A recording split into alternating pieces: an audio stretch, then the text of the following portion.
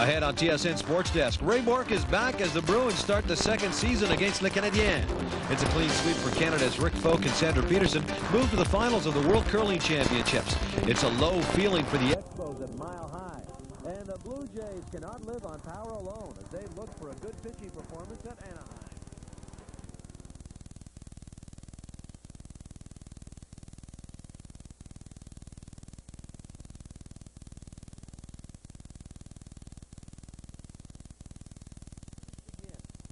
Playoffs are now underway, and after all the talk about the new conference format potentially disrupting the long-standing rivalry, it seems the more things change, the more they say the same. First-round matchups including the Canucks Flames, the Leafs Hawks, the Caps Penguins, and the Rangers Islanders. And on Saturday, kicking off the 1993-94 Stanley Cup playoffs, one of the richest rivalries in the history of the league, the Habs and Bruins. The 28th time the two have met in a postseason series. Montreal with a decided edge, leading the all-time series 21-6. The Habs had a stretch of 18 straight series wins, but the Bruins have won 4 of the last 5 sets. This series, a couple of keys to watch for. Ray Bourque back in the Bruins lineup and looking healthy. Canadians need a big performance from Patrick Roy. Early on, the Habs get the first markers. Brian Bellows wraparound, beats John Casey, gives the Montreal Canadiens a 1-0 lead. Montreal continues to press. Kurt Muller working behind the Bruins net. Muller centers to Oleg Petrov. Petrov, quick shot, but big skate save by John Casey. Boston even picks up on the power play. Ray Bourque lets the shot go. It's blocked. He hits another shot go. This time it goes off Keith Carboneau's skate right to Mario Sturkowski. Puts in the rebound, game tied at 1. The Canadiens regain the lead in the second. Benoit Brunet takes a hit, but lead pass on Mike Keane. Mike Keane, nice move on John Casey into the wide open cage. The Habs out in front 2-1.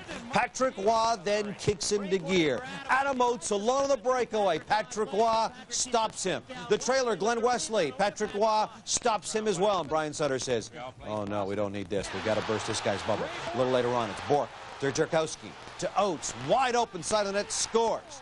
The game is tied at 2. The Habs are down by 2 men. Now they're down by 1 man. Still on the 1-man power play. 51 seconds later, Ted Donato bats the puck in out of the air. The Bruins jump out 3-2, both power play goals. Now, late in the third, Bruins still up by a goal. Habs empty net. Patrick Roy on the bench. Patrice Brisbois to Brian Bellows, but the puck was up around waist high. Bellows couldn't put it in, and the Bruins hang on to take game 1 of the best-of-7 set, 3-2 at the Boston Garden. Sturkowski, Oates, and Donato the goals for Boston. For Montreal, it was Bellows and Mike Keane. Ray Bourque, a couple of assists in his first game back since his injury. The win snaps Boston's 8-game playoff losing streak. Game 2 will go Monday night at the Boston Garden. Speaking of the Boston Garden, our Michael Whalen was at the Garden and has more in this report. A couple of penalties late in the second period were the eventual undoing of the Montreal Canadiens as the Bruins scored twice and never relinquished the lead. And as is often the case when the Bruins get it going, it was Raymond Bourque who was smack dab in the middle of it all. We talked about special teams playing a big role in any game, especially in the playoffs. And tonight we came on the plus side. We scored 3 power play goals and really did a good job in the PK. So we came out, you know, with a win, and that was the difference in the game. It kind of can turn the tide right there. That was a big kill for us, and then when we got it, you know, we were thinking, hey, you know, let's do it. Nothing was really said. You could just feel it. And 5-on-3s are tough situations to kill for, you know, any length of time. And you know, our power play was clicking, and we were able to capitalize. I told him, hey, that was a dumb penalty. He's been a competitor for us all year. He's won us a lot of big games this year, and I wanted to make sure that we try to win the game. I don't have an extra abundance of players who have 40 points or more, and the team has a defenseman, and I was just trying to win a hockey game. I was trying to put aside, we had a full period left. I was trying to put aside and hopefully that we could play well in the third, which we did, but we didn't score. So the Bruins get over the stigma of losing 4 straight last year to the Buffalo Sabres. The Canadiens, in the meantime, lick their wounds, hope to come back in Game 2 of this quarterfinal series. Michael Whalen, TSN, in Boston, Massachusetts. Elsewhere on the ice, semifinals Saturday at the World Curling Championships at Oberstdorf, Germany. Canadians well represented in both the women's and men's draws as well. Sandra Peterson.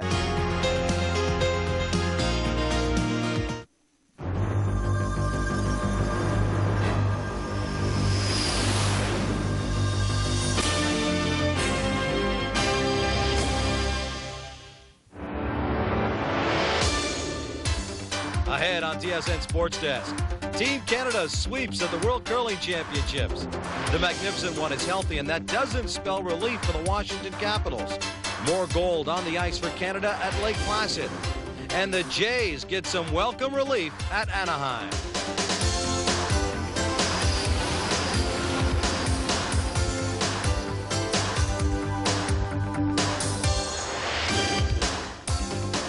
Hi, everyone, and welcome to the show. I'm Gino Retta. Great to have you along. Just a few moments away from a complete recap of Day 2 in the Stanley Cup playoffs. But first, an historic day at the World Curling Championships at Oberstdorf, Germany. For the first time ever, one country has swept the World Junior Men's, Junior Women's, Men's, and Women's titles at a single World Curling Championship. First off, the men. Rick Folk and his rink from Kelowna, BC, facing Sweden in the final. First end, Swedish skip Jon Olof Nassen looking for the double takeout, looking to score one. But instead, he misses the shot. Canada steals one. They're up 1-0. To the third end now, still 1-0 Canada. Sweden is forced to hit and stick for one. Nassen makes the shot. Match is tied at 1. Fourth, fifth, sixth ends, all blank. Seventh end now. Sweden with 3 rocks in the house, but Folk with the hammer. He draws for a single point. 2-1 Canada back out in front. Ninth end now. Sweden hoping to blank the end and score 2 in the 10th to win it. But instead, they're forced to take one as their rock will hit and stick. To the 10th end now. Match tied at 2. Canada with the hammer, so their objective is to clear the sheet and draw for 1. Here, Bert Gretzinger clears the ice with a double takeout and gets a bonus when the Canadian guard then remains in the house. Still in the 10th end, Sweden now line 1, but Folk with the hammer, and that is the difference. He draws to the 4-foot for the point, and Canada defeats Sweden. Final score in the World Championship final. Canada over Sweden 3-2. This is Rick Folk's second victory at the Worlds. His first came 14 years ago, back in 1980. Speaking of second victory, Sandra Peterson and her rink from Regina looking for their second consecutive victory at the World Curling Championships as they face Christine Cannon of Scotland and her rink. This was a basic takeout game as both teams knock out every stone in sight. First end, Peterson hits and sticks, 1-0 Canada. Third end, Scotland forced to draw for 1 or give up 1. And even this game up. Cannon does. Match tied at 1. Fourth end now. Peterson wants to blank the end, but instead she hits and stays in the house. Canada up 2-1. To the 7th end we go. Game tied at 2, and this was a turning point. Peterson hits and sticks for 2. And with this, she gives Canada a 4-2 lead. 8th end now. Scotland in some trouble. Their rock catches something on the ice, and that's it. It's gone. It goes astray. And instead of Scotland scoring 1, Canada steals 1. They take a commanding 5-2 lead. So when we go to the 10th end, Canada is up by a score of 5-3. Christine's Cannon, she's trying to draw to get it in, but Christine Cannon's shot goes right through the house. And with that, Scotland just doesn't have enough rocks left. So Canada hangs on to win it 5-3. Sandra Peterson has done it. Peterson and Regina rink win back-to-back world titles. Congratulations to both of our Canadian rinks. Matter of fact, including our juniors, congratulations to all 4 of our Canadian rinks. Linda Moore spoke to the world champ skips right after the finals. Well, it's a great day in Oberstdorf. Sandra Peterson and Rick Folk skipping their teams to wins at the World Curling Championships. And Sandra, a terrific week and a great day for you. Well, the team just played great all week, and the final was pretty wide open, but we were very happy with the result. Well, they're saying dynasty 2 in a row. How does it feel? It feels really good. It's something that Canadian women's team has never done, and we're just ecstatic about it. I'm not quite sure what it's going to be like when we get home, but I think it'll be wild. I'm sure it will. And Rick Folk as well. The men's win. Terrific game. Thank you very much, Linda. You know, our guys played good all the way through there, and we played an excellent team in Sweden, and we feel just fabulous about winning it. That was a great feeling. And how about the second one? Any different than the first? Actually, very similar. One of the big differences is I threw my last shot on this one. In the 1980, I didn't have to, but you know, the feeling I've got right now is almost identical. And say hi to all the people back home in Kelowna and all across Canada that support us. It was fabulous. Well, we congratulate you both. A great day here in Oberstdorf. To day 2 now in the 1993-94 Stanley Cup playoffs. 4 conference quarterfinal matchups got underway today. Included on the Sunday menu, Pittsburgh at home to Washington. All that mattered here, Mario Lemieux is fully healthy. Mario Lemieux with 52 goals, 63 assists, and 115 points in 60 postseason games. But it's the Capitals that start off first as Dmitry Kristich puts it in and gives the Capitals a 1-0 lead. After the first, the Pens even things up. Mario Lemieux will put the puck in off of Kevin Hatcher. They say you got to be good to be lucky. Mario Lemieux is both. This game's tied at 1. Now to the second period. Penguins leading 2-1. Peter Bondro with a great effort on the wing, beating Tom Barrasso, and with it he ties the game at 2. Now to the third period. Caps leading 3-2. Penguins pressing. Jaromir Jagr with the great move in on goal. Beaupre comes up with the terrific stop. And check out the Penguins bench. They thought, it's in, it's in, it's in. No, it's not in. Watch this. Dale Hunter on Mario Lemieux. You wonder why Mario Lemieux sometimes is rendered ineffective. Well, midway through the third, Joey Juneau, not at all ineffective, as he beats Barrasso 4-2. Washington Capitals at that point, they would add another goal on to win this one by a final score of 5-3. It was Kristich, Bondra, Ridley, Juneau, and Pavanka the goals for the Caps. For the Penguins, it was Lemieux and Joey Mullen. The Capitals are now 3-0-1 in the last 4 games versus the Penguins. They are on a roll against the Penguins. On to New Jersey now. Dominik Hasek brings his minuscule 1.95 goals against average as the Sabres face the Devils. Martin Brodeur, the rookie, at the other end of the ice in net for the Devils. Bobby Carpenter sets the tone with a big hit here on Bob Ray. What a hit that was behind the net. Just before the end of the first period, Sabres on the power play. Dale Howardchuk lets the shot go. It's stopped. Todd Simon is there to poke in his first career NHL goal. And it would go on to be the winner, 1-0. Second period action, New Jersey in the power play. Dominik Hasek frustrates the Devils. First, it's Claude Lemieux. Then Jim Dowd on the rebound. The Devils cannot get by Hasek. To the third period now. Time running out. Alexander McGill, the empty netter, pops it in. That ices the victory. Dominik Hasek with the big shutout. Sabres with a big victory. 2-0 the final score. Todd Simon, Alexander McGill the goals. Hasek 30 saves for his first career shutout in the playoffs. On out of Madison Square Garden in New York. Ronnie Hextall starting in goal for the Islanders as they face the Rangers. Gets off to a shaky start though. Brian Leach, top of the slot, lets the wrist shot go. Fools Hextall, 1-0 Rangers. The Rangers just keep on coming on the power play. Alexei Kovalev to Steve Larmer. He beats Hextall, 2-0 Rangers. Al Arbour's thinking, I need Hextall to be hot or we're in big trouble. Well, they were in big trouble. Watch this. Mark Messier just dumps the puck on net. It goes through Hextall and in. 3-0. That was a soft one. Mike Richter not getting a lot of work, but when he does get work, he looks good as he stones Pierre Turgeon. Some bad news for the Isles. Ray Ferraro is hooked to the ice by Jeff Bukaboom. When he falls, he twists his knee. He would later have to leave the game. Go to late the second period now. 4-0 Rangers. Larmer ahead to Kovalev. Kovalev beating Hextall upstairs. 5-0 Rangers. And they can celebrate at MSG as the Rangers draw first blood in the Subway Series in New York. Make the final score in this one. Rangers defeating the Isles by a score of 6-0. It was Leach, Larmer, Messier, Graves, Kovalev, and Zubov the goals for the Rangers. Mike Richter, his third career playoff shutout. To the first of the Western Conference games now, and to the first NHL postseason game ever played in the state of Texas. The Stars and the Blues at Dallas. Bob Gainey with the surprise starter in goal. He left Andy Moog, the 10th winningest goaltender of all time, on the bench, and went with Darcy Wakaluk, who was appearing in just his third playoff game. But the story of the first was Curtis Joseph. Big stop here as he grabs the puck before it crossed the line, robbing Neil Broughton. To the second, Cujo can't stop them all. Look at the big traffic in front of the net. Finally, Dave Gagne pops it in, gives Dallas a 1-0 lead. Then just over a minute later, the Stars on the power play. Brent Gilchrist with the rebound, beating Joseph to the traffic again. It's 2-0 Dallas. Later in the period, Brendan Shanahan, nice feed to Alexei Kazatonov in the slot. He finds the time corner. Blues cut the lead to 2-1. But Dallas continues to press. Russ Courtnall with the beautiful backhand pass to Brent Gilchrist. He scores his second of the game, 3-1 Stars. The third, 3-2 Dallas. Phil Housley's wrist shot scores. And that ties the game at 3, but not for long as Dallas storms back. Craig Ludwig's shot from the point, redirected by Grant Ledyard. That made the score 4-3 for the Stars. Dallas would add another, go on to win game number 1 of this best-of-7 set with the Blues, 5-3.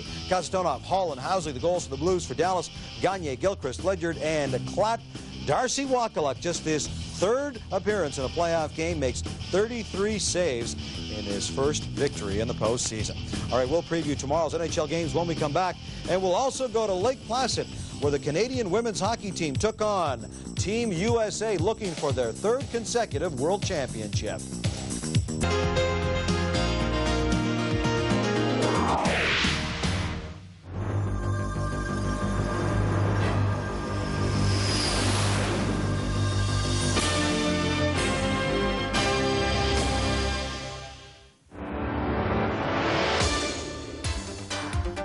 Coming up on TSN Sports Desk, the Canucks push around the Flames in Game 1 of their series. The Blackhawks were rough, but the Leafs held the upper hand. The Sharks feast on the Wings in the Motor City. Barrie has a bonding experience with Expo pitching, and everyone's reaching for the bottom on the plays of the week.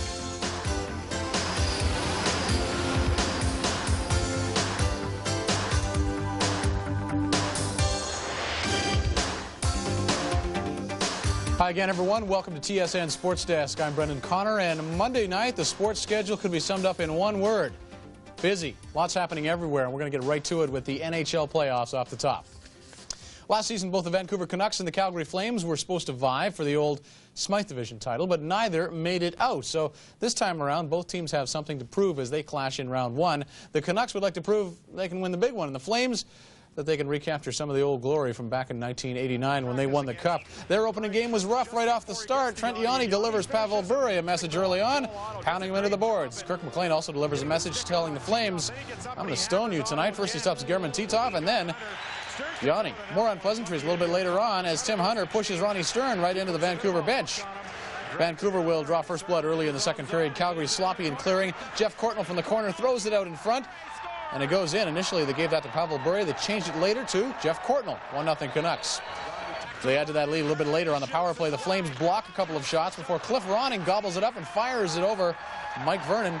Cliff Ronning breaking a little drought there. 2-0 Vancouver. That wasn't what Dave King had in mind for Game 1 at the Saddledome. Certainly, it gets worse. Dave Babbage steps into one from the point, and Vernon doesn't even see that. So the Canucks are up 3-0 on the road in Calgary. Spin ahead to the third period now. Paul Cruz trying to get the Flames on the board. Rips that wrist shot, but McLean makes a nice glove save. The Canucks keep coming at Calgary. Trevor Linden sent in alone, and he will zing one along the ice past Mike Vernon. Flames down 4-0, and they go on to lose this one 5-0. A good game by the Vancouver Canucks. Courtnall, Ronning, Babbage, Linden, and Brown doing the goal scoring there. Canucks lead the series 1-0. 31 saves for McLean, his third career playoff shutout. One of the big stories, the Flames 0 for 9 on the power play. Let's get a report now from TSN's Lisa Bowes in Calgary. With the Canucks leading 1-0 midway through the second period, the Flames were awarded a two-man advantage for close to 2 minutes. Now, in the playoffs, you have to capitalize on those opportunities. The Flames did not, and the game quickly turned in Vancouver's favor. I think it was a key part, obviously. At that time, it was a crucial time in the game, and I questioned the second penalty, but it happened, and our guys got through it. We played a good first period. Kirk made some good saves to keep us in early, and that's what we needed. We needed that confidence builder, and Kirk showed it and gave us confidence. We built it out from the goal, and that's playoff hockey. That's what it's all about. We had a lot of chances on our power play, and we didn't score, and they had a few chances, and they did score. So I mean, that's how things go sometimes. We just didn't get the bounces, and then it kind of went downhill from there. First one's always tough on the home team, I think. Nervous team over there, I think, and it's tough starting at home. We've done that the last 2 years, and we played well on the road all year, so we felt pretty comfortable coming in. I'm not surprised at the outcome. No, I think we've got a good hockey team here. We had an up and down season, and we didn't really play to our potential. But if we play a good, solid two-way game, we can skate with the best of them. And whether we frustrated Calgary tonight or they were a little flat, I don't know. But you got to give credit to our guys also. I definitely think maybe it was the best thing that happened to the Calgary Flames. Sometimes when you lose by one goal, it gives the team maybe false hopes or led to believe that you played better than you actually did. And getting beat 5-0 is an old shellacking. And I'm sure when the guys come back in the room tomorrow, it'll be a real eye opener, and we'll be a much better team on Wednesday. The Canucks set a franchise record for road wins during the regular season. They have now carried that success over into the playoffs, shocking the Flames here in Game 1 on the strength of a Kirk McLean shutout. Lisa Bowes, TSN, Calgary.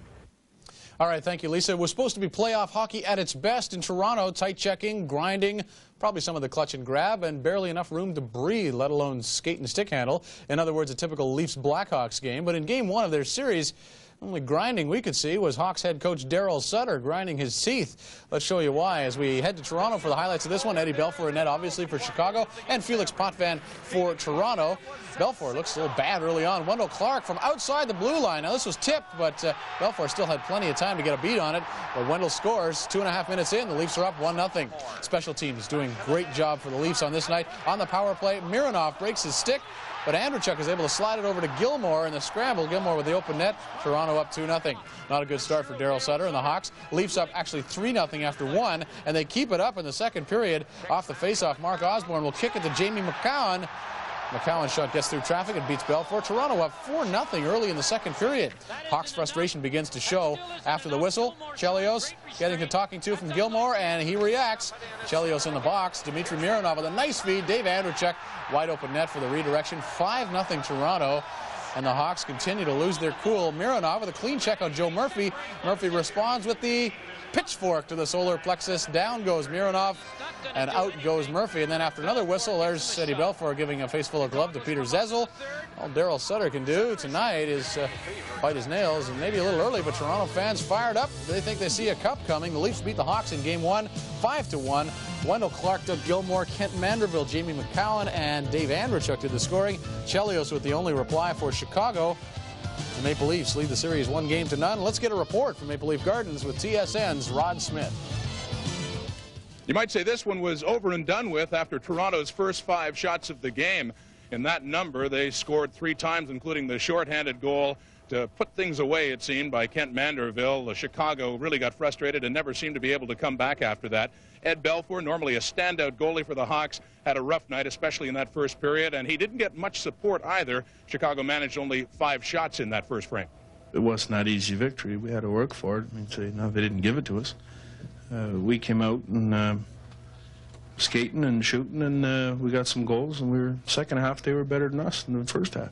It's something in the playoffs where you have to play tough, but you have to play smart, and we don't want to take any unnecessary penalties, and that's what we try to do is just go out there, play tough, and then play the game. We played 2 good periods. I mean, I think the third period they really kept coming at us, and they made some good hits, and they had some good forecheck going. And, you know, when you get up a couple goals early in the game, especially against this team that plays so well defensively, you know, it's a lot easier to get in the game, that's for sure. I think everybody was a little nervous at the beginning. Eddie is probably one of the biggest competitors in the National Hockey League. He hates to lose. He refuses to lose, and he's one of the fiercest competitors, I think, in the game. And obviously, we didn't compete at all. We didn't show up in the beginning, and that's the only thing we have going for us. Know we can play better. They played well. They took advantage of a team that wasn't ready, and we got to come back and show some character and come back and try and win game number 2. So while the Leafs can't help but be happy with that first game of the series, the Hawks will try to just forget about it and look ahead to game number 2 on Wednesday night, hoping to get a split. They head back to Chicago Stadium. Rod Smith, TSN in Toronto. Speaking of splits, the split, not the kind of thing we're talking about, not bowling. We're talking about the aim of every visiting team in the playoffs, beginning a series in hostile territory. Montreal Canadiens, after a split in Boston on Monday night. They lost game 1 Saturday, of course, and the defense corps, a bit of a problem for Coach Jacques Demers with Matthew Schneider out for the series. He had to dress Peter Popovich in this one, and Jacques Demers, an hour and a half before game time, thinking about the game, and Montreal gets off to a good start after going 0 for 6 on the power play game 1. They strike with a man advantage early in this game. Kirk Muller gets the Habs on the board, 1-0, Montreal in Boston. Then things start to fall apart for Montreal. Kevin Haller, one of their defensemen, tossed out of the game for high sticking. Demers is down to 5 defensemen for the rest of the game. Then Brent Hughes nails Eric Desjardins with a big hit behind the net right there. And Desjardins is down, had to leave the game for a time, so he was down to 4 defensemen.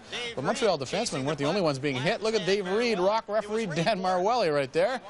Meantime, Patrick Waugh, solid goaltender in the playoffs as always until the second period when he got too much traffic in front of him here and did not see this big blast from Don Sweeney from the point. So a 1-1 tie at that goal. Then a minute to play in the second Boston power play. This time Glenn Wesley from the point. More traffic in front of Patrick Waugh. Couldn't see a thing.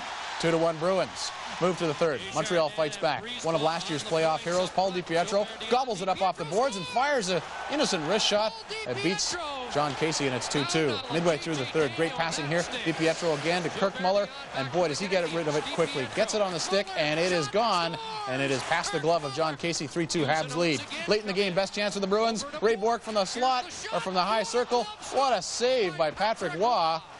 Unbelievable glove save, and Waugh and the Canadians stump the Boston Bruins in game number 2, a 3-2 victory, and that ties the series up. Kirk Muller with a pair, DiPietro with the other. Sweeney and Wesley replying for Boston. Patrick Waugh, 40 saves. The Canadians outshot 42-24. Next action will be Thursday night in Montreal, but in Boston on Monday, our own Michael Whalen. The Canadians played a very aggressive hockey game this evening, and for a while it looked like a couple of undisciplined penalties in the early going might do them in. But the power play came through for the Habs this evening, led by Kirk Muller and Paul DiPietro. We knew we had to go harder. You know, it's I know the big talk the first game was their special teams, but you know, they outworked us to create those chances, and tonight was the difference. Is, you know, we went hit for hit with them, and it was a tough game. Both teams played well. Both teams played hard. It was one of those games where someone had to win, and fortunately, you know, we got a couple breaks tonight. Penalties are bound to be part of the game right now, and we took some bad ones. We can't afford to do that against these guys because they got a good power play, but we bounced back, and you know, we showed some character coming back in the third period. We played a very good game. We had a tough situation at the start of in the first period, and we killed that 5-on-3 and that 5-on-4 for 5 minutes, and that was a good boost for us. And they came back again in the end of the second period, but we came back stronger in the third period and get that game. I thought we played a pretty solid hockey game tonight. You know, a goal either way, you know, would have changed the outcome of the game. It's not like we got blown out tonight. It was a pretty solid hockey game by both clubs, and you know, we're going up to Montreal looking for a win now. We're home ice advantage back. We came here for a split, and we disappointing loss last game, and everybody came out and played a great game. We came out hitting, and got great goaltending from Patrick, and the end result was a win. We played in our building. We played very well in Montreal, but they're going to come and they're going to try to do the same that we did to them. And so the Canadians accomplished what they were hoping for, coming out of the Garden with one win, and some say with momentum in their favor. Michael Whalen, TSN in Boston, Massachusetts. All right, thank you, Michael, and we'll take a short break here on TSN Sports Desk. More hockey highlights to come when we come back to the Western Conference for a Shark Shocker in Detroit. Stay with us.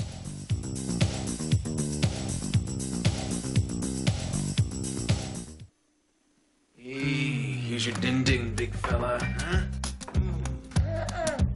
Yeah. Here's Daddy's ding-ding. Once you get a look at those 2 all-beef patties. No, this is Daddy's. Would you try some of this? That special sauce and processed cheese all on that sesame seed bun. You've got to have a Big Mac. What you want is what you get at McDonald's today. You just spray it on. You just spray it on. New Quicksilver Wheel Cleaner from Armor All. Just spray it on, and then just spray it off. That's it? That's it. Quicksilver Wheel Cleaner. Protector, a razor so sharp it has to be kept behind bars. Protective guard wires ensure that while the shave is close, there is no safer wet shave. Protector, only from Wilkinson Sword. Welcome back to Sports Desk. No secret that no team in the Western Conference wanted to play the San Jose Sharks in the first round. Sharks are a well-coached club, a no-nonsense guy in Kevin Constantine, and they have been playing playoff-style hockey all season long. That is something the Detroit Red Wings found out Monday night in San Jose's first-ever NHL playoff game. There is the no-nonsense Kevin Constantine looking for an upset in the Motor City, and it looks like a possibility early. Sean Cronin with a blast from the point. Essence's screen, couldn't find it. 1-0 for the Sharks at JLA. Sharks swarming later. Johan Garpenlov to Igor Larionov in the slot. Gets rid of it in a hurry, beats Essence, and the Sharks are up 2-0. Go figure. Scotty Bowman trying to figure out what's hit his club here. Still in the first period, Jeff Norton of the Sharks with a point shot. Sergei Makarov pokes the rebound under Bob Essensa, and it'll trickle in, and it's 3-0 San Jose after 1 period. Early in the second, Detroit finally scores. The puck will come to Steve Chason in front, and his backhander beats Arthur Zerbe, so Detroit's on the board, but the Sharks are up 3-1. Before the end of the second, though, Darren McCarty down the left wing. He will shovel it in front to Sheldon Kennedy, who converts nicely, tipping it by Urbe. So 3-2 Sharks after 2. Detroit coming back. Early third period, Chason shot from the point. McCarty lying in front of the net gets a piece of that, and it deflects in. So brand new game, 3-all. And the fans in Detroit, you know what that means? They throw the octopus on the ice. Sure they do. Sharks went back up 4-3, but the Wings got that one right back. Weird bounce here off the boards. Watch Urbe scrambling to cover up. Greg Johnson of the Red Wings dives for it and pokes it in as he runs into Urbe, and they checked it on the video review. It counted, so 4-all. But the Sharks get the winner. Todd Ellick in front to Vlastimil Krupa. We don't know him either. You don't have him in the pool, surely, but we do know he's the youngest player in the NHL playoffs right now.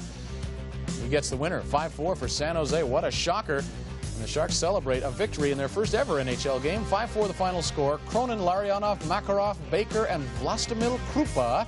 Chason, Kennedy, McCarty, and Greg Johnson for Detroit.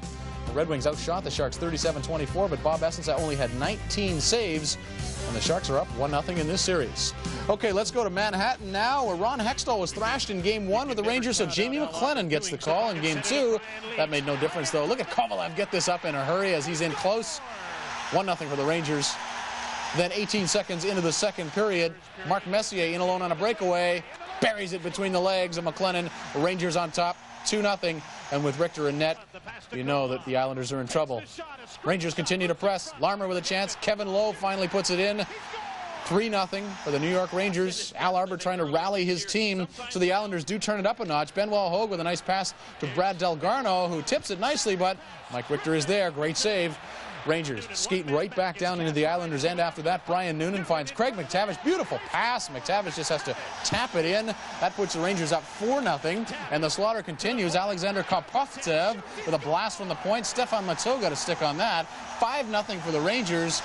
And the Ranger fans obviously have their sights on something higher. Get the banner ready, they're saying, in Manhattan. Richter earns his second straight shutout in this series. 6-0 again. Kovalev, Messier, Lowe, McTavish, Matteau, and Noonan. Mike Richter, 29 saves. Game 3 of the series Thursday night on Long Island. Next action in the NHL playoffs, Tuesday night, Eastern Conference quarterfinal action right here on TSN.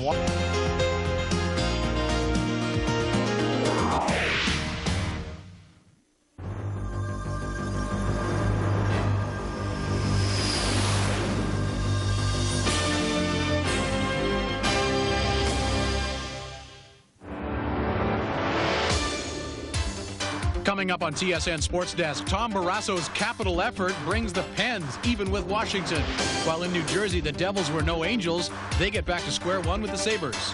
Rick's a folk hero as he returns to Kelowna, BC. More fireworks from the Blue Jay Bats at Skydome. And new BC Lions quarterback Kent Austin says he's hanging him up.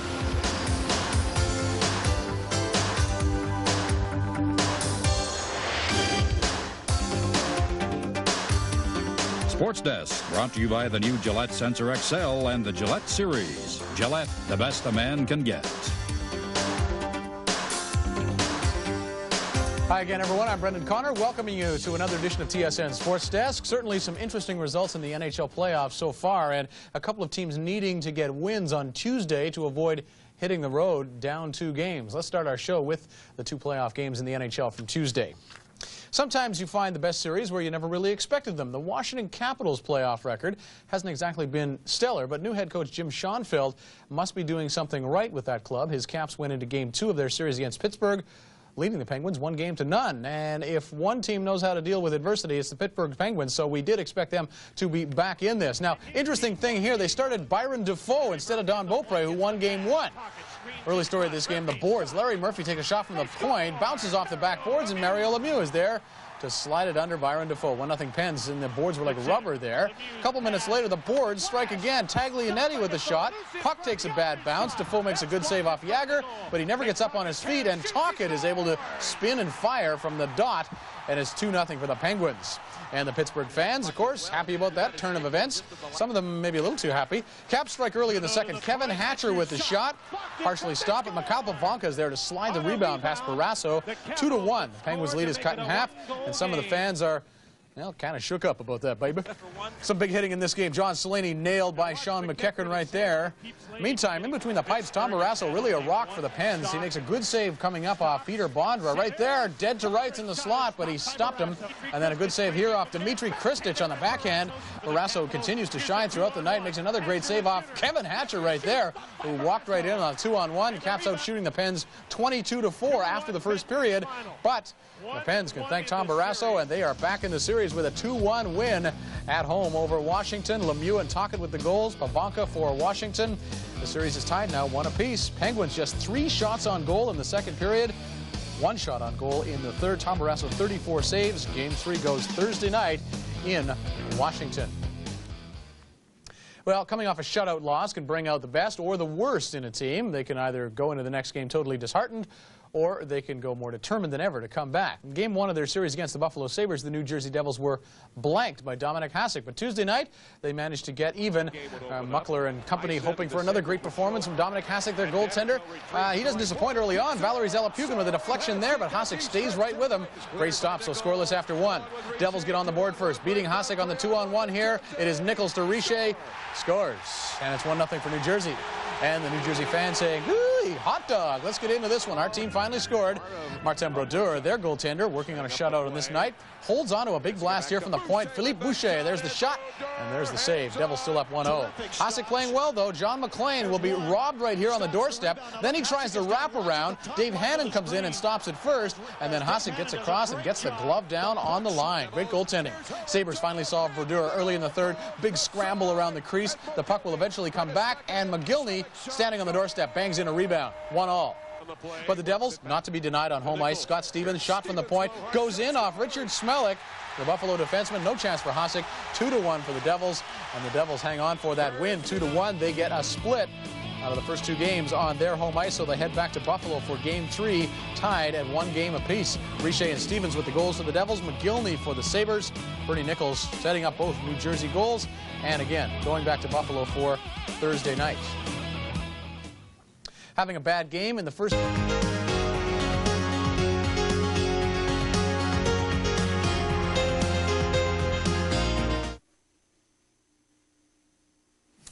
We're working overtime here at Hockey Control because there is big news out of Montreal that will have a terrific impact on the Stanley Cup playoffs. Canadian superstar netminder Patrick Roy is in hospital today with a suspected attack of appendicitis. That news comes just hours before Game 3 between the Canadiens and the Bruins. Montreal Canadian General Manager Serge Savard made this announcement a short time ago. Patrick was hospitalized this morning at 9 o'clock, and I received a call from our doctor about 9:45 that he has, I have to read this. What's it say, appendix? Diagnosed appendicitis. Yeah. He was diagnosed with appendicitis. Appendicitis, and he'll be treated with antibiotics today. And our doctors are telling us that there's 50% of chance that things will clear up by tomorrow morning, and there's a 50% of chance that he has to go through surgery tomorrow morning.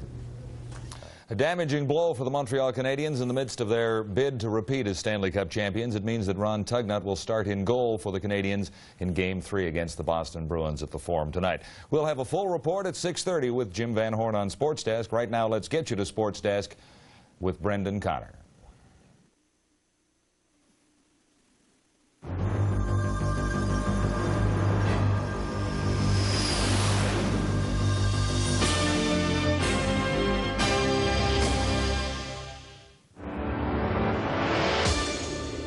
Coming up on TSN Sports Desk, let's see how the Canucks and the Flames highlights grab you. 2 of the NHL's best put on a goaltending clinic in Toronto. Once again, they tell us the Northlands dispute in Edmonton appears to be over. Kent Austin roars back at the Lions. The Ticats land a former NFL quarterback. And you can also catch the Expos Padres highlights.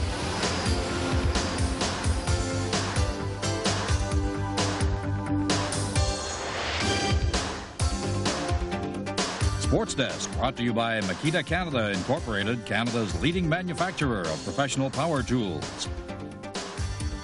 And by Volkswagen Golf, engineered for life.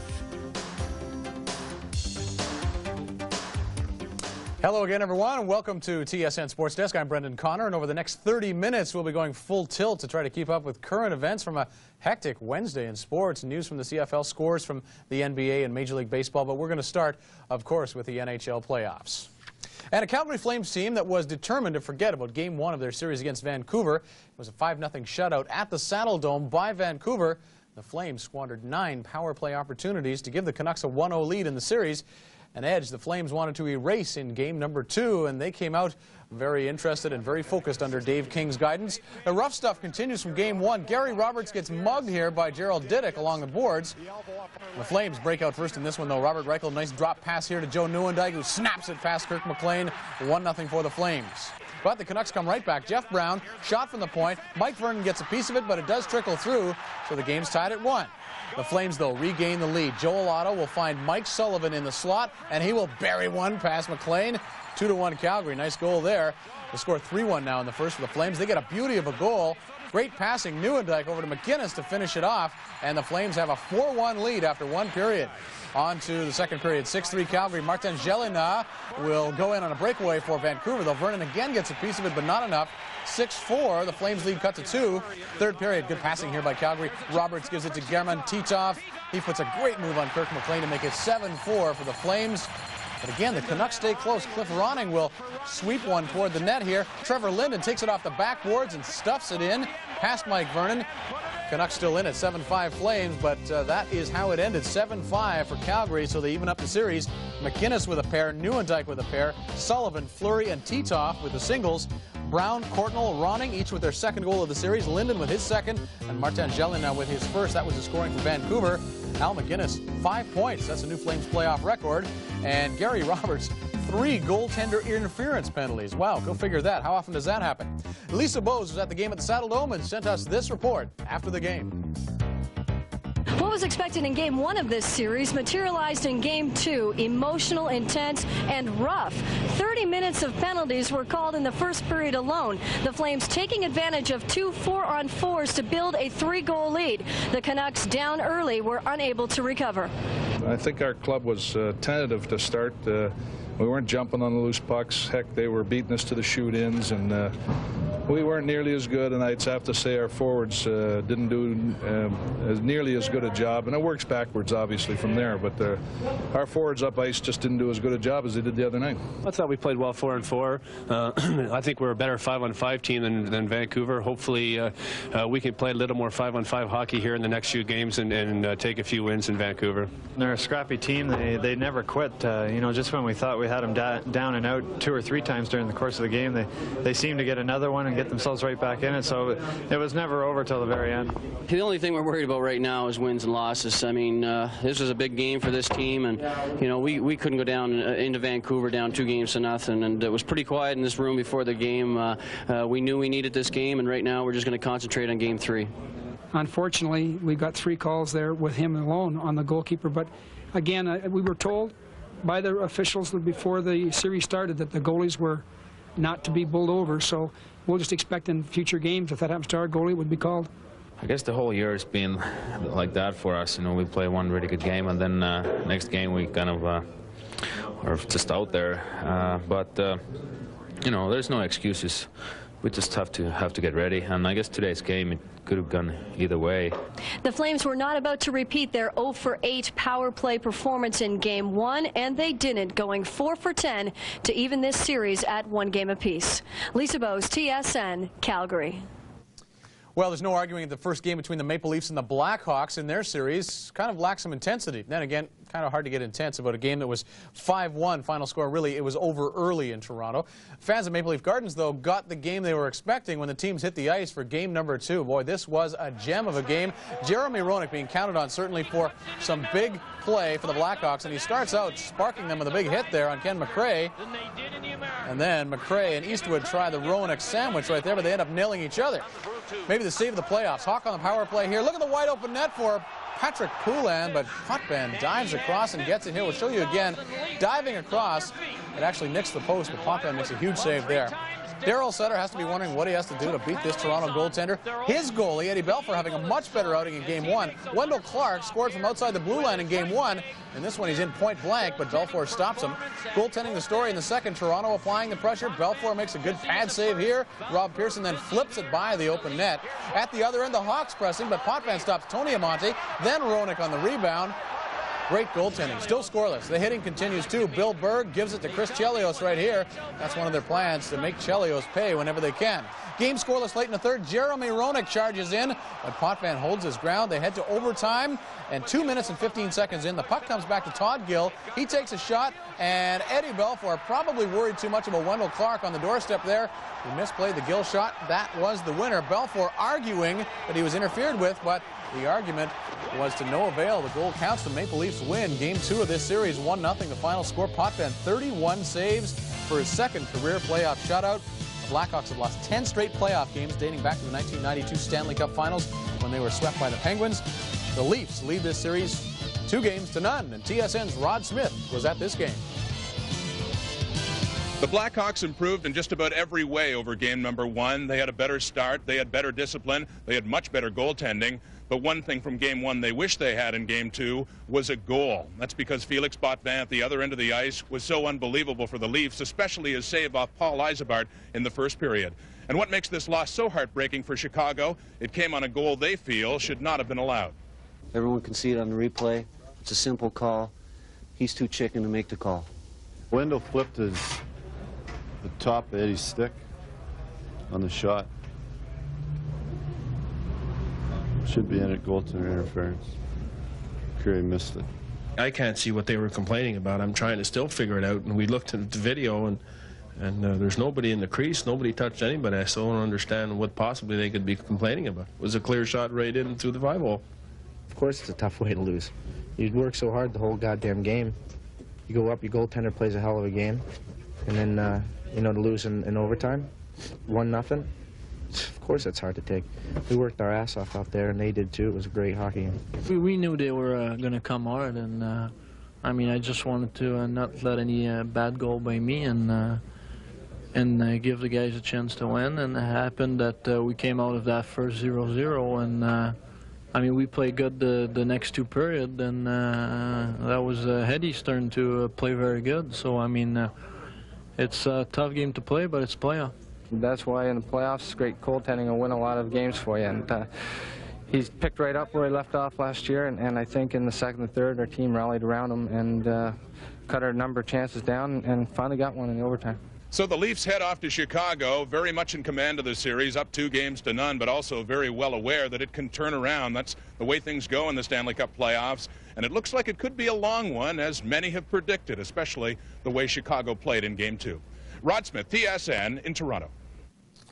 Well, a must-win situation usually occurs for a Game 4 and any game up after Game 4 in any series. But for the Detroit Red Wings, their must-win situation came early in the series with San Jose. The Wings trailing the Sharks 1-0 after a loss at home. Another loss at JLA would mean going into San Jose down and possibly right out of this series. So the Red Wings wanted to muscle up on the young Sharks, and they surround 5'10" Ray Whitney early on and tell him they mean business. Artur Zerbe under fire again in this one. Watch the moves here by Slava Kozlov of the Wings. Slides it over to Cicerelli, who lets it go from point-blank range, but Urbe just kicks that out. Scoreless after one. Wings finally beat Urbe in the second. He makes a great save on Sean Burr right here, but the Sharks can't clear, and the puck comes back to Burr in the slot, and this time he rips it past Urbe. 1-0 Red Wings. Physical game at times along the boards. Johan Garpenlov gives it to Vladimir Konstantinov. Konstantinov then pokes him in the beak.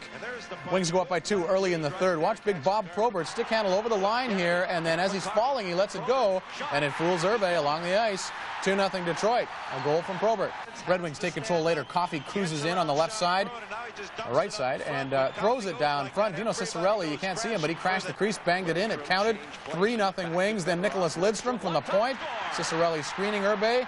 No chance there. 4-0 Red Wings. Bad break for Keith Primo, who busts in on the right side and probably busted his nose against Urbe's pad right there. Ouch.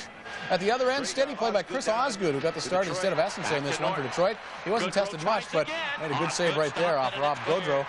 He was steady, Osgood was, and he led his team to a 4-0 shutout of the Sharks, and the Detroit Red Wings pull even. Burr, Probert, Cicerelli, and Lidstrom doing the goal scoring. Chris Osgood, 22 saves for the shutout. Games 3, 4, and 5 of the series now all in San Jose. Okay, let's go on to Reunion Arena in Dallas, where Darcy Wakaluk gets the call again in net for the Stars. He won Game 1. The Blues, though, strike early in the first. Janny to Shanahan. The old Janny to Shanny combination works as Shanahan goes upstairs. 1-0 St. Louis. Second period, Brent Gilchrist gives to Mike Modano. He comes up with a great individual effort and a great shot along the ice stick side and beats the usually solid Curtis Joseph. We're tied at 1. 22 seconds later, Russ Courtnall gobbles up a loose puck in the St. Louis end and blows one over the glove of Curtis Joseph. That's a rocket, and the Stars up 2-1. That lead would be short-lived. Peter Nedved to Brett Hull, who lets it go quickly from the slot, as he always does. 2-2 tie. Third period, Stars strike again. Mike Modano, several whacks at it in close. He finally stuffs it in. Paul Cavallini gets the assist. 3-2 Dallas there. Brett Hull attempts to tie it, first on the backhand, and then he tries to tap it out of the air, but Wakaluk comes up with a big save there. And with time running out, Dave Gagne wins a foot race and pokes it into the empty net. And Ron Caron can only look on. Pretty grumpy look, too. His Blues down 2-0. Modano with a pair, Courtnall and Gagne with the singles, Shanahan and Hull replying for St. Louis. St. Louis has lost the 6 previous playoff series they were in, which began 0-2 for the Blues. Game 3 in St. Louis on Friday night.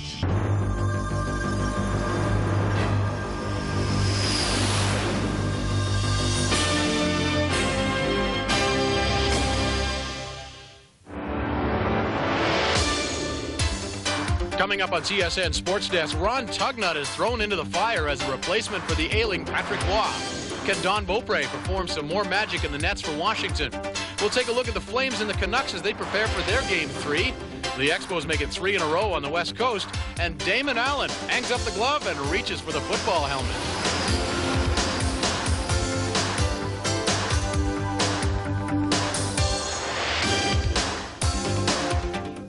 Sports Desk, brought to you by Mizuno. Whether your sport is golf, baseball, volleyball, or running, with Mizuno you've never played better.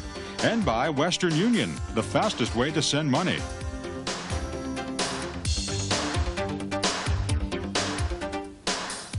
Hi, everyone. Welcome again to TSN Sports Desk. I'm Brendan Connor, and we're going to have to move fast over the next half hour to get everything in because there was a lot of action in sports on Thursday night. Let's get it going with the Stanley Cup playoffs, obviously, and we'll begin with Montreal's medical troubles. As goes Patrick Roy, certainly.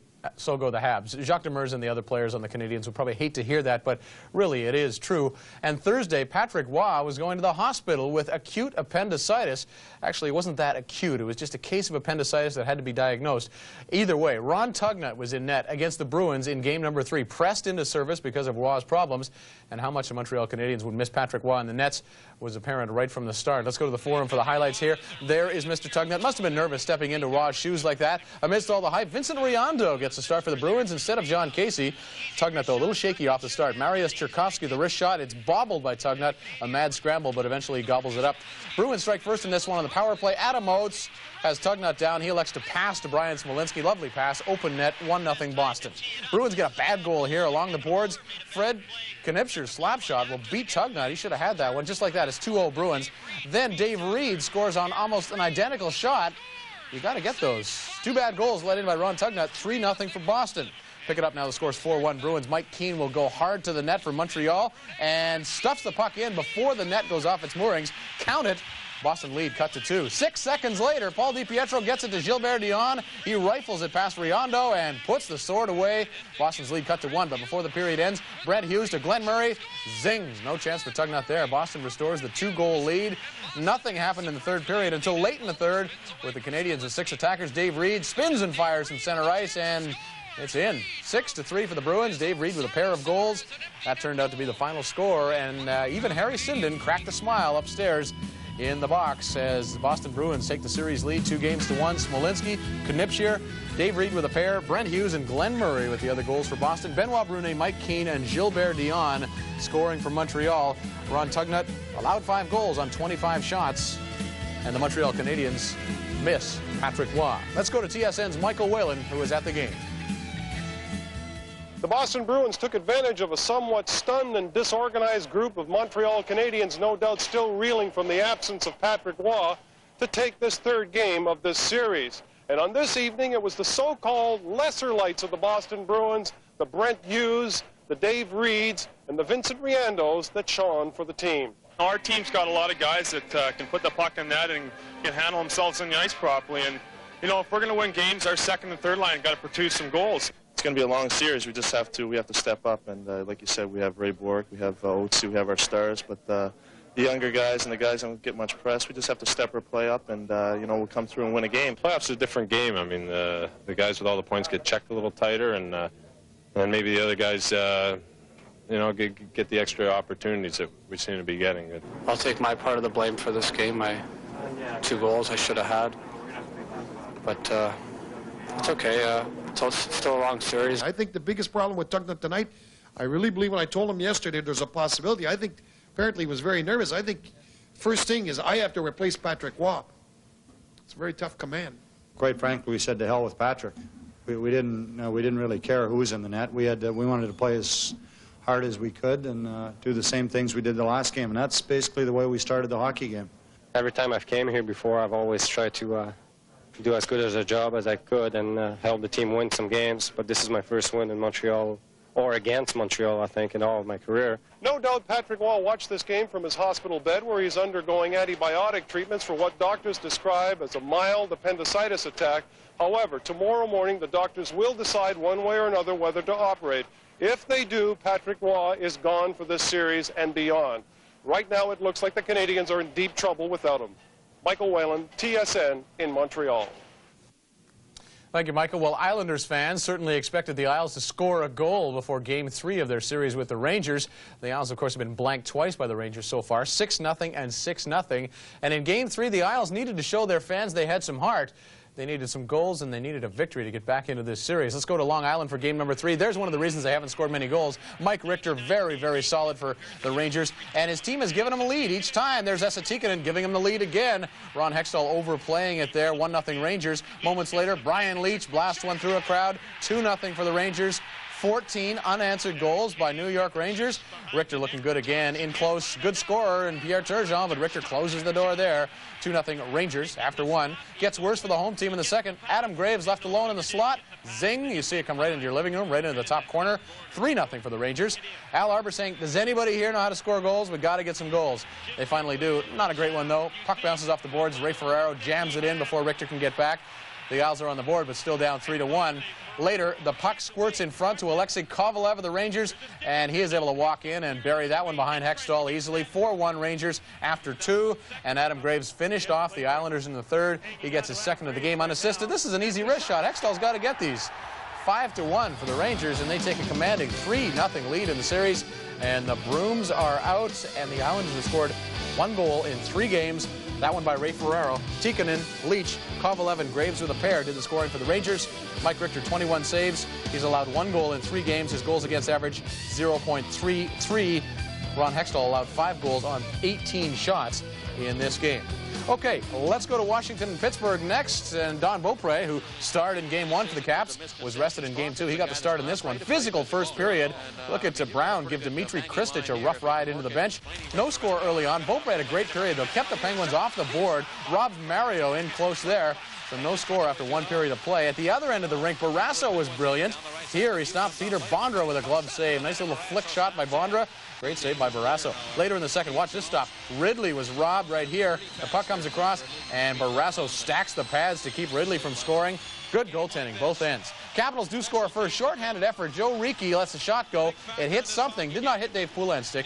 It just hit something, I think, and Barrasso had trouble with it, and in it went. Washington up 1-0. Later in the period, Kevin Hatcher whacked Mario Lemieux. Back of the leg right there. Didn't look that bad, but Mario went off, and he's in a great deal of pain. Third period, Beaupre continues to shine. Ron Francis the spin and fire. Beaupre's got that, though. Jaromir Jagr with the deflection, but still the save by Beaupre. Last seconds of the game, the Caps clinging to the 1-goal lead. Joe Ricci from inside his own end flips the puck down the ice. This could be a face-off in your own end if you miss, but he didn't miss. It went right into the net. 2-0 Washington, both goals by Joe Ricci. Don Beaupre with a shutout. Great game there. Pittsburgh down 2-1 in the series now. Don Beaupre stopping 27 for the shutout. The Caps 18 shots in total, only 4 in the first period and 4 in the third. And there have already been 7 playoff shutouts this season. We are seeing some great goaltending, I'll tell you that. And Joe Ricci, a late acquisition from the Tampa Bay Lightning, helps out with the Washington Caps, and they go up 2-1. Okay, let's go to Buffalo next. The odd is the site here as Buffalo and New Jersey in this one. First period action. Look at this move by Swoboda. Steps around Ken Danico, gets it to Brad May. But Martin Brodeur with a big save there. Talk about good goaltending. Brodeur and Hasek in this series. At the other end, there's Tommy Abilene with a shot on the 2-on-1, and Hasek makes the save. Rebound out to Stéphane Richer, and another save by Hasek. Both goaltenders good in this one. Also, some big hitting there. Rob Ray on Randy McKay. That's playoff hockey-style hitting. Less than a minute left in the first. Richer picks up a loose puck, and Hasek, bothered by his own man in the crease there, loses that one. Devils on the board, 1-0. Second period. Hasek gambles here, trying to beat McKay to the puck. Loses the gamble. Abilene has an open net, scores. Devils up 2-0. On to the third period we go. Buffalo trying to rally Dale Hawerchuk with a great rush, and the defense follows him. He centers for Alexander McGillney, who converts nicely. No chance for young Martin Brodeur there. The Sabres back in it, down 2-1. Hard-hitting game, we said. Rob Ray at it again. Leaves his feet to crunch McKay there. He got a penalty for that. Less than a minute left to go now. Sabres down 2-1. Alexander McGillney has a chance on this rebound, but can't get the stick on it, so the Sabres are denied, and they lose at home, and New Jersey has the lead in this series. Once again, solid goaltending. Some people think Martin Brodeur has a chance for Rookie of the Year. Most people, of course, talking about Mikhail Renberg, Alexei Yashin, and people like that, Jason Arnott. But some people say Martin Brodeur, possibly. Richer and Abilene with the goals. McGillney replying for Buffalo. 29 saves for...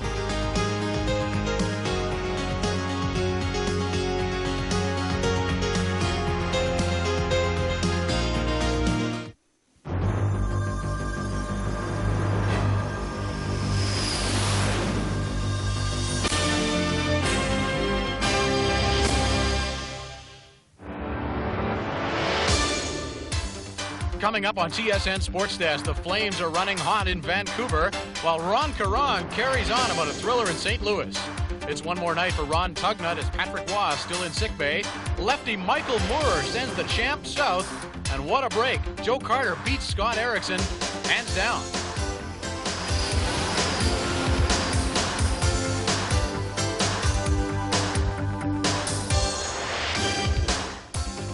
Sports Desk, brought to you by Mariner Outboards. Better in the long run.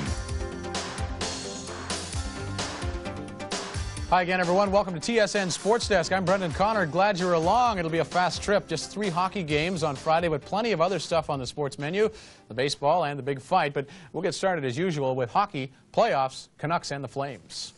Vancouver Canucks, of course, earned a split in Calgary in the first 2 games, and they did so in spite of the fact that Calgary held Pavel Bure off the score sheet. Mike Sullivan of the Flames doing an effective job of shadowing the Russian Rocket, leading goal scorer in the NHL this year. Entering Friday's game with the Canucks, though, he had scored no goals in the 10 that they had put up on the board. Andy Van Hellemond in charge of this game tonight, and refereeing had been a bit of an issue in the last game. Goalie's the story early on, though. Kirk McLean with a nice save off German Titov right there on the backhander. A little bit later, watch Titov try the wraparound, and a whack of Flames come charging into the crease trying to stuff it in, but no luck. Still scoreless. Down at the other end, though, watch as Trevor Linden is sent in alone, makes the good move, seems to have Vernon beaten, but Vernon gets a leg on it, I guess, and Trevor Linden misses the net. Then Vernon makes the save of the series for the Flames. Cliff Ronning, wide open net on the rebound, right into the glove, and Mike Vernon gobbles it up. Courtnall shovels it in later, but the whistle had gone. Close checking, tough play from these 2 teams continues. There's a collision between Babbage and Roberts.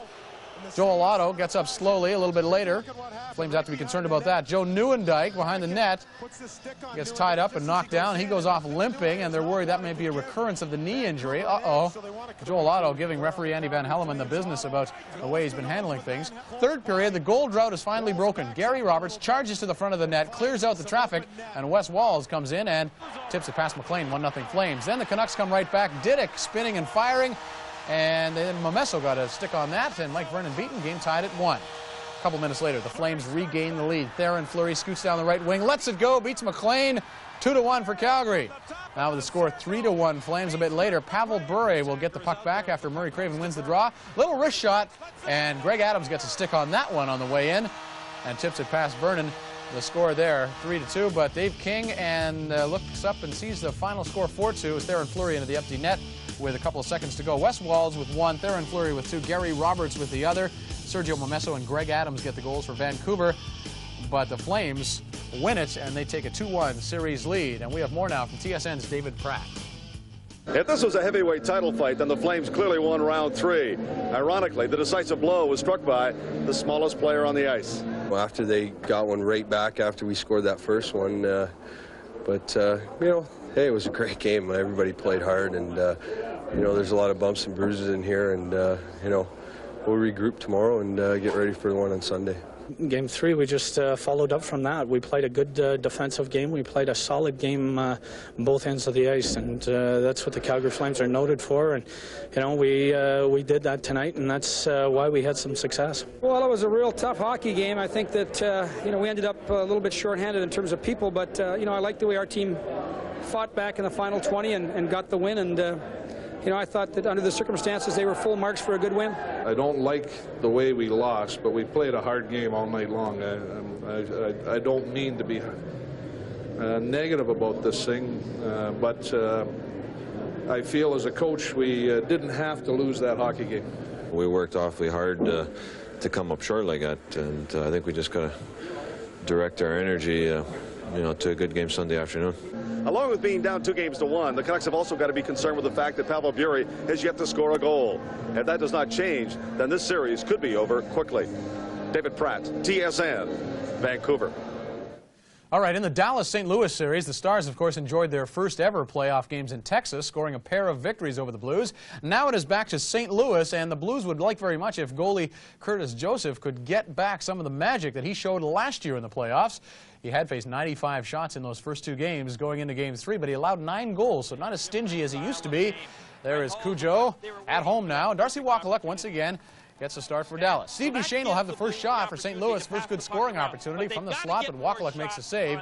He can't stop everything, though, off the faceoff. It's Craig Janney back to Brendan Shanahan, and Shanahan will tee it up and just blow it by Wakaluk into the top corner. Great shot, great goal, 1-0 Blues. Wakaluk, though, plays some good hockey here. The Blues in 2-on-none, and he stops them there by stacking the pads. Meantime, at the other end, Cujo, pretty strong, too. Robs Mike Craig right in front with a great leg save. But the Stars get to Cujo. Richard Matvechuk shot from the point. Innocent shot, tipped in by Trent Klatt in front. Not much a goalie can do on the deflections, all even at 1-1. The Blues will then storm back. They're shorthanded. Shanahan to Kevin Miller, one-timer, wide open net, and he beats Darcy Wakaluk 2-1 St. Louis. But the Stars bounce right back. On the shoot-around, Curtis Joseph misplays it, and it bounces out, and Churla's got the bad angle, but he rips it into the top corner. Game tied at 2. Stars get another one. Pelle Eklund passes it to Mike Modano, and Modano is able to beat Curtis Joseph before getting slammed into the goalpost there. 3-2. Dallas leads. Move to the third. Mad scramble in front of the Stars net. Wakaluk makes 2 stops, but eventually Craig Janney shovels it in, and the game is tied. And watch Ron Caron up in the general manager's box. Yoo-hoo! We got a tie game. Settle down, Ron. Third period. Janney stripped to the puck. Dave Gagne steps up and blows one between the pipes of Curtis Joseph. 4-3.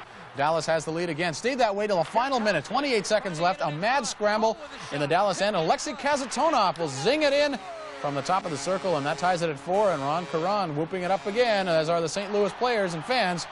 It goes to overtime, though, and Peter Nedved gets a penalty for St. Louis. Dallas power play. Paul Cavallini, the ex-St. Louis defenseman, gets the winner right there. 8.5 minutes into overtime. Dallas wins it by a score of 5-4, and Dallas takes a stranglehold in this series, winning in St. Louis.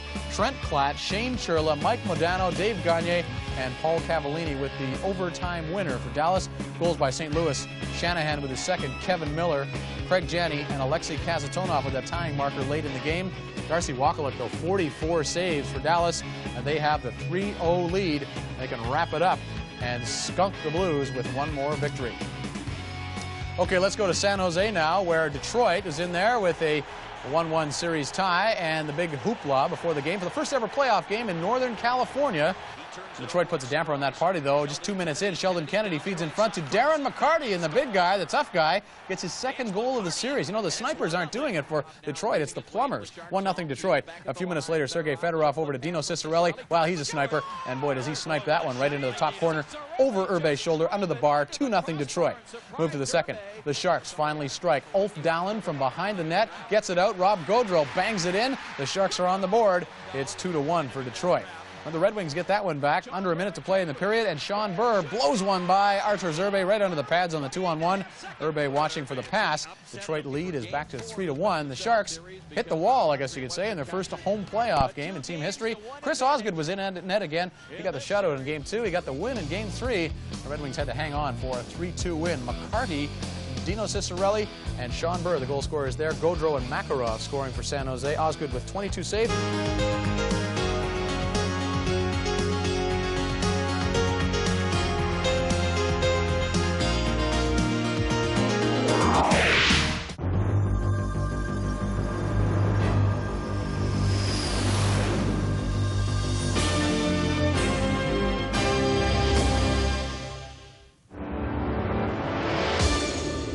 Ahead on TSN Sports Desk, Patrick plays in pain in Game 4 at the Forum.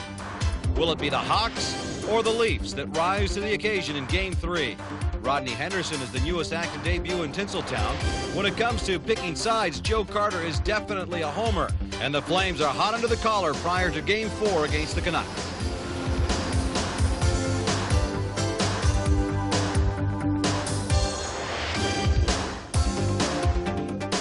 Hi, everyone, and welcome to the show. I'm Gino Retta. Great to have you here. An eerie silence on St. Catherine Street turned to renewed hope as Patrick was back.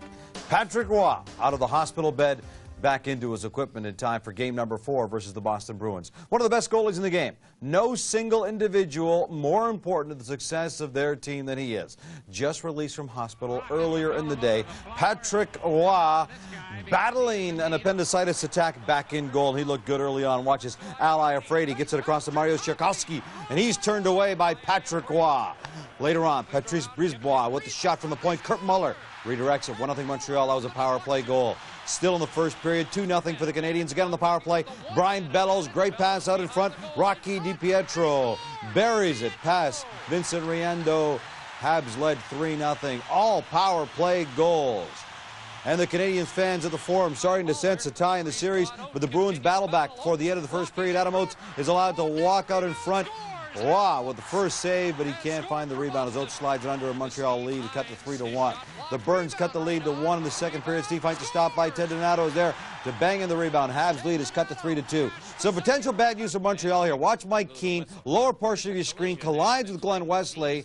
Wesley falls on his leg. Keane leaves the game with injured knee. More from Michael Whalen on that later on. Benoit Brunet then puts the puck out to Guy Carbonneau. Canadians open up a 4-2 lead. Harry Sinnen upstairs says, forget about it, it's over. Patrick Roy, with his return, 39 saves. Habs even the series at 2 games apiece. They win it by a score of 5-2. Goal scorers for the Montreal Canadiens, Paul DiPietro, Kurt Muller with a pair, Carbonneau and Ronan, the other for Montreal. For the Boston Bruins, it was Adam Oates and Ted Donato. Each of them their second of the playoffs. With more from the Forum Montreal, here's Michael Whalen. Obviously inspired by the return of Patrick Roy, the Canadians took advantage of a double minor to the Bruins in the first period and scored 2 goals and never did look back. The Canadians were badly outshot in this game, 41-15, but Patrick Roy, who had been in bed for 3 days with a mild appendicitis attack, was up to the challenge. I was ready when the game started. You know, I had a good sleep this afternoon. I had a good meal. And even yesterday, it started yesterday to feel better. I ate a lot yesterday. I had 3 normal dinner, and it really helped me out. That's what the win was all about tonight. The Boston Bruins are a very good hockey club. We needed that kind of effort, coming from the nets to the captain's leadership. We played hard from start to finish, and I don't know what percentage. It was interesting if you took a stopwatch and found out where you played the majority of the hockey game, and sure the hell wasn't in our end of the ring. Yeah, we're discouraged because we wanted to win, you know. We did a lot of things well. We obviously carried the play when we get that many shots, and you know, we did a lot of things well. We just made some mental errors, and it's very frustrating. But you know, you got to think about it a bit tonight and come out. You know, we got practice tomorrow and regroup. I think that the big difference tonight and the last game was, you know, last game we made mistakes and they had breakaways or 2-on-1s or 3-on-1s. Tonight, you know, most of the shot they had was 1-on-1s, 2-on-2s, 3-on-2s, except I think the 2 goals where they beat our guy in the corner. They came alone in front of the net, but beside that, I think we played a pretty good defensive game. It'll be a battered group of Canadians that return to the Garden for Game 5. Not only are they going to be without Matthew Schneider, their best defenseman, but now it looks like Mike Keane, who went out with a knee injury in the second period, could be lost to the team for the rest of this series. Michael Whalen, TSN in Montreal. The first 10 minutes are crucial. The phrase heard over and over again as the Leafs headed into Chicago Stadium for Game 3 of their series with the Blackhawks. The Leafs hoping to silence the faithful at the Madhouse on Madison and take a stranglehold on the series. Meanwhile, the Hawks looking to ride the intensity of the crowd to an early lead in this game. And that is exactly what happened. 49 seconds into the game, Tony Amonte beating Felix Pavin, who was kind of hit there by Dave Ella. 1-0 Chicago. And the Leafs got into some penalty trouble. Bob Rouse, Bill Berg in the penalty box. Pat Burns, not at all impressed with the officiating. This is still very early in the game. The Hawks take advantage of the two-man advantage. Chris Chelios lets the shot go. Tony Amonte again, rebound. Second of the game for Chicago. 2-0 Blackhawks. We're just 2 minutes and 7 seconds into the game. But Chicago wasn't finished there. Eric Weinrich sends Joe Murphy on the wing. He rips one past Pavin's short stick side. 3-0 Hawks after just 7 minutes. The first 10 minutes are crucial. They certainly proved to be. The Leafs come back. Mark Osborne, Peter Zezel, Bill Burke scores. Toronto trails by a goal after one period of play. Early second, Leafs on the power play. Dmitry Mironov scores, beating El Belfour. The Leafs were trailing 3-0. It's all tied up to 3. Late in the second period now, Chicago takes a lead. Tony Amonte puts a rocket over Pavin, make it a hat trick on the night. 4-3 Chicago leading. Ed Belfour, brilliant when he had to be. Diving stop. He made a catch on that pass. Then Tony Amonte, his 4th of the game. The Chicago fans are honoring Amonte. Some Amonte fans in the Chicago Stadium have got the souvenirs for their kids already. Chicago wins game number 3, a crucial victory for the Hawks. 5-4 the final score. Dave Ella, the pair for the Leafs. Berg and Mironov, the others for Toronto. For Chicago, Tony Amonte with 4. Joe Murphy with the single. Incidentally, this Hawks victory snaps a 10-game playoff losing streak for Chicago. With more from the stadium, here's our Rod Smith. One thing the Hawks needed to get back in this series was more production from the top line. Roenick, Murphy, and Tony Amonte, who was nowhere to be found in games 1 and 2, but he came back with a vengeance. He scored 4. He probably could have had 6. Big key for our team is trying to get out there and get in the puck in the net. And tonight we were fortunate enough to get a few early and get the ball rolling. So we just got to get out there, keep on working hard, and get in the puck to the net as much as we can. We had to win. It was a must-win game for us, and we came out strong. But I think we weren't happy about the way we killed penalties. I don't think, but it's something we got to work on. And you can't give a team like Toronto many chances like that. You can lose a game in the first 10 minutes in this building just because the momentum is already there for the home club, and you just got to try and survive the first part of the game and then get back to your work. But being on the home team side, that's what it creates, momentum right off the start.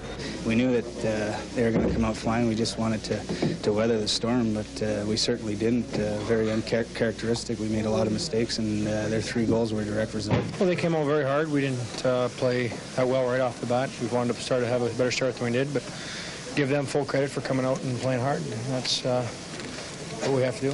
Amonte, I know you know him. Did it surprise you? Well, I mean, score 4 goals. That's once might happen, once in a career, maybe a few times. But Tony is a type of kid that's going to do a lot of skating, which he did tonight, and shoot the puck, and it just had eyes. It found its way in the net.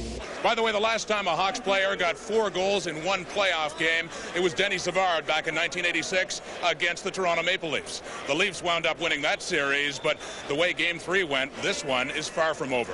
Rod Smith, TSN in Chicago.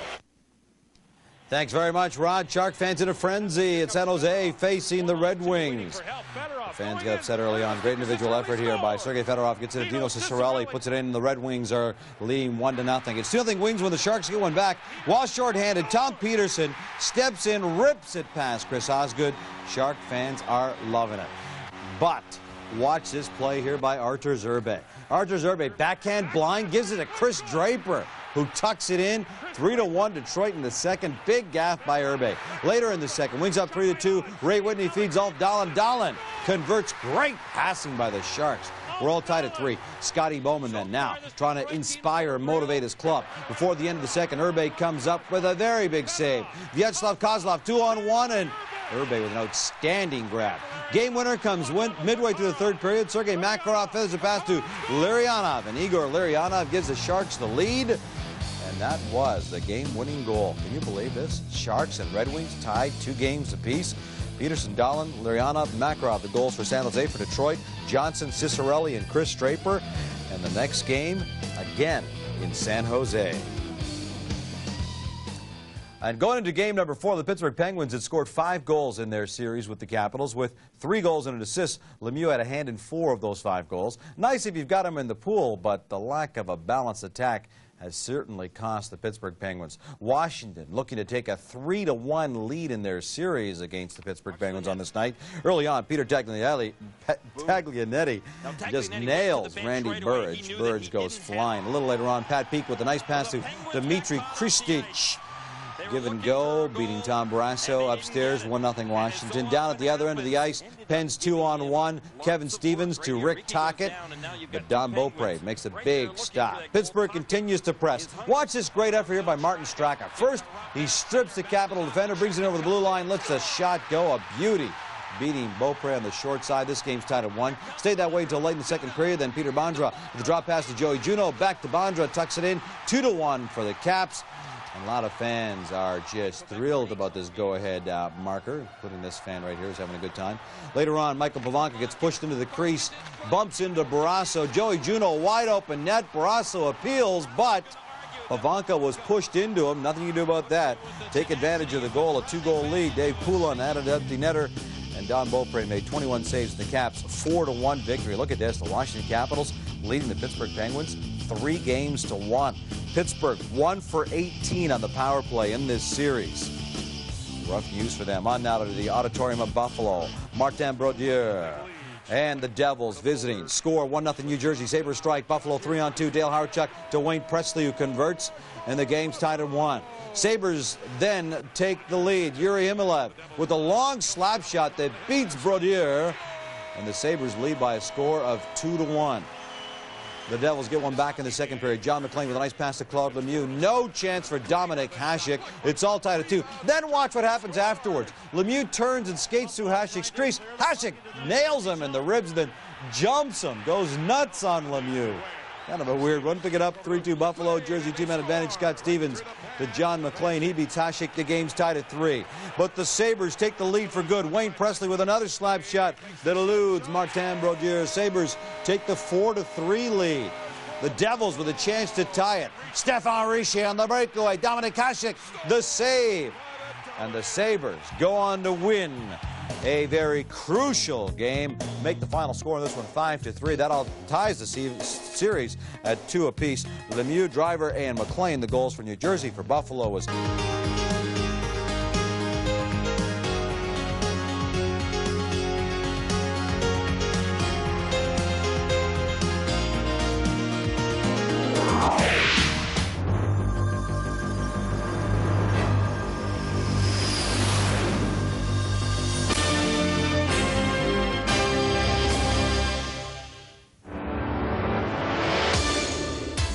Ahead on TSN Sports Desk, the Flames put the slow burn to the Canucks in Vancouver, while the Leafs look to rebound against the Hawks in the Windy City. Larry Walker was in a giving mood, and the Dodgers took full advantage. The Blue Jays sent their ace to the mound in an attempt to sweep the Twins, and the Admiral lit it up for 71 against the Clippers.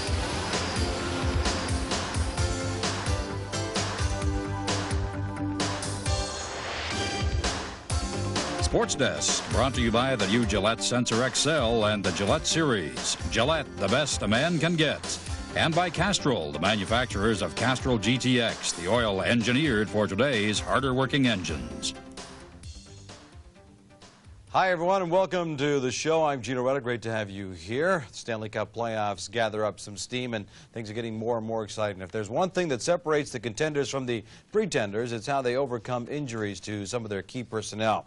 And if any team knows injuries, the Calgary Flames certainly do.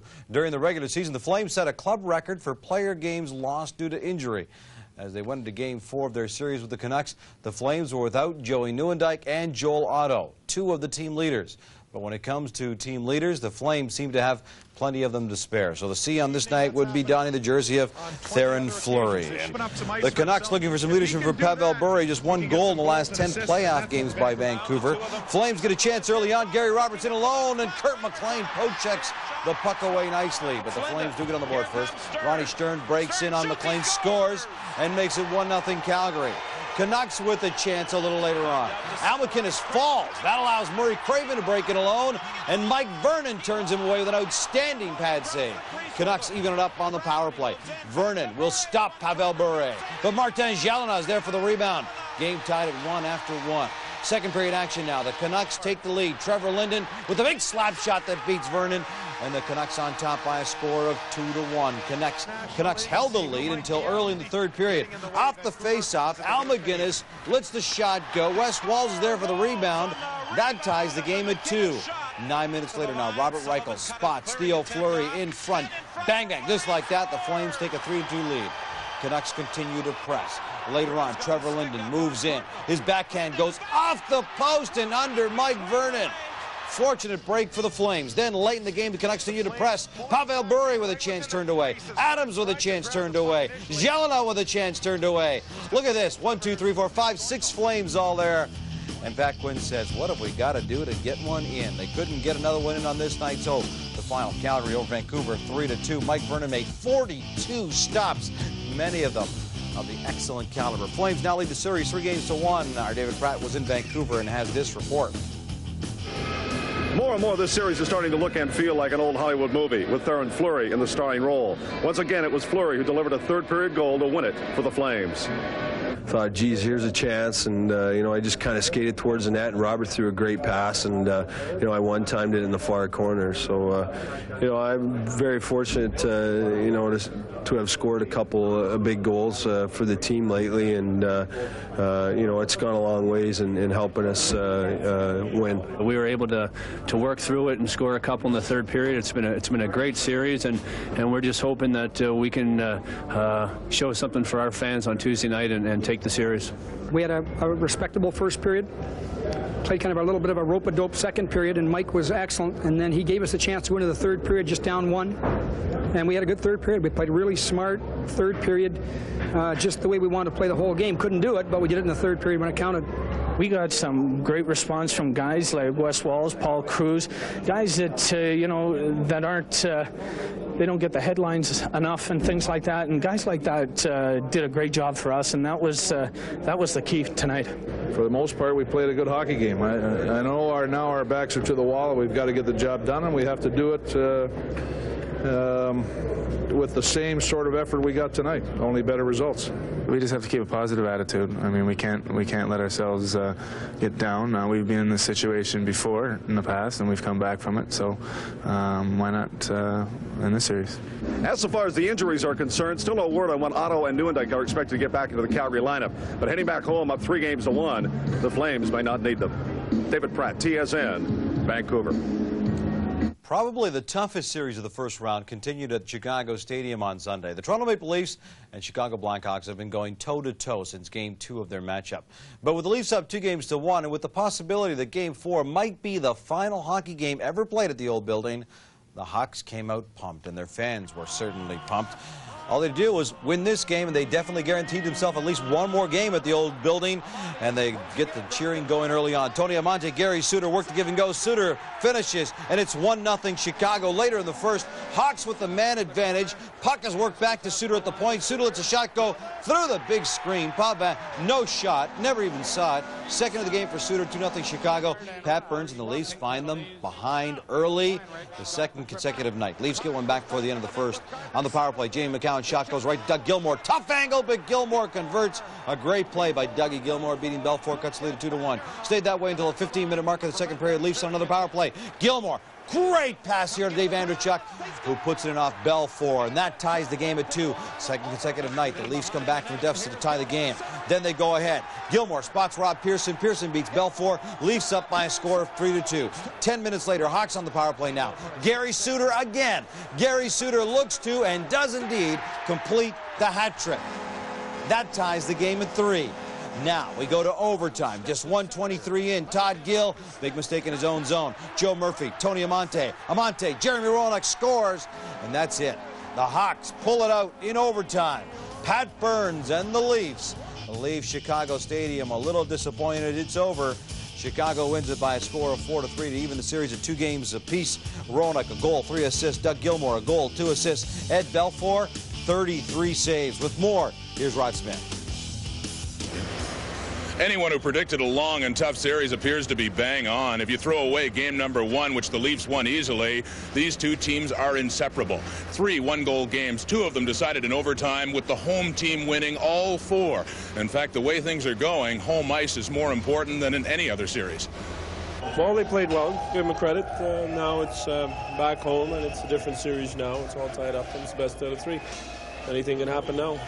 Well, I think we played a good game. You know, it was 2-0 for them in the first, and then we came back and you know, we even took the lead 3-2, and then we took a penalty and you know, a long shot, and you know, Felix didn't see it.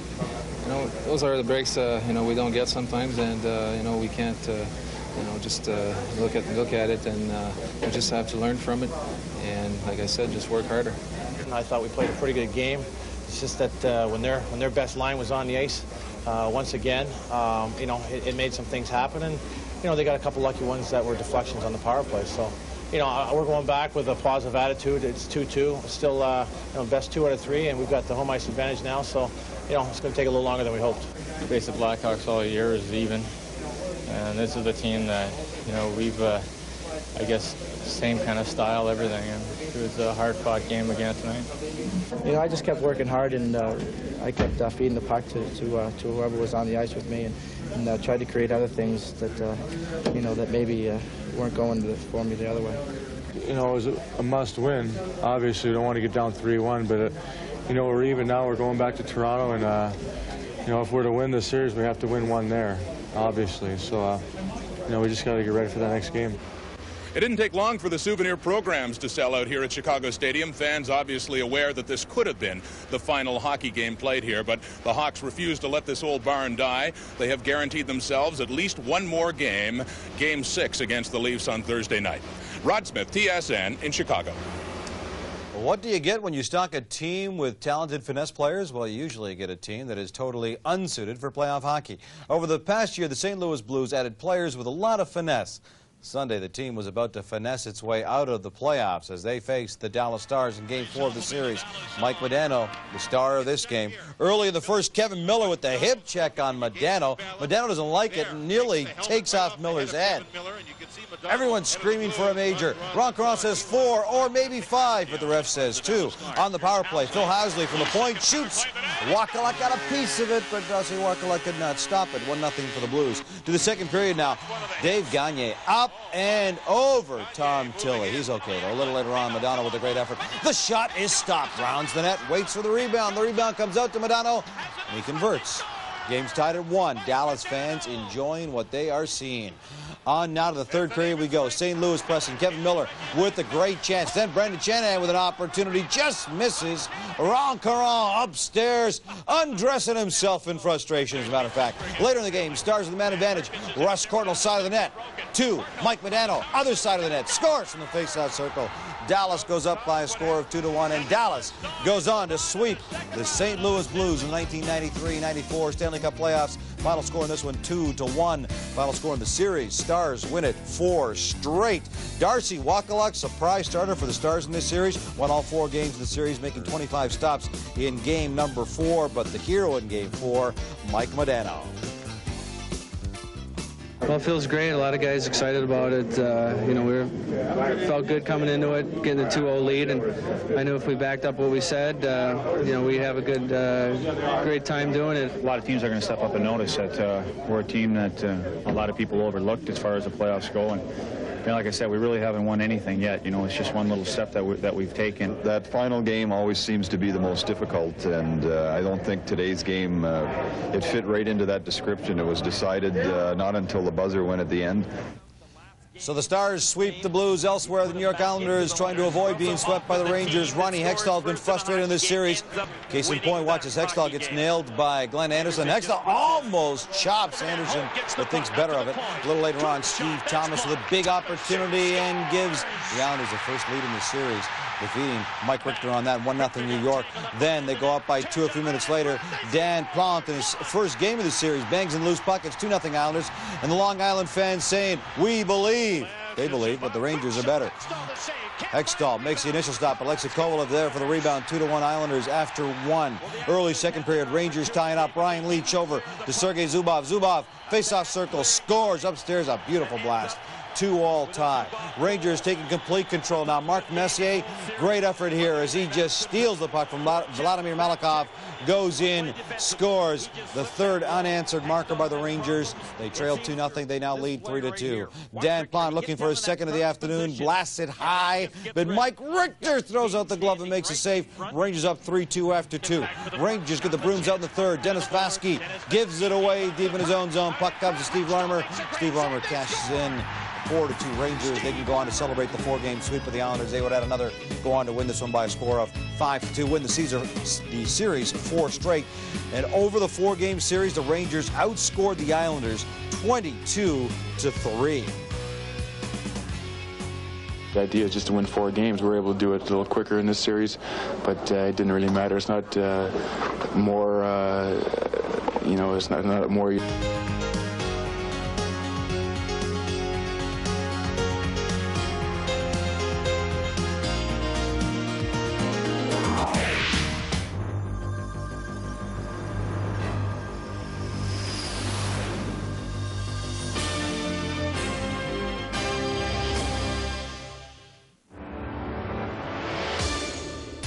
Coming up on TSN Sports Desk, goaltending again takes the spotlight in the Bruins-Canadiens series.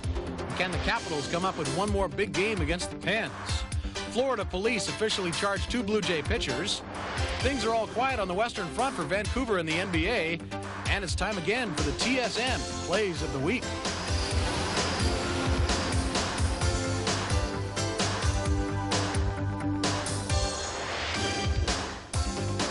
Sports Desk brought to you by STP Engine Treatment for long-lasting protection against engine wear, startup after startup, and better gas mileage too.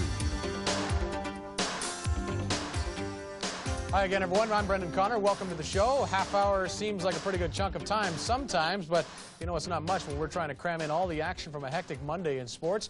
We're also going to look ahead to the possible last stand by the Vancouver Canucks. Well, let's get started with the action from a classic playoff game. You know, that's what we all look forward to at this time of year. Clean, exciting hockey, and that's certainly what we got at the Boston Garden in Game 5 of the Bruins-Canadiens series. End-to-end action and a goaltending duel featuring Patrick Waugh and John Casey that had the fans at that old building just buzzing. Interesting lineup changes off the top. Ryan Bellows benched for Montreal. Donald Brashear and Brian Savage in the lineup from Fredericton. Patrick Waugh continuing to play wonderful hockey for the Habs. Bruins pressing here. Stumple in close. Great save. Patrick Waugh still in the first. Daniel Marois in close on the spin fire. And Patrick Waugh's got the save there and keeps the rebound out. Bruins outshot the Habs 20-5 in the first period. Second period, John Casey shows his stuff. Big stop there on DiPietro, and Gilbert Dion rolls the rebound wide. Then it's Casey again. Vincent Damphousse moving in, goes to the backhand. Casey goes with him and steers it away. Later in the second, Brian Smolinski moves in alone. He's bothered by the defenseman, but he gets a shot away, but Patrick Waugh coolly turns it away. 0-0 after 2. Bruins break the scoreless tie 2 minutes into the third. Waugh stops a shot from Glenn Murray, but Stumple jumps on the rebound. 33rd shot of the game for the Bruins. They finally score 1-0 Boston. They continue to press. Later in the third, Waugh will stop the shot from Adam Oates, and then he stops the rebound as well. Huge save by Patrick Waugh. That would loom largely because 5 minutes later, John LeClaire behind the net tries the wraparound, and the puck will dance in off Glenn Wesley's skate and get behind Casey. Game tied, 1-1. So they went to overtime. Patrick Waugh continues to shine there. Adam Oates, deflection, stopped by Waugh. He gets it back. Another big save by Patrick Waugh. And just over 2 minutes left in overtime. Casey stops the point shot. Kirk Muller with the rebound, and the backhander is in. And the Habs with the overtime magic once again. They win it by a score of 2-1, and they lead the series now, 3-2. Montreal over Boston 2-1 in a gem of a game. John LeClair with his first, and Kirk Muller with his fifth of this series. Stumple had the Boston goal. Patrick Waugh, 60 saves. The Habs were outshot 61-36, 60 saves. Needless to say, that was the story of the game, and here's our own Michael Whalen. Well, the Canadiens keep their unbelievable streak of overtime victories intact. This was number 11, and tonight it was Kirk Muller, number 11, who did it for the Habs. It's nice to score in overtime and win it because we had to get tonight's win, but you know, that's the bottom line. I was trying to focus on every shot and stay in the game, not think about the number of shots or being tired and all that. I just wanted to make sure that my concentration was at a really high level. A couple of days I feel bad, but right now I feel great. That's a big win for us, and I would like to give Patrick credit for that win. Our three kids were outstanding. Brashear, Savage, and as you mentioned, Turner Stevenson, who I believe got 2 assists. We needed to put some fresh blood. We needed people to give us a total commitment tonight, and we got a total commitment. First period, Patrick was outstanding, as Patrick is always, and certainly at the end when they had 2 great quality chances. But let's not get misled by the shots. We had some great chances, too, and Casey played a heck of a game. It's very frustrating, but we stuck to our game plan. We went to the net, we shot the puck, and you know, it's got to go in sooner or later. And hey, we got 2 games. I mean, we're just going to go out and win 2 games and not worry about it. It's going to go in. We know it's going to go in. I mean, we just keep shooting, get our opportunities. I mean, we are getting some great opportunities. We just got to bear down a little more and bury it. The Canadiens were outshot 61-36 in this game. That's a situation they're going to have to rectify for Game 6. St. Patrick is capable of only so many miracles. Michael Whalen, TSN in Boston, Massachusetts. Okay, for a team that averaged over 4 goals a game in the regular season, the Pittsburgh Penguins have really come up short in this series with the Washington Capitals so far. Tough defense by the Caps and sharp net minding had given them a 3-1 series lead, and unless some of those big guns on the Penguins started booming, the Penguins season would be over. Let's check out the action from this one. Interesting move by Schoenfeld. Byron Defoe gets the start. He lost the only game he started, Game 2. Pens get on the board first. Mario with a big blast. Defoe's got that, but can't handle the rebound, and Sean McEachern tucks it under him. So 1-0 Pittsburgh early on. In the second, Sylvain Cote sends Ridley in 2-on-1. He decides to shoot, beats Barrasso through the legs, and we're tied up at 1. Minutes later, Joe Juneau from the corner, blind pass, gobbled up here by Kevin Hatcher. Good move to the backhand, and upstairs he goes, and the Caps have the lead. Still in the second, Steve Konowalchuk has a chance to make it 3-1, but he can't corral the bouncing puck. It is corralled by Barrasso. Big save there. Still 2-1 Washington. Late in the second, Kevin Stevens finally gets a goal. A great flick shot right there. Defoe was partially screened, but it ties it at 2 going into the third. In the third, the Caps give it away here. Taglianetti quickly on the transition, gives it to Jagger. Check out this shot. Zing! In over the shoulder of Byron Defoe. First goal for Jagger in the series, so Stevens and Jagger get it going. 3-2 Pens, but it was still Barrasso who made the huge save off Bondra late in the game to solidify the victory for the Pittsburgh Penguins, and they're still alive. 3-2 the final score there, and 3-2 the series lead for the Capitals. McEachern, Stevens, and Jagger for Pittsburgh. Mike Ridley and Kevin Hatcher replying for Washington. Barrasso very solid, 26 saves, and the Penguins are still alive.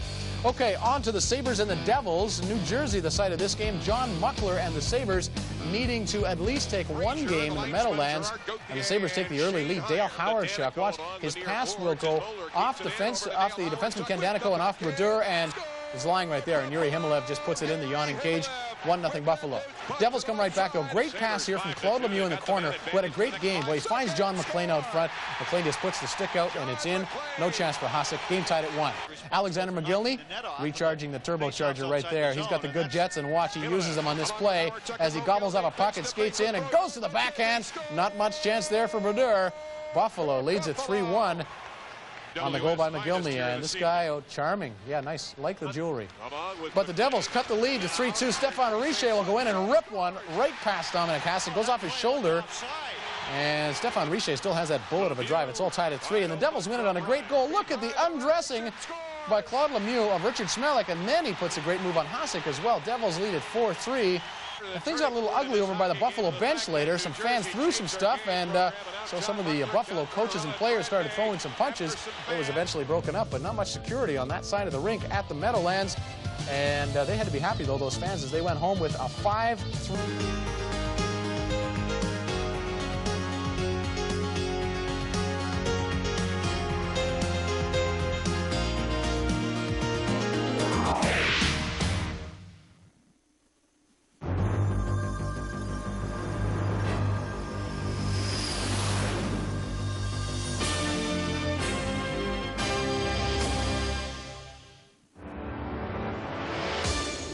Coming up on TSN Sports Desk, the Canucks are on the hot seat as they face a must-win game at the Saddledome. It's deja vu at the Gardens as Belfour and Potvin put on a show.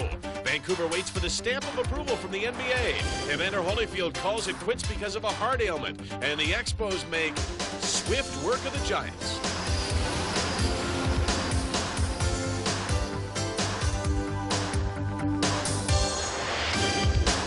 Sports Desk brought to you by the new Gillette Sensor XL and the Gillette Series. Gillette, the best a man can get. And by Olympic. Choose from Olympic's full line of products that protect and beautify exterior wood. Hi, everybody. Welcome to the show. I'm Michael Landsberg. Tons to cover over the next half hour. Let's jump right on it with 3 pivotal playoff games. Starting in Calgary, where the Flames, leading 3-1, were in a position to put away the Vancouver Canucks. The Canucks knew full well what they had to do to stay alive. They knew what and they knew who. The who being Pavel Bure. He simply had to contribute for the Canucks to keep their playoff hopes alive, and he, in fact, did early on. Greg Adams with a steal. He fields Bure, and watch the smile on the face of the Russian Rocket. Boy, is he ever letting off steam. He had struggled so badly, and he was carrying so much weight. It's 1-0. But on the 3-on-1, the Flames catch a break. Roberts' pass goes right to Titov off the skate of a defender. 1-1 hockey game. Later on in the first, the Flames are shorthanded. Kelly Kissio in all alone, but McLean stones him, closing the pads. Not to be outdone. Watch Mike Vernon right here. The save on Martin Jelena. Outstanding the way he did the splits. And Pat Quinn wondering at this point which goaltender will break first. Late in the third, Mike Sullivan with a chance. Sullivan moves around the defender. Goes backhand, but it just goes wide. And Dave King and the Flames and the Canucks are going into overtime. In overtime, Dahl has it get by him. It goes to Jeff Courtnall. Courtnall over the blue line, and he rifles a shot. Is that ever reminiscent of a shot by Wayne Gretzky a few years ago? Courtnall and the Vancouver Canucks can celebrate. What a shot that was, and what an important one. The Canucks are still alive. They beat the Calgary Flames by a score of 2-1. Bure opened the scoring. Courtnall finished the scoring. It was his third of the playoffs. None more important than that. Titov with his second. McLean made 21 saves. Vernon also sharp in the nets. Flames, by the way, have not won a playoff series since 1989. They were hoping to avert that tonight, or they're hoping to end that streak tonight, but they did not. Also on Joel Otto, an MRI showed strained left knee ligaments. He is day-to-day. Let's get more on the Canucks' victory over the Flames from Lisa Bose in Calgary. And so the Canucks refused to die. Jeff Courtnall extending the series. And interestingly enough, his overtime winner was scored on his first shot of the hockey game. It's been tough to get loose. Their defense have played so well that you don't get much room to skate out there. They're always seem to have 3 guys back, so just to get loose and get my shot away again felt good, and I think maybe give me a little confidence here down the stretch. You know, we're down 3-1. We can't afford to really open it up. We played tight checking the whole game as they did, and it's paid off in the end for us. You know, whether you want to call it mental lapses or bouncing pucks, we've been a little unlucky. Tonight we got lucky. Flipper up, and that one bounced our way, and then Courts makes a great shot to finish it off. Playoffs is all that. Great goaltending, a little luck, and a lot of hard work. We won a game. It was a nice way to win, but the fact still remains we're down a game in the series, and we still got to win a couple more. They still have to win 4 anyways. They haven't got their 4th one, and neither do we. So we got a lot of hockey left. We just got real cautious, and started to try to play safe versus anything else. So we ended up just chipping the puck out, and they would go back and get it, come in for a shoot-in, we'd get it and chip it out. And, we didn't put a couple of passes together to get some puck control. We seemed to lack puck control in the last 8 or 10 minutes of that third period, and that was the difference in terms of us not getting very many chances. We've got 2 more cracks at it. Let's, we wanted it tonight, but it just wasn't there for us. The Flames clearly deflated after squandering this opportunity to wrap the series up in 5. They must now go back to the West Coast, where the Canucks are hoping to redeem themselves. They lost games 3 and 4 at home, but will try to force Game 7 in this heated Western Conference quarterfinal. Lisa Bose, TSN, Calgary. Boy, is Dave King ever right. When you get cautious, you get killed in overtime. In the Toronto-Chicago series, the Leafs opened with an easy win over the Hawks, and since then, every inch of ice has been fought for.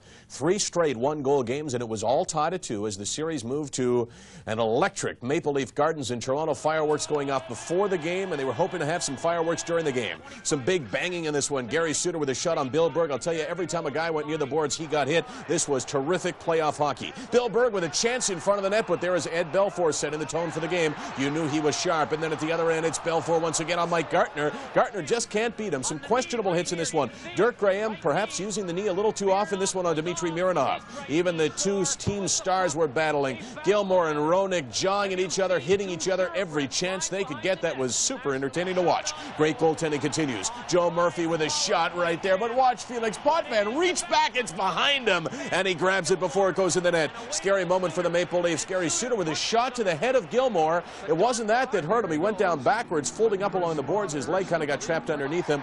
His knee should be okay. Tough game, just ask Peter Zezel. He shows it. So Gilmore goes back on the ice, tries it for one shift, then can't go. So they put Eastwood on the power play. Andrew Chuck to Eastwood. And Eastwood subbing for Doug Gilmore. Burns said there was no one else to put in. Gilmore forced to leave the game, but they didn't need him the rest of the way because Felix Potvin held him off the score sheet for his second shutout of the playoffs. The first time since 1963 that a Maple Leaf goaltender has had two shutouts in a playoff series. It was Johnny Bauer back in '63 over the Canadiens. Final score, Toronto 1 and Chicago 0. Eastwood with the only goal of the game. Potvin's shutout is the third of his career. He made just 17 saves, 17 shots on goal against the Maple Leaf team, the fewest of any Maple Leaf team in history. That is great defense by the Maple Leafs. Let's get more, and you also get an update on Doug Gilmore's situation from Rod Smith in Toronto. Not a carbon copy of Game 2, but very close. Same final score. This time the Leafs didn't need overtime to win it. They struggled in Chicago defensively, but they were very sound on this night. Excellent blue line. Great goaltending by Felix Potvin, even though he wasn't challenged that often. And the big story, the work by the checking line led by Peter Zezel, which neutralized, once again, the big Hawk line led by Jeremy Roenick. You know, we're not going to outscore that line, but just in getting a big goal or stopping a big goal is certainly a big something for our line. We've certainly defended against one of the best lines in the league with Amante and Murphy and Roenick, and we're pretty happy with what we accomplished tonight. We got to give credit to Zez. Zez's line really stepped up to the plate tonight and took care of that and played that very well, and our defense played much better. Zez's line did a hell of a job, as well as his two defensemen. You know, we had some chances, and you're not going to get many when you're on the road like that. Well, they got a great defensive team, and you know, they seem to really be focusing on the little things like holding up and getting in our way, and make sure they have three guys back on all the rushes. So it's you know, they did a good job. We played a really good game tonight. I think we really bounced back, and we were ready for that game, and I didn't have to face that many shots. As the only guy that beat Belfour tonight, how tough was he? He was unbelievable, as you guys can imagine. You saw him. He made big save after big save, and he's been doing it all series. No surprise he's doing it again tonight, and it's going to be tough again in Game 6. We're not down in here at all. You know, we have to go back in our own building and play the same type of game we did, you know, winning 2 games back there and play that same type of game. And, you know, that's what the guys are going to do. They're going to come out strong and play, you know, hard in front of me, and you know, I'm going to try and play in the same type of game I played tonight. But the news wasn't all good for Toronto. A couple of injuries to report. Star Doug Gilmore went down in the third period with what they're calling a bruised ankle. He'll have that re-examined before Game 6. Defenseman Dmitry Mironov, who suffered a Charlie horse when hit by Dirk Graham, is listed as day-to-day. Rod Smith, TSN, in Toronto.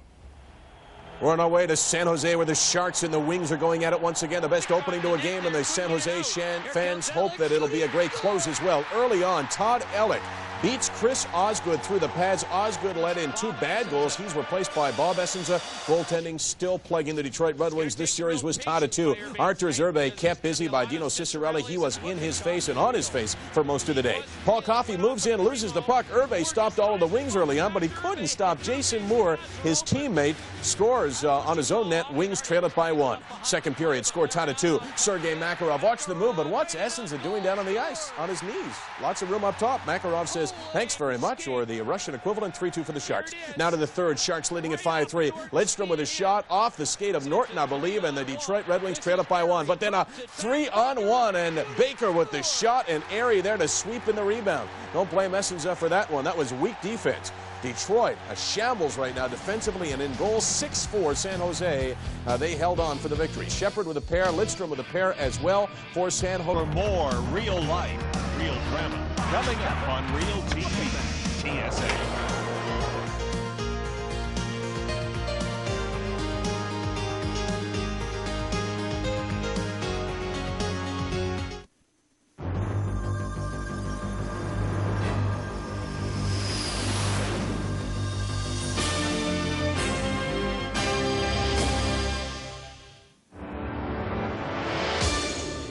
Ahead on TSN Sports Desk, they're having a ball on the West Coast because Vancouver's officially into the NBA. In hockey, Hasek, Brodeur, an epic battle. The Boston Bruins continue to pressure Patrick Roy, while the Canucks and the Flames get ready for Game 7 in Vancouver. And searching for perfection in Minnesota.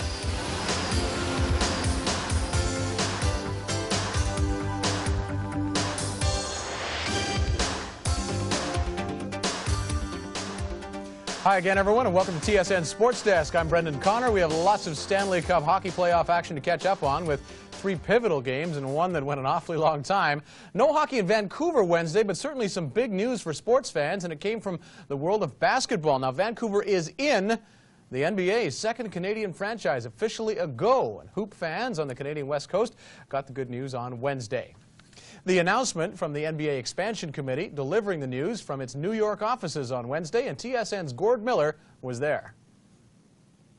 It was a slam dunk in NBA terms. Arthur Griffiths and his group receiving unanimous approval from the NBA Board of Governors here in New York to become the NBA's 29th franchise, a team that will begin play in the fall of 1995. It's a great day for sport in Vancouver, but also in Western Canada, as now there is 2 teams to divide the country of Canada and at the same time compete heavily on the court.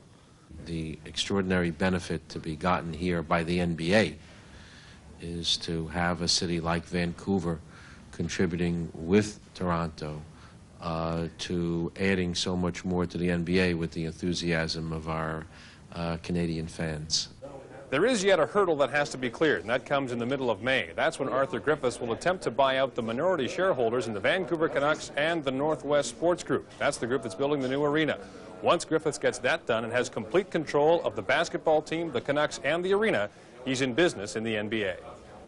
The vote still has to take place, but it's a timing process for the securities issues. But there's enough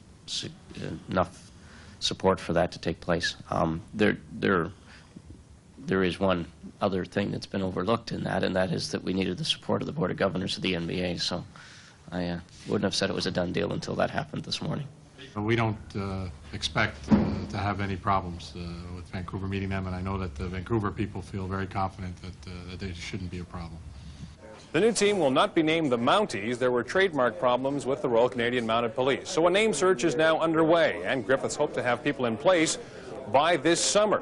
As well, there's alignment problems for the NBA. The new Toronto team in 1995 will play in the Eastern Conference, division yet to be determined.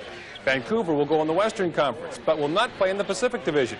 Instead, the Vancouver franchise will play in the Midwest. The way our schedule is done, really what's key is what conference you're in. Because basically you play everybody in your conference, give or take the same number of times, and without regard particularly to which division. Since that's where the opening exists, it seemed the easiest thing to do for the time being. When would you like to have people in place? When do you want to have a basketball person in place? Because really you don't have a lot of time. When you look at it, you've got, what, 18 months? Well, I think that it's somewhere between middle to the end of the summer, at the latest, to put the chief basketball individual president or general manager in place at that point. So the sooner the better, and really that's the next task ahead of the ownership group, is to select that and to work towards a resolution of the name. All right, on to hockey in just a moment. First of all, we'll let you know that we'll have more reaction on this story and more information on the Vancouver basketball story as we go to the streets of Vancouver for some reaction. That'll come up later on this edition of TSN Sports Desk. Okay, let's go to hockey now, and Game 6 of the Boston-Montreal series. The frustrated Boston Bruins, of course, after firing 61 shots at Patrick Roy the other night, still came out losers, and Wednesday Boston had to face the guy they're calling St. Patrick again, and they also faced elimination at the Montreal Forum, and there is number 33. But early on, he could thank his defenseman, Patrick Roy, out of position, and check out the save here by Eric Desjardins off the shaft of his stick. Great save there. Bruins get on the board first. Adam Oates spots Ryan Smolinski, not Cam Neely. It's usually Cam Neely he finds, but the one-timer by Smolinski gives the Bruins a 1-0 lead. John Casey's solid in goal and makes a good save there off Desjardins. The Bruins get another one. The Ray Bourque shot will be stopped, but it'll trickle to Steve Hines, and he beats Patrick Roy, so it's 2-0 Boston. And the Boston fans made the trip to Montreal happy about that. Habs get one back, though. John LeClaire behind the net does a good job of shaking off a check and rolls it around and sweeps it under Casey, so 2-1 Bruins. Kirk Muller of the Habs playing with cracked ribs. It's injured again on this play. He's forced to leave. But he returns to the game, and in the third period off the face-off, bounces off Ray Bork's skate, and who's there to pounce on it? Yeah, number 11, Kirk Muller. Game tied at 2. Bruins again regain the lead. Ally Afraidy in good position to zing one past Patrick Waugh through a bit of a crowd. Bruins led 3-2. Some big hits in this game. Watch Benoit Brunet get knocked down right here by Brent Hughes. Canadians got a great chance late in the third. Muller leads the 2-on-1. His pass over to Turner Stevenson, though, too high, and it jumps over his stick. The Habs do not get another one, and the Bruins bench celebrates. There will be a game number 7, and Patrick Waugh knows that'll be in Beantown on Friday. Here's the final score, 3-2 for the Bruins. A big win at the Forum. Smolinski, Hines, and Iafraidy with the goals. John LeClaire and Kirk Muller with his 6th of the series for Montreal. John Casey, 20 saves. Patrick Waugh, 22 saves. And the Habs, if they lose in Game 7, would be eliminated for the first time in the first round since 1981. Montreal fans would not want that to happen. Here's TSN's Michael Whalen with a post-game report. The Bruins stayed faithful to their tactic of driving to the net and creating traffic in front of Patrick Waugh, and it finally paid off as they won one here at the Montreal Forum, staving off elimination. It seemed like we played a little better when it was 2-2 than when it was 2-0. I think when it was 2-0, we were playing kind of a little edgy, and then when it got 2-2, I think we realized, this is the season right here. We have to, get something going, and I just told myself, I got to skate with the puck. I got to skate, because you can't be worried about making a mistake. You have to try and make the difference, and if the mistake comes from that, it's a lot easier to take. After tonight, I believe there's something missing. I hate to make a comparison with the past, but last year there's no way we would lose a Game 6 after winning the Game 5 at the game, the last game of the series. We would have won it, and seems like this year I don't know if we're not as hungry, or we don't want to pay the price as much as we did last year, or it's all that. And seems like right now I guess we got no choice now. We're going back in Boston, and we're going to have to play a big game. He's a goalie just like any other in the league. Sometimes a little harder than some, but we said, like last game, if we just keep shooting the puck and going there and causing some traffic, the puck's going to go in for us. I think the whole series has had that flavor to it. We've just, both teams have battled, worked along the boards and gone to the net real hard. And I don't think you're seeing anything different in Game 7. Well, we didn't score goals. We had opportunities. I was just mentioning a player like Turner Stevenson had 3 scoring chances. Our better players have to put the puck in the net. It's not a criticism, it's just a fact. And so it all comes down to one final game at the Garden on Friday night. The Bruins seem very confident as they head there, especially in view of the fact that the Canadiens' defense is really hurting. Matthew Schneider is still out with a knee injury, and it's obvious that Eric Desjardins and Lyle Odeline are playing hurt. Michael Whalen, TSN in Montreal. So the Habs lose. That was the only Canadian team in action on Wednesday. As for elsewhere, now you know that NHLers dial their games up a notch in the playoffs. They go to a reserve tank, to overdrive, if you will, and it makes for fabulous hockey. Very little fighting, great goaltending, and just tough, intense hockey at both ends. And goals can be hard to come by sometimes. Case in point, the Sabres-Devils series. Dominic Hasek and Martin Brodeur both incredibly stingy in net, but never more so than Game 6 in Buffalo Wednesday night. Let's take a look at the highlights of this one from the odd as John Muckler trying to pump up the crowd during the anthem. He knows that it's do or die. His squad with a great chance early. Yuri Himalev with a shot. Martin Brodeur, huge glove save right there. One of those hockey card saves we talk about. Sabres went in some hard luck in the second period. Dale Hawerchuk stopped. Wayne Presley going to the net. Does this go in off his skate inadvertently or deliberately? You don't know. Well, upstairs they seem to think he kicked it in, so referee Terry Gregson waves this one off. The third Sabre goal of the game to be disallowed. John Muckler livid about that. Third period, Hasek comes up with a save of the game. Off Stefan Richer. What a save. Did he ever get over there quickly? And yes, the Dominator is in fine form. 0-0, and they go to overtime. After a boring first overtime period, some excitement in extra overtime period. Dale Hawerchuk rattles one off the post right there along the goal line. At the other end, Hawerchuk will redirect a pass across and almost put it in his own net. This game stayed scoreless and went to triple overtime. Yuri Himalev, point blank. Brodeur turns him away. Don't forget, we're in the third overtime here. At the other end, late in the third OT, Niedermeyer in there, point blank, and Hasek guesses right. So this goes to a fourth overtime period, and early in that, here's how it sounded. Backhand by Hammond. He scores! Dave Hammond! Dave Hammond is mobbed by his teammates.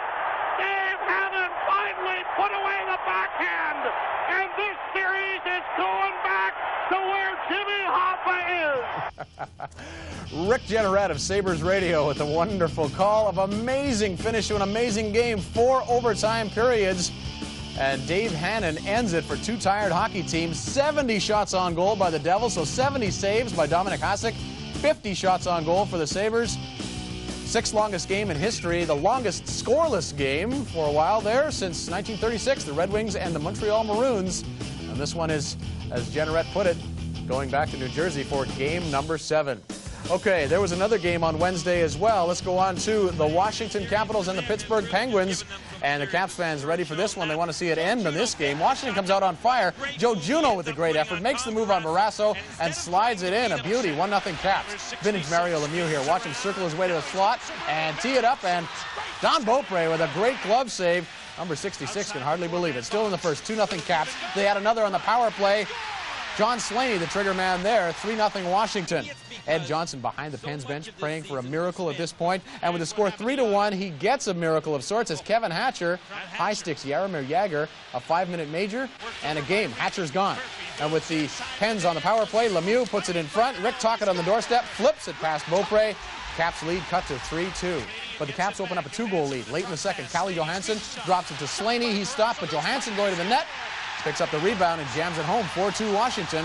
And the Caps fans sensing that this might be the end for the Penguins, playing some taps there. Washington doesn't stop there. Pavanka on the 2-on-1 with Poulin.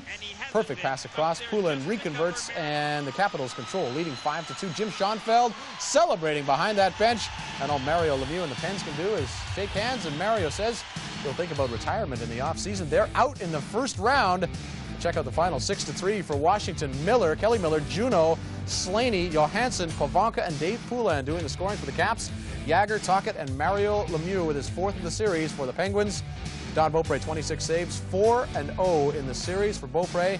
And the Caps will play the Rangers in the Eastern Conference semifinals. And Jim Schoenfeld, after the game, happy with everybody's effort. I'm so proud of our guys. I mean, it took a real physical, mental, and emotional commitment to play against the Penguins every shift because you can't relax at all. It's a hard style to play, and these guys in here were willing to pay the price to do it.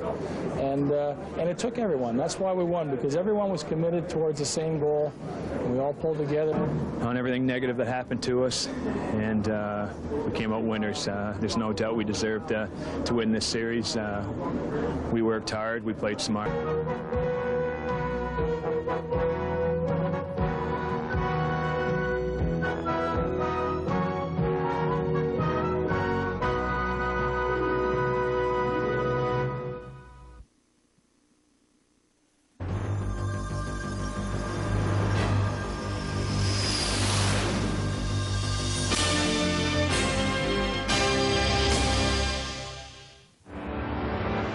Coming up on TSN Sports Desk, the Canucks try to get even with the Flames in Vancouver. Doug Gilmour tries to get a leg up on the Blackhawks in Chicago in Game 6. Kevin Brown has a hot hand against Joe Carter and the Jays. The Sonics lower the boom on the Nuggets in their first playoff game. And Vancouver has an NBA team. Now it's time to sell some tickets.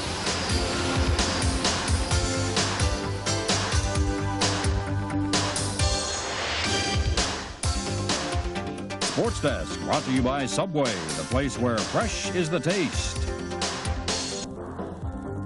And by Olympic. Choose from Olympic's full line of products that protect and beautify exterior wood.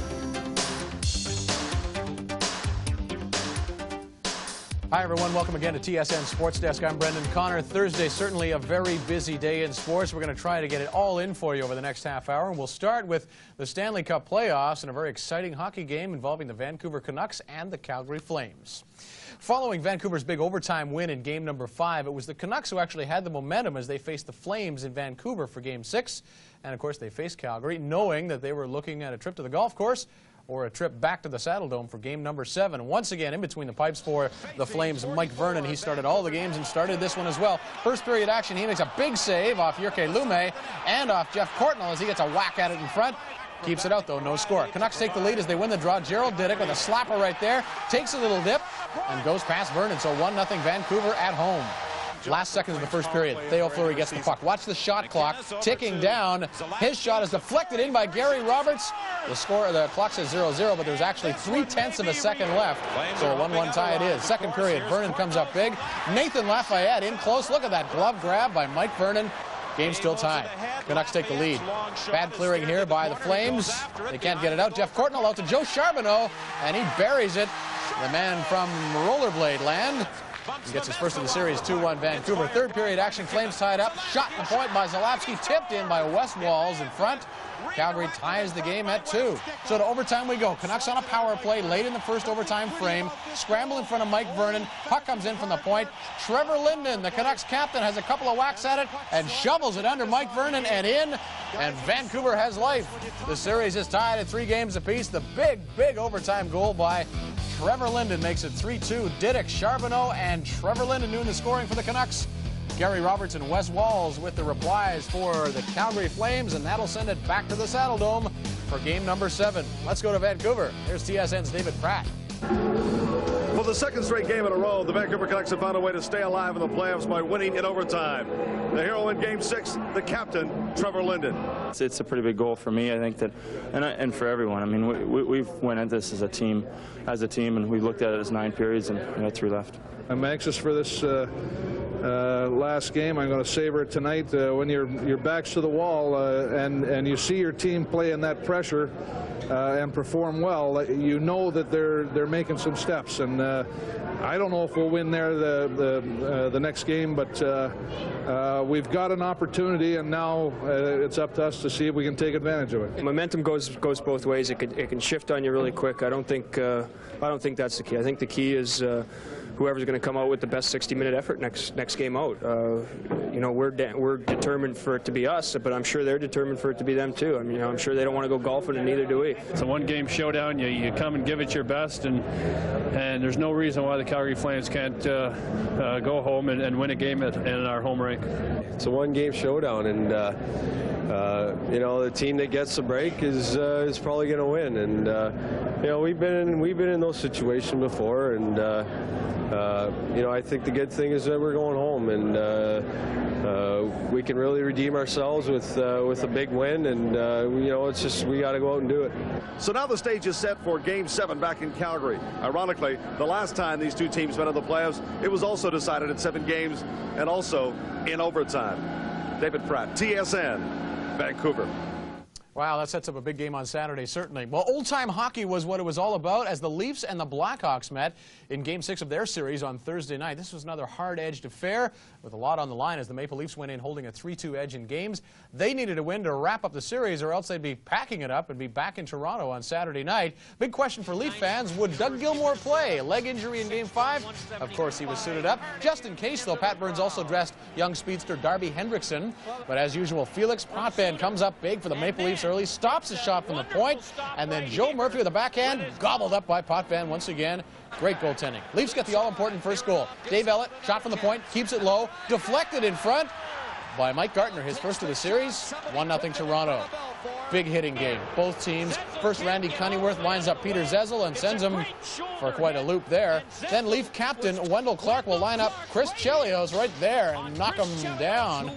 Chelios felt that. Chelios gets no pity. Later, he has his head down, and Dave Andreychuk catches him and knocks him down again. Ouch.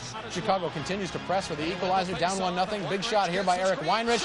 Potvin somehow gets a glove on that in the crowd and knocks it over the glass. Late third period. Still 1-0 Toronto. Darryl Sutter knowing time is running out. But the fans have faith. They don't want to leave Chicago Stadium on a bad note. This could be the last hockey game there ever. But as the clock runs down, the Hawks pressing, the Leafs holding them off. Toronto shuts out Chicago 1-0. Felix Potvin's third shutout of the series. The Leafs advance with a strong showing. 1-0 the final score. 3 games have gone to the 1-0 final score, and the Leafs eliminate Chicago in 6, and that was the final hockey game ever at venerable Chicago Stadium. Mike Gartner with the only goal. Felix Potvin stopping 26 shots. Last goalie to record 3 shutouts in a series, Turk Broda of the Maple Leafs, 1950. The NHL record for playoff shutouts is 4 in total. 6 goalies share it. The last was Ken Dryden, 1977. Let's get more from Chicago. Here's TSN's Rod Smith. It's not the way Chicago hockey fans wanted to say goodbye to this old barn, but even they would have to admit the final score was somewhat fitting. Low scoring, fine defensive hockey by both teams. Toronto needed a great defensive performance with Doug Gilmour not 100%, and this time they got it at Chicago Stadium. We didn't want a Game 7 because in a Game 7 there's no home ice advantage. We didn't want to have nothing to do with that. We wanted to end it tonight, and you got to give a lot of credit to a guy like Gilmour that goes out there with a little bit of pain, but really played hard. If I couldn't have had any movement, the movement that I wanted out there, I wouldn't have played. And the way Chris and the doctors took a look at it, they taped it up proper, and I felt pretty good on it. So if I would have went out and there wasn't the strength on it, I couldn't have played. We had a better first period. We started the game, we were ready to play. We were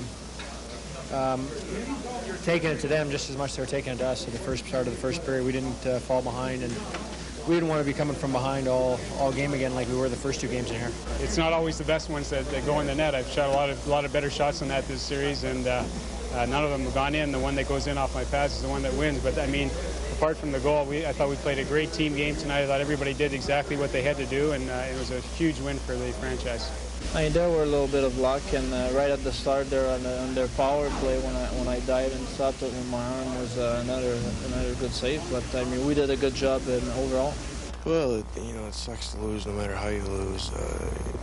We played well at times, but I think we obviously weren't going to win a series when we get shut out in 3 games. It's just been a tough year. We had a lot of things that we didn't need, distractions that we didn't need, and I guess it just finished on a bad note. Unlike last year, when all 3 of the Leafs' playoff series went the distance, they've given themselves a bit of a rest before moving on to round 2. The Blackhawks, meanwhile, get a much longer rest as they prepare to move on to the United Center across the street for next fall. Rod Smith, TSN in Chicago. Well, no matter what happened at Joe Louis Arena on Thursday night, 2 things would be evident. Certainly the Red Wings, very talented hockey team when they want to be. Sometimes I guess they just don't want to be. What were they doing down 3-2? To the San Jose Sharks. Thursday night, the Wings, of course, facing elimination at the hands of the Sharks, and the fans at Joe Louis Arena waiting for the real Red Wings to show up, and show up they did on Thursday night. Chris Osgood in net once again, and the Wings offense starts early in this one. 2 minutes in, Sergei Fedorov finally scores. Bounces in off a Sharks defenseman. Not a pretty goal for Fedorov, but he's on the score sheet. His first goal of the series, and Detroit takes off from there. Later in the first power play, Chiasson takes the pass from Coffey and buries a shot from the point, beating Artur Zerbe. Wings up 2-0.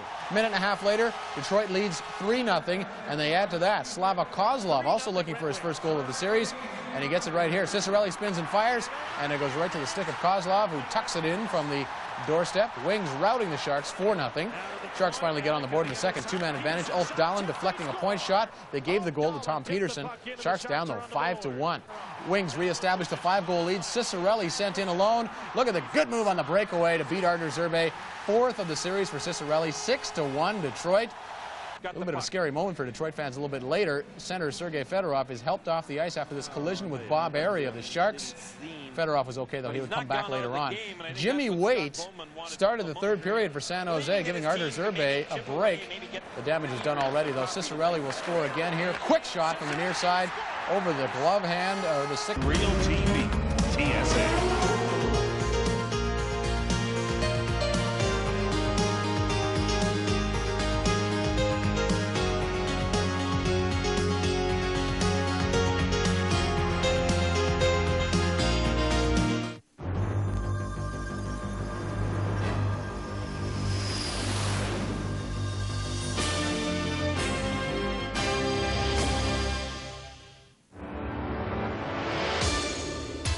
Coming up on TSN Sports Desk, the Bruins look to handle the Habs in Game 7 at Boston Garden. With the Sabres rattling, the Devils get their due in New Jersey. Controversy continues to follow Kings owner Bruce McNall, and we'll preview Game 7 of the Flames and the Canucks. And even Dudley Moore would agree Kirk Reeder is a perfect 10 these days.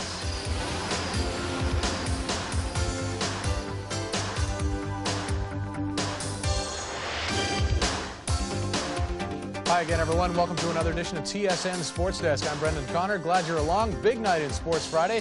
and certainly a big night for hockey fans of 4 NHL teams. The Sabres and the Devils, they went to game number 7. So did Bruins and Montreal. Let's start, in fact, in Boston, where the Habs had to hope that Patrick Roy could work his magic once again. You know, when you look at Boston and Montreal in Game 7, it's been a very interesting record over the years. Boston 8-6 in deciding 7th games in playoff series. But against Montreal in 7th and deciding games, the Bruins just 1-3. Montreal, by Jacques Demers' admission, didn't look very sharp in game number 6, and they faced first-round elimination here for the first time since the early 1980s. Let's go to Boston Garden and take a look at what happened. The Bruins go after Patrick Roy early. Good passing here, and it's Glenn Murray who bullets one right past Patrick Roy from the slot there. Second of the playoffs for Murray. 1-0 for the Bruins. Later in the first, Ted Donato picks up the puck, steps over the red line and blasts it. Patrick Roy doesn't get it all. It trickles in, and Kevin Haller can't get there in time. Bruins have a 2-0 lead after 1. Dr. Demers hoping his team can get back into it in the second period, but the Bruins just keep on coming. 1.5 minutes into the second period. Power play. Ted Donato slits a pass through to Adam Oates. He waits and fires through the 5-hole. Just like that, the Habs are down 3-0. John Leclerc trying to get the Montreal Canadiens back into it. Big hit here on Knipscher. But that doesn't rattle Boston, doesn't rattle Knipscher certainly. Stewart to Knipscher here, and he bats a rolling puck past Patrick Roy, who slid across too far. Boston with a commanding 4-0 lead. And the Bruins fans eating this up, of course, especially when Montreal are the victims. Cam Stewart playing well for the Bees. Here he nails Peter Popovich almost over the boards and into his own bench. Third period, Fred Knipscher leaves it for Ray Bourque, and he can still let them go, boy. And you watch it come into your living room. Zing, right past Patrick Roy. Boston with a 5-1 lead in game number 7. Looks as if Harry Sinden and the Bruins are headed to the next round. Cheer up there, Harry. The Habs got a couple of late goals, but Patrick Roy's face says it all. A valiant effort by this man through the playoffs, but he couldn't carry that team anymore. It's the Bruins who come up big in Game 7, and they are deserving winners as they beat Montreal 5-3, and they win the series. Glenn Murray, Ted Donato, Adam Oates, Fred Knipscher, and Ray Bourque, the snipers for Boston. Danfus with his first goal of the series. That was one of the problems right there. Kevin Haller and Mike Keane with the other goals. Montreal, the first defending Stanley Cup champ to be eliminated in the first round since Calgary in 1990. The Bruins have won 5 of their last 6 series against the Montreal Canadiens. Let's go to Boston now for a post-game report. Here's Michael Whalen.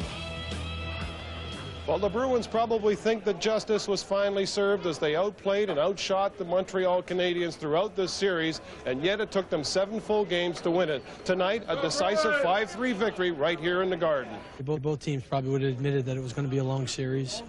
It was a battle, there's no question about it, right down to the last whistle. I mean, give them a lot of credit. They at 5-1, they could have easily packed it in. That's a lot of class. That's a very classy organization. Everybody knew, I'm sure, on both teams that it was going to be a long series, and it was going to be a battle all the way. And come to 7 games, I mean, it doesn't get any better than the 7th game in the playoffs. So, I mean, it was a good game. We got out to an early lead, and I mean, they played a great game. They battled really hard to get back into it, but we built too big a lead, I think, for them to come back.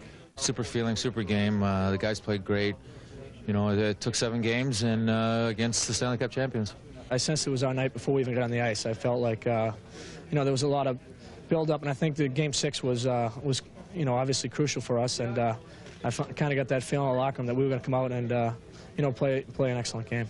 They came out very aggressive, and it seemed like we were just trying to play our regular style game where take the opportunities are there. We weren't forcing opportunities, and you know, maybe looking back, maybe we should have played aggressive from the start. Maybe they were taking some chances, and really that's not in our style of play, and they capitalized on them. We changed the game around, like I said, once it was 2-0, but by that time it was play catch up, and you got to give up the big opportunities, and that's unfortunate what we did. They won that Game 6 in Montreal. We gave them the momentum. It was to us to take it back, and you know, I thought the guys were ready, and we were ready, and they get the first one, and it was the first one was really important, I think, in that game, and they work harder and harder, and it was tougher, but we never let down, and we tried to came back, but we came back short from 2. So the Stanley Cup champs are out, and Boston moves on. In the other series that would end Friday night, really tough to say goodbye to one of these teams. One of the stellar goaltenders would have his season end on Friday night, and that's too bad. Dominic Hasek and Martin Brodeur, the youngster, last game made 70 and 50 saves respectively. It's been terribly entertaining, this hockey, and Game 7 was no different at the Brendan Byrne Arena. There is young Brodeur, maybe feeling the pressure of Game 7 at home, and there is Hasek Nothing gets him down. He's tested early. Makes a good save off Scott Niedermeyer right here off a blast from the point. The Sabres actually strike first and give Hasek a lead. Dale Howardchuk back to the point to Philippe Boucher, and he walks in and rips it past Brodeur, who is screened by Himmelab. 1-0 Sabres. Brodeur makes the save of the series, though, a bit later. They bobble the puck back there, and Dave Hannon will jump on it right here, but Brodeur reaches out with a glove, and Hannon puts it right into his trapper. Wow. Some huge hitting in this game. Look at Jason Dodd drill Randy McKay, and he takes it on the nose in the glass, and afterwards looks worse for the wear. Devils tie it up before the end of the first. Bruce Driver was shot from the point. Hasek will get a piece of it, but evidently he was bothered by Randy Moeller in the crease, or near the crease. Game tied at 1. And still not a capacity house up there in the upper reaches of Brendan Burns. Some empty seats. Don't know why. Great hockey game. Great series. More big hitting. That's Phil Guerin hammering Bodger. And here's Brad May giving it to Fetisov behind the net. Second period, still tied at 1. John McLean will just miss a tip in here. Goes over the net. Bernie Nichols gobbles it up, takes a quick look out, spots Claude Lemieux, and he lets it go quickly. A bang-bang play, a goal. 2-1 Devils. Now Hasek keeps the Sabres in this game. Terrific save here off Corey Millen in close. He's got the right pad out and makes the save. Later, Stefan Richer in alone. Good sniper. Hasek's got that one too. 44 saves in this game. What a great goaltender he is. The offense has one last chance to tie it up. Howardchuk can't get it through to find the net. It hit somebody in front. That would have tied the game. It did not, and the fans in New Jersey, even little Jason there, going home happy, and the teams congratulate each other on a great series of hockey. Wonderful goaltending and close-checking hockey. Boy, this is what it's all about. Bruce Driver and Claude Lemieux scored the goals for New Jersey. Philippe Boucher for Buffalo. Martin Brodeur just 17 saves, but Hasek, as we mentioned, 44 saves. Devils win their first playoff series since 1988 when they made it to the conference final, and Coach Jacques Lemaire happy and impressed by the goaltending. The time we're leading 1-0, we had maybe 5 chances to get the lead by 2 goals, and we never did. Hasek made great saves, and then they came back, and to keep the lead 1-0, Brodeur had to make 2 great saves. Well, I think we were fortunate in that we used our bench pretty well. We used 3 and 3.5 and sometimes 4 lines throughout the series, and I think we tried to go short shifts, and I think we did that effectively. So right now I think all the guys feel pretty good. We have to be ready and play the same kind of game. The good thing we played in Buffalo, it's a small rink, so we know what to expect in a small rink. Okay, so the Boston Bruins will go on to play the New Jersey Devils, and that will begin on Sunday afternoon, May the 1st. Brought to you by Super Nintendo. Next week, jumping for joy on Good Sports, Rocco's Radical, and on Goals, Spring Break. Later, dude.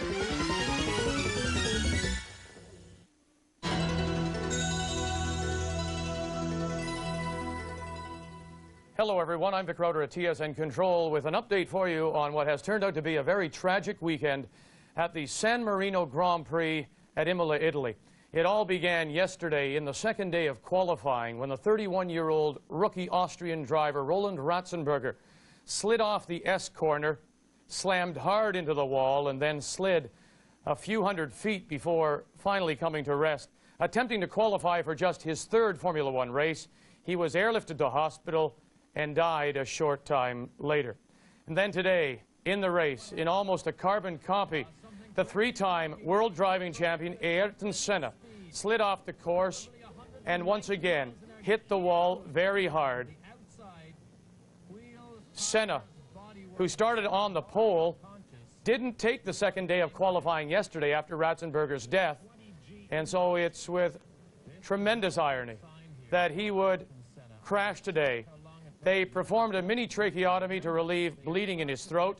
He was airlifted to hospital, where now he is reported in a deep coma and suffering a severe concussion. So the 34-year-old 3-time driving champion Ayrton Senna is in hospital in Imola, Italy, and fighting for his life. There was one other tragic accident today. It involved 2 cars, J.J. Leto and Pedro Lamy. That was right at the top of the race. The drivers weren't injured in that. However, a tire flew into the crowd, and 5 people were injured there. As for the winner, Michael Schumacher went on to win the race, shortened from 61 laps to 53. Second, Nicola Larini, and third, Mika Hakkinen. Sports Desk will keep you up to date the entire afternoon.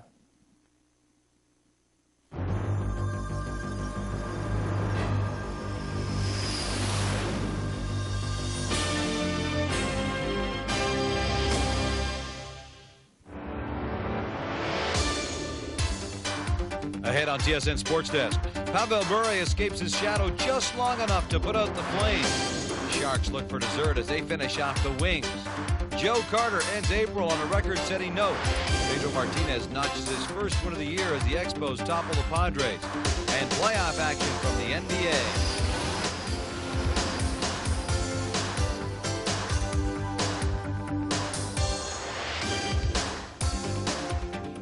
Hi, everyone. Welcome to the show. I'm Gino Reda. Great to have you along. You know, for the hockey fan, very little can compare to the excitement of a Game 7.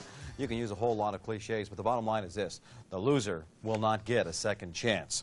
Saturday night's Game 7 at the Saddle Dome in Calgary will be remembered for a lot of things. People will talk about the intensity of the game. An incredibly physical affair it was. Some will recall Pavel Bure breaking out for a couple of key goals. But most of all, people will remember the spectacular performance turned in by Vancouver goaltender Kirk McLean.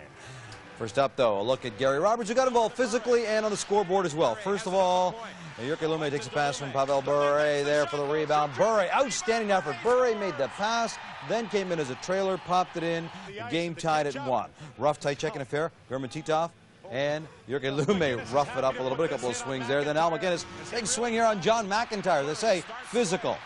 Theo Fleury then flies down the right wing, lets the shot go, beats Kirk McLean. That broke a 2-2 tie, made it 3-2 Calgary. The rough stuff continues. Gerald Didick runs Zarley Zalapski into the end boards. He hits his head against the glass, and then Zalapski hits his head on the ice as well. And you can tell when they helped Zalapski off the ice, he was really feeling groggy. The Canucks tied up in the third. They put the pressure on. Greg Adams somehow beats Mike Vernon. This game's all tied up at 3. Kirk McLean, unbelievable in this game, made 46 saves, many of them of the spectacular variety.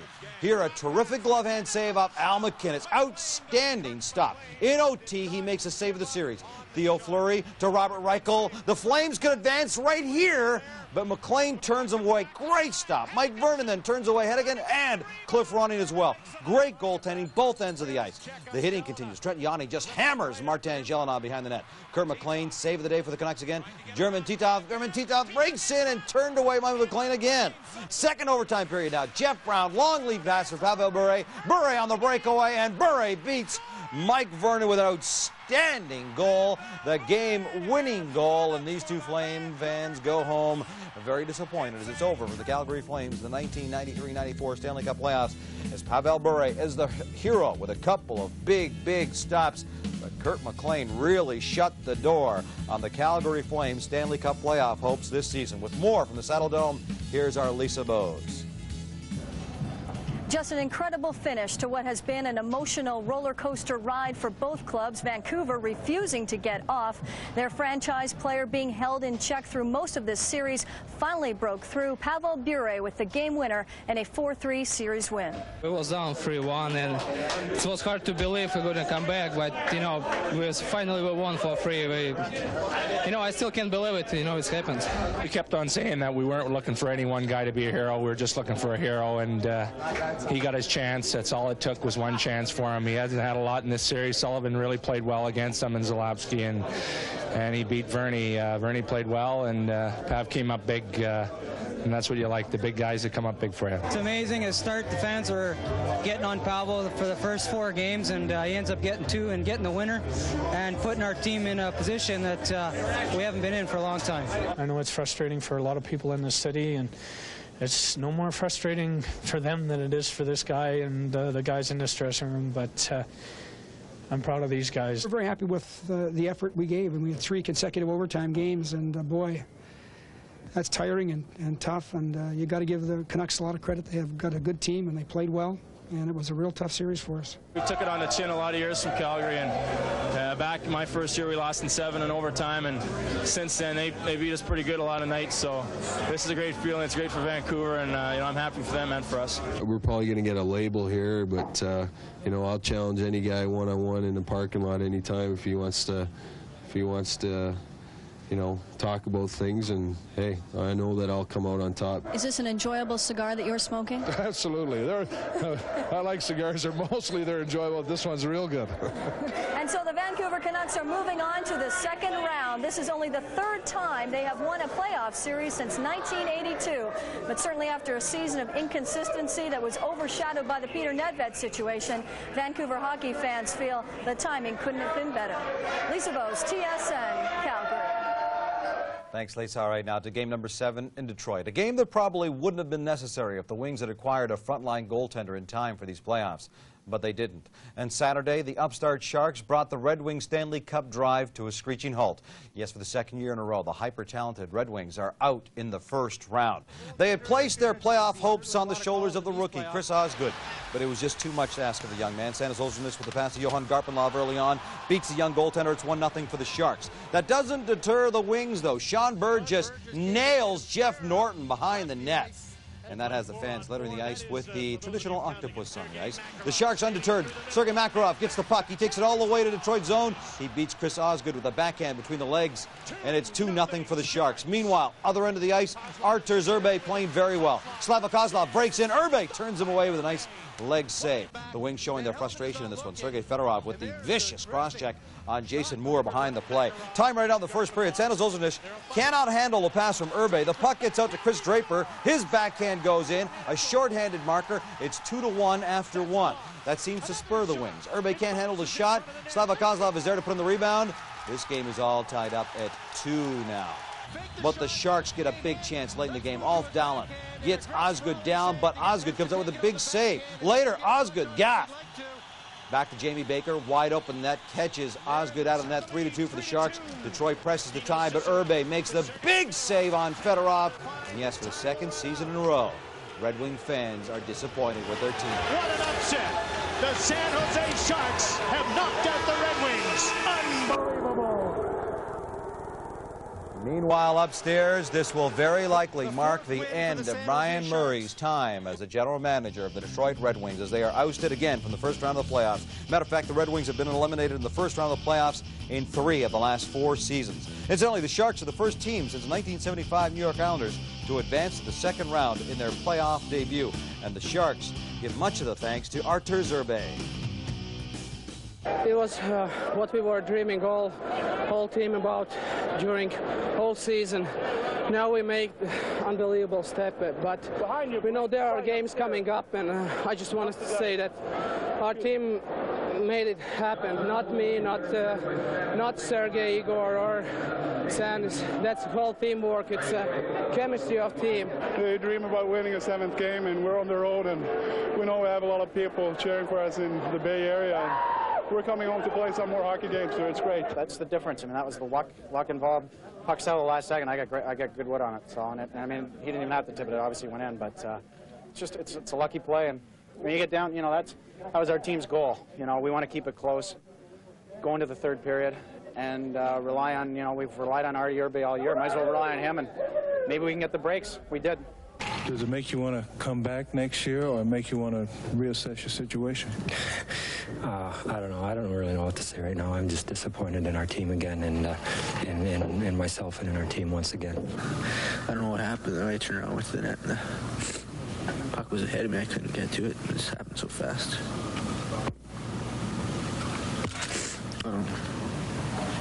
Every one of us, 25 guys, we had to stand up and be counted for. And, we did it one game, and tonight we didn't get the job done.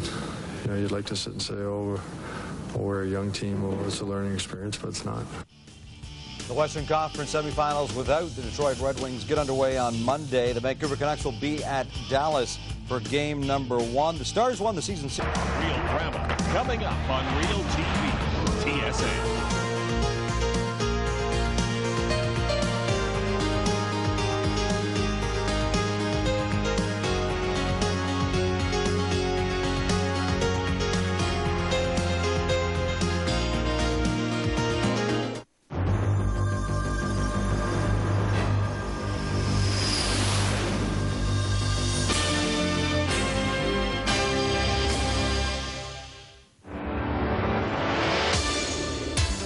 Ahead on TSN Sports Desk, three-time Formula One champ Ayrton Senna is killed at the San Marino Grand Prix. The Rangers are too strong for the Caps as they open up the Eastern semifinals. While the Bruins turn away the Devils in Game 1 of their series, Todd Stottlemyre is let down by the Blue Jays bullpen and all the action from the NBA playoffs.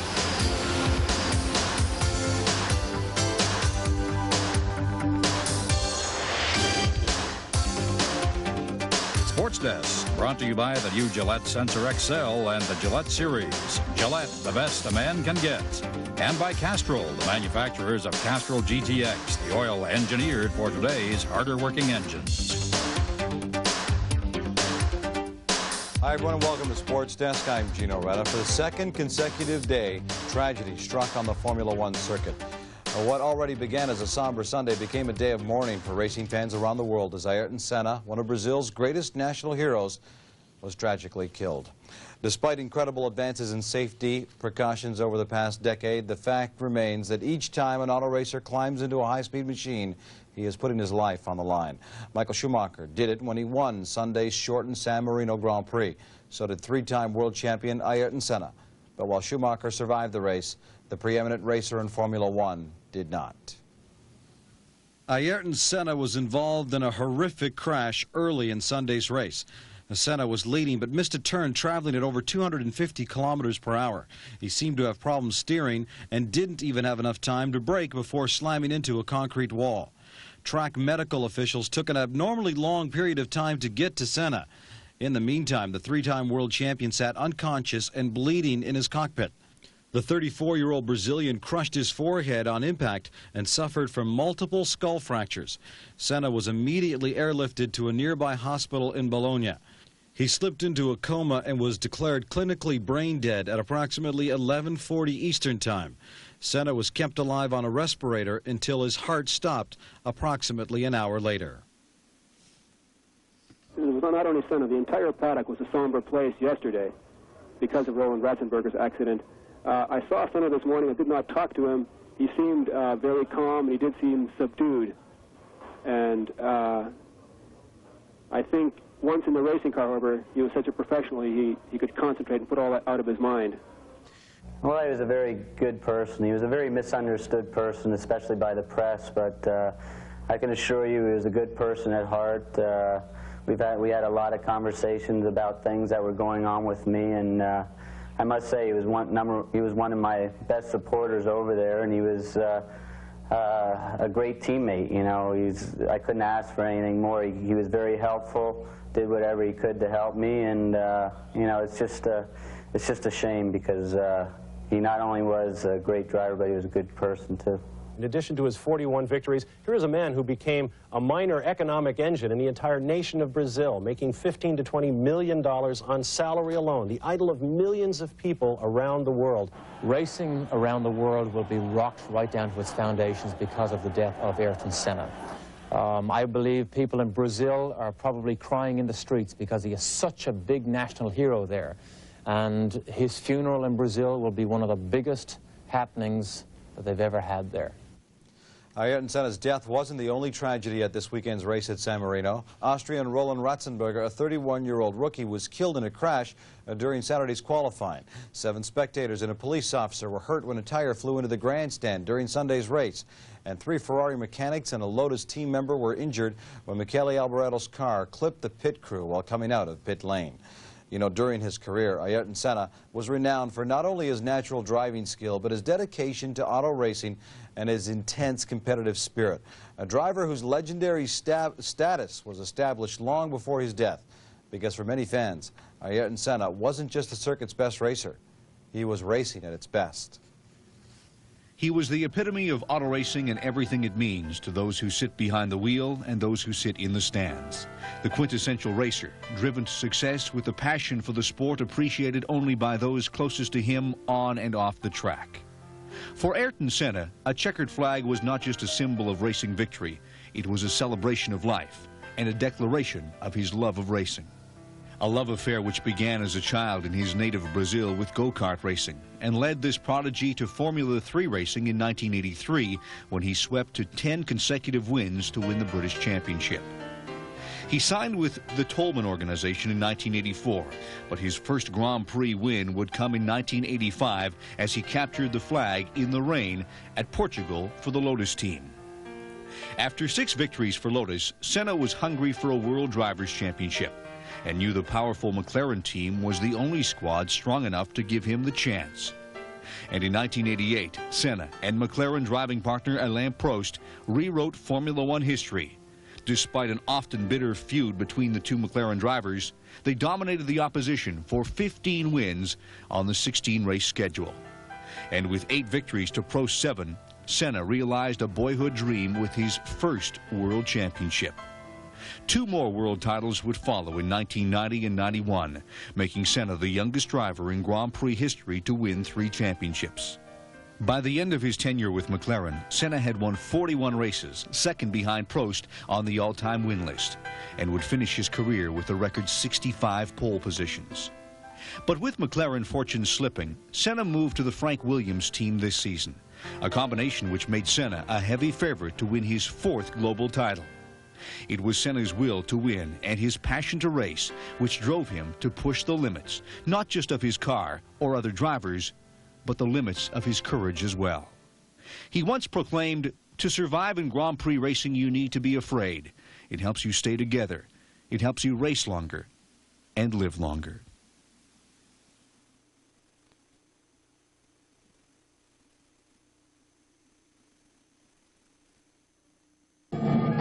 As one goes forth to unearth new treasures, one mustn't let primordial perspiration mess with one's style.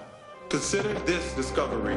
New right guard, clear power, clear gel, antiperspirant. An astoundingly clear gel. Thus, it goes on clear without any flaky white stuff. After all, when it comes to protection, one shouldn't mess around. New right guard, clear gel. Anything less would be uncivilized. As your engine revs higher, the oil inside creates a hydrodynamic wedge, a protective layer that builds up and keeps engine parts separated. But as your oil's viscosity breaks down, so can the wedge. That's why Castrol GTX provides maximum protection against viscosity and thermal breakdown. Because if your viscosity breaks down, what's next? Castrol GTX, engineered for today's harder working engines. Look for Castrol's free NHL hat offer at these and other leading outlets. For 54 years, Ranger fans have heard the same thing from team management. This is it. We'll go all the way this year. But the Rangers haven't laid their hands on Lord Stanley's Holy Grail since 1940. However, considering their talent and all the first-round upsets, this may very well be their year. New York opening the 2nd round of the playoffs at home at Madison Square Garden against the Washington Capitals. Mike Keenan's Rangers with 7 days off since sweeping the Islanders, and no ill effects of it as Mark Messier just taking seconds into the game. Big shot there on Don Beaupre, who makes a big stop. Then Alexei Kovalev centers the puck to Stéphane Matteau, who bats it out of the air, beating Beaupre, and the Rangers out on top by a score of 1-0. Just moments later, Michael Pavanka in on Mike Richter. Great effort by Pavanka, spinning Richter around and tying the game at 1. Jim Schoenfeld feeling good about the early goings in this game. But the Rangers have things going a little later on. Craig McTavish shows it out in front. Brian Noonan gets 1 poke at it, gets a second, finally beating Beaupre. New York back in front 2-1 after 1. Caps try to tie in the second. Sweet move here by Dmitry Kristich. His centering pass is deflected and off of Joey Juneau right between the pads of Mike Richter. Got to be good to be lucky. Caps do tie midway through the second. Kelly Miller side of the net, moves in front, beats Richter, and it's all even up at 2. Then it's 3-2 Rangers when the former Blackhawks kick into gear. It's Noonan this time, walks out of the corner, beats Beaupre, his second of the game. Rangers up 4-2. Another pair of former Hawks put it together as Steve Larmer centers it to Greg Gilbert. He beats Beaupre 5-2 at that point. Former Blackhawks combined for 4 goals and 1 assist, leading the Rangers to a 1-0 lead in this series. 6-3 to final score. Miller, Pavanka, Ridley the goals for the Caps. For the Rangers, it was Noonan with a pair, Leach, Matteau, Gilbert, and Messier. The Rangers scored 6 or more goals in just 7 of their 84 regular season games this year, Well, they've already scored 6 or more goals in 3 of their 5 playoff games thus far in these Stanley Cup playoffs. Elsewhere, Meadowlands in New Jersey, Boston Bruins visiting. Unfortunately for the Devils, not many fans on hand. 5,200 under capacity. The Bruins get the first goal as Steve Heinz makes a nice pass to Brian Smolinski into clear, beating Martin Brodeur, and it's 1-0 for the Bruins. Casey Strong in the Bruins net. Stefan Richer from the face-off circle, big blast, and Casey throws out the glove hand to make the stop. The Bruins get another couple minutes later. Brad Shaw gets the puck back at the point, fakes a shot, moves in, beats Brodeur, and it's 2-0 for the Bruins. But the Devils strike back on the power play. Bernie Nichols sideboards. He tees it up, blast by Casey. The Devils trailing by 1. It's a big hit into this game. Glenn Wesley lines up Scott Stevens, but it's Wesley who gets the worst of this big hit. He is shaken up. Both goaltenders continue to shine. Martin Brodeur stops. Joseph Stumple on the backhand. Down at the other end of the ice, Casey makes a terrific save off Bill Guerin. How he keeps us out, I'm not really sure. Casey also gets a little lucky. Randy McKay cuts in, puts one off the iron. Many Devils fans miss an entertaining game. A little sarcasm there on the banners as the Boston Bruins defeat the New Jersey Devils 2-1 in Game 1 of the best of 7 set. John Casey, 34 saves in this one. Smolinski and David Shaw, the goals for Boston. For New Jersey was Bernie Nichols, his first of these playoffs. And it seems a couple of the Penguins didn't take too kindly to their first-round departure from the NHL playoffs. According to KDKA-TV in Pittsburgh, police have issued warrants for the arrest of 2 Penguin players and a third person in connection with a brawl in a downtown Pittsburgh bar on Friday night. The players have yet to be identified. Well, Sunday was relatively quiet at the World Hockey Championships in Italy. Team Canada with the day off. Only one game on the sked. That was Italy defeating Austria by a score of 3-1. And with the win, the host Italians moved into 3rd spot in the A pool, right behind Canada and Russia, who are presently tied with perfect records of 4-0. Pool B looks like this. More real life, real drama coming up on Real TV. TSA.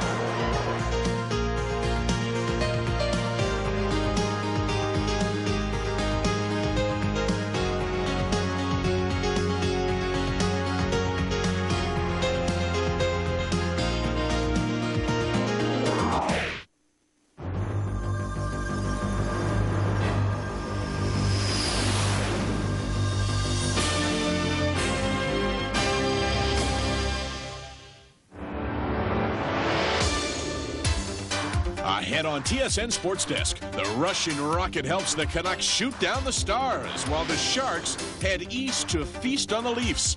The Expos pull closer to the first-place Braves. It's no hocus-pocus as Reggie Miller leads Indiana over the Magic. And it's time for TSN's Plays of the Week.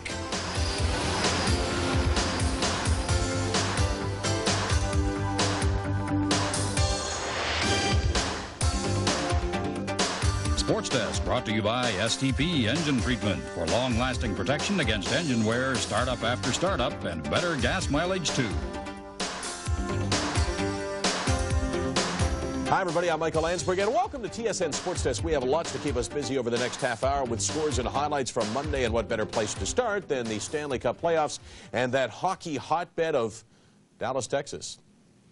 And could 2 teams ever come to a series from more different directions than the Stars and the Canucks? Stars breezed past the Blues in 4, while the Canucks went 7 grueling games against the Calgary Flames. The conventional thinking was let down for the Canucks in game number 1 against the rested sky-high Dallas Stars. Well, that conventional thinking was worthless because Bob Gainey's Stars were actually just a little bit flat-footed early on, and Pat Quinn's Canucks were flying early on in this one. Just 1:58 in. Murray Craven moves in on Darcy Wakaluk and beats him, and the Canucks are off to the fast start that they wanted, and they got more a little bit later on. They get a gift from Dallas's best player, Mike Modano, coughs it up, a terrible feed, and Jeff Courtnall with about a 15-foot slapper, no chance at all for Wakaluk, 2-0. Meanwhile, Shane Churla is the captain for the Dallas Stars, and he gets his team revved up with a huge hit on Brett Hedekin. And it works. Paul Broughton left all alone in front of the net, gets 2 whacks at it.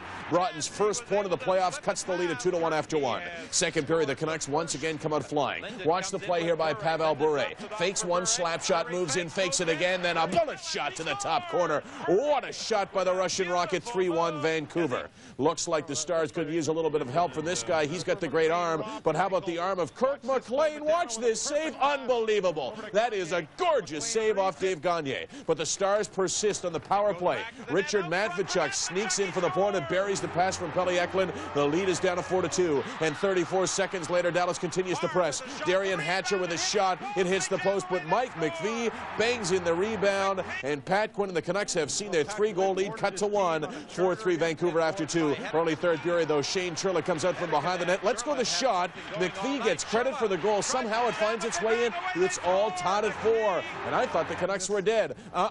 They continue to press, and they bounce right back. Martin Gelinas with a quick shot off the faceoff. He beats Wakaluk that minute 5-4. They added one more. The Canucks with a huge opening game road victory in Dallas, 6-4. I'll tell you, the most impressive thing was they led it 4-1. The game was tied at 4, but they were able to still come back and win the game. Craven, Courtnall with his 5th already. Boré red hot right now with his 4th. Lume's played well. He had his 1st. Gelinas with his 3rd. Linden with his 5th.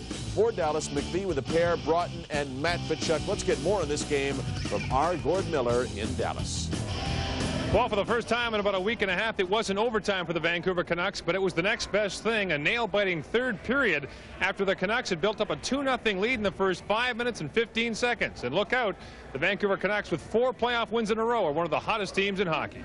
They weren't real sharp at the start, but they sure picked it up after the game went on. In fact, they probably outchanced us by a bigger margin than we've ever had in this whole series we've been in the playoffs. But fortunately, Kirk was good, and our guys, he bought us an opportunity to win. You know, a strange goal in the third there where I had it smothered in between my feet, and the guy kind of skated me into the net. But we never let it bother us, and we plugged away right to the last dying seconds. You don't like to do it the easy way, though, do you? No, I think we were fortunate tonight. Kirk McLean held us in there, made some big saves, and we got a nice one at the end there with Nathan winning the face-off back to Marty, and see that one go in is a big goal for us. We know Dallas. This is kind of the theme. If they score one goal, they might get a second one and a third one right away. So we got scoring this goal right away after. So we knew we had to be prepared, and we came back hard and we scored a goal, and we took it from there. Yeah, I felt a little little heavy, a little tired, a little kind of a bit out of game shape. It's nice. It was a nice break, but it might works both ways. We'll just have to see how this series goes and see if playing every other day for Vancouver maybe affect them later down the road. We're a team that doesn't give in easily, and I think the game tonight, the 4-1 lead that they had, represented the way the play went on the ice. We made some big mistakes that cost you goals when you throw pucks away and give out opportunities on the rush, outnumbered opportunities, and we have to use a lot of energy to try to gain those back. While the Stars do their best to downplay their loss in Game 1, the Vancouver Canucks aren't doing anything to hide their elation. With the 2-3-2 format in place for this series, no matter what happens in Game 2, the Canucks will have a chance to win the series at home. And as the San Jose Sharks proved in Round 1, the 2-3-2 can be a huge advantage when you gain at least a split on the road. Gord Miller, TSN, Dallas. Speaking of those Sharks, is it possible for a team to be brilliantly dull? If so, then that's the San Jose Sharks. Like any good team, they have a system, but unlike most good teams, their system is simply to wait. Wait for the other guy to make a mistake, then make him pay. Against the Detroit Red Wings, that system worked, and on Monday night they hope to make it work again as the Sharks and Maple Leafs open their series in Toronto. 2-3-2 format here. Ken Baumgartner back from his injured wrist, and I'll tell you what, he was hammering everything in sight early on. He took out Morin Baker at one time, then Sean Cronin banged as well by Baumgartner. The Leafs get on the board first. Mike Gartner with some strong work behind the net. Gilmore gets a whack at it. Wendell Clark gets a couple of whacks. He gets the goal uncontested. 1-0 for the Leafs. But the Sharks tie it a little bit later on. Garpenlov gets it after Peter Zezel gives it away. Garpenlov to Larionov, and he takes the shot that finds its way past Felix Potvin. Game is tied at 1. Baumgartner continues to be about the only Maple Leaf who really seemed to want to play in this game. Nice hit on Tom Peterson, but he left the game after one period with a sore shoulder. That's Ken Baumgartner going down. He did not return after the hit from Ellick. One of the few criticisms of Arturs Urbe is his inability to handle the puck. Here he gives it right to Mark Osborne, who says, "Thank Thanks very much. Maple Leafs out in front by a score of 2-1. But the Sharks tie it before the end of the period. It's 2-on-1. Bob Rouse hustles to get back in the play here. Kind of bad luck for the Maple Leafs here. Falloon loses control, then gets it back, and his backhand trickles underneath Felix Potvin. Not the prettiest of goals, but the game was tied at 2. A tough physical game with lots of clutching and grabbing, that San Jose style. Duchesne with a mugging on Andrechuk. Sharks then throwing it around beautifully. Late dying seconds of this game in regulation. Larionov to Garpenlov, and look at the smile. That tells it all. That's the game-winning goal. San Jose hockey to perfection. The Maple Leafs lazy and sloppy and not very sharp at all. San Jose waited for the chance. The chance came, and they made the Maple Leafs pay. 3-2, San Jose grabs the early lead in this series. Larionov had a goal and an assist. He leads all playoff scorers with 12 points, at least before that game in Dallas. Falloon with his first, Garpenlov with his third, Clark with his second, and Osborne with his first for Toronto. Let's get more on this game from Rod Smith at Maple Leaf Gardens in Toronto. The style of play that worked so well for San Jose during the regular season and in the first round of the playoffs worked again to a T in Game 1 against the Leafs. Toronto knew what to expect, a cautious defensive brand of play, waiting for the opposition to make mistakes and then pouncing on them, but the Leafs couldn't stop it from happening anyway. We could add more forecheck. I think our skill guys wanted to be more skilled than they wanted a forecheck, and that's what we can't do. We got to get in there. We got to forecheck them, and we didn't do that. They got to win another 3 games against us, and it's going to be a long series. There's no doubt. We got to come back and, you know, just put this game behind us, take the positive things from it, and come back, work hard tomorrow in practice, and you know, come back with a good attitude. That's the main thing. Very frustrating to lose like that at the end of the game, and you know, a real disappointing loss, and we got to regroup and come out and play a little harder next game. It gets frustrating if you play that type of game that they want to play, and I think that we did that tonight. It's something that we didn't want to do. We wanted to play more our style of game and put a lot more pressure on them than we did, and we had that at times, but not throughout the game. It's great, you know. I think we have to learn from the Detroit series. I think we came out in the second game there and didn't play as well, so I think we just have to learn from tonight and not get too high over the win, and you know, come out the same way on Wednesday. We got a lot of guys here that are talented in their own ways, and it might not be the nifty moves, but you know, we got Artie back in there. It could be the MVP of the league. And we got it, like I said, those Russians. We got a lot of guys that work hard and come to play, and that's why they're here, and that's why we're in the situation we are right now. We've played in a lot of pretty tight games this year, and you know, we'd rather hang in there in games than have games get behind. We don't like to get behind right away, and so we'd have rather not got behind, but fortunately we're able to hang in there and survive. So the Sharks have earned themselves at least a split of their 2 games here in Toronto before heading home for 3 games in California, and that's why Game 2 is so vital for the Leafs now. Another loss, and Toronto could be in a lot of trouble. Rod Smith, TSN, in Toronto. Now, forget the end of the Cold War. Forget the fact that it meant real life, real drama, coming up on Real TV, TSN.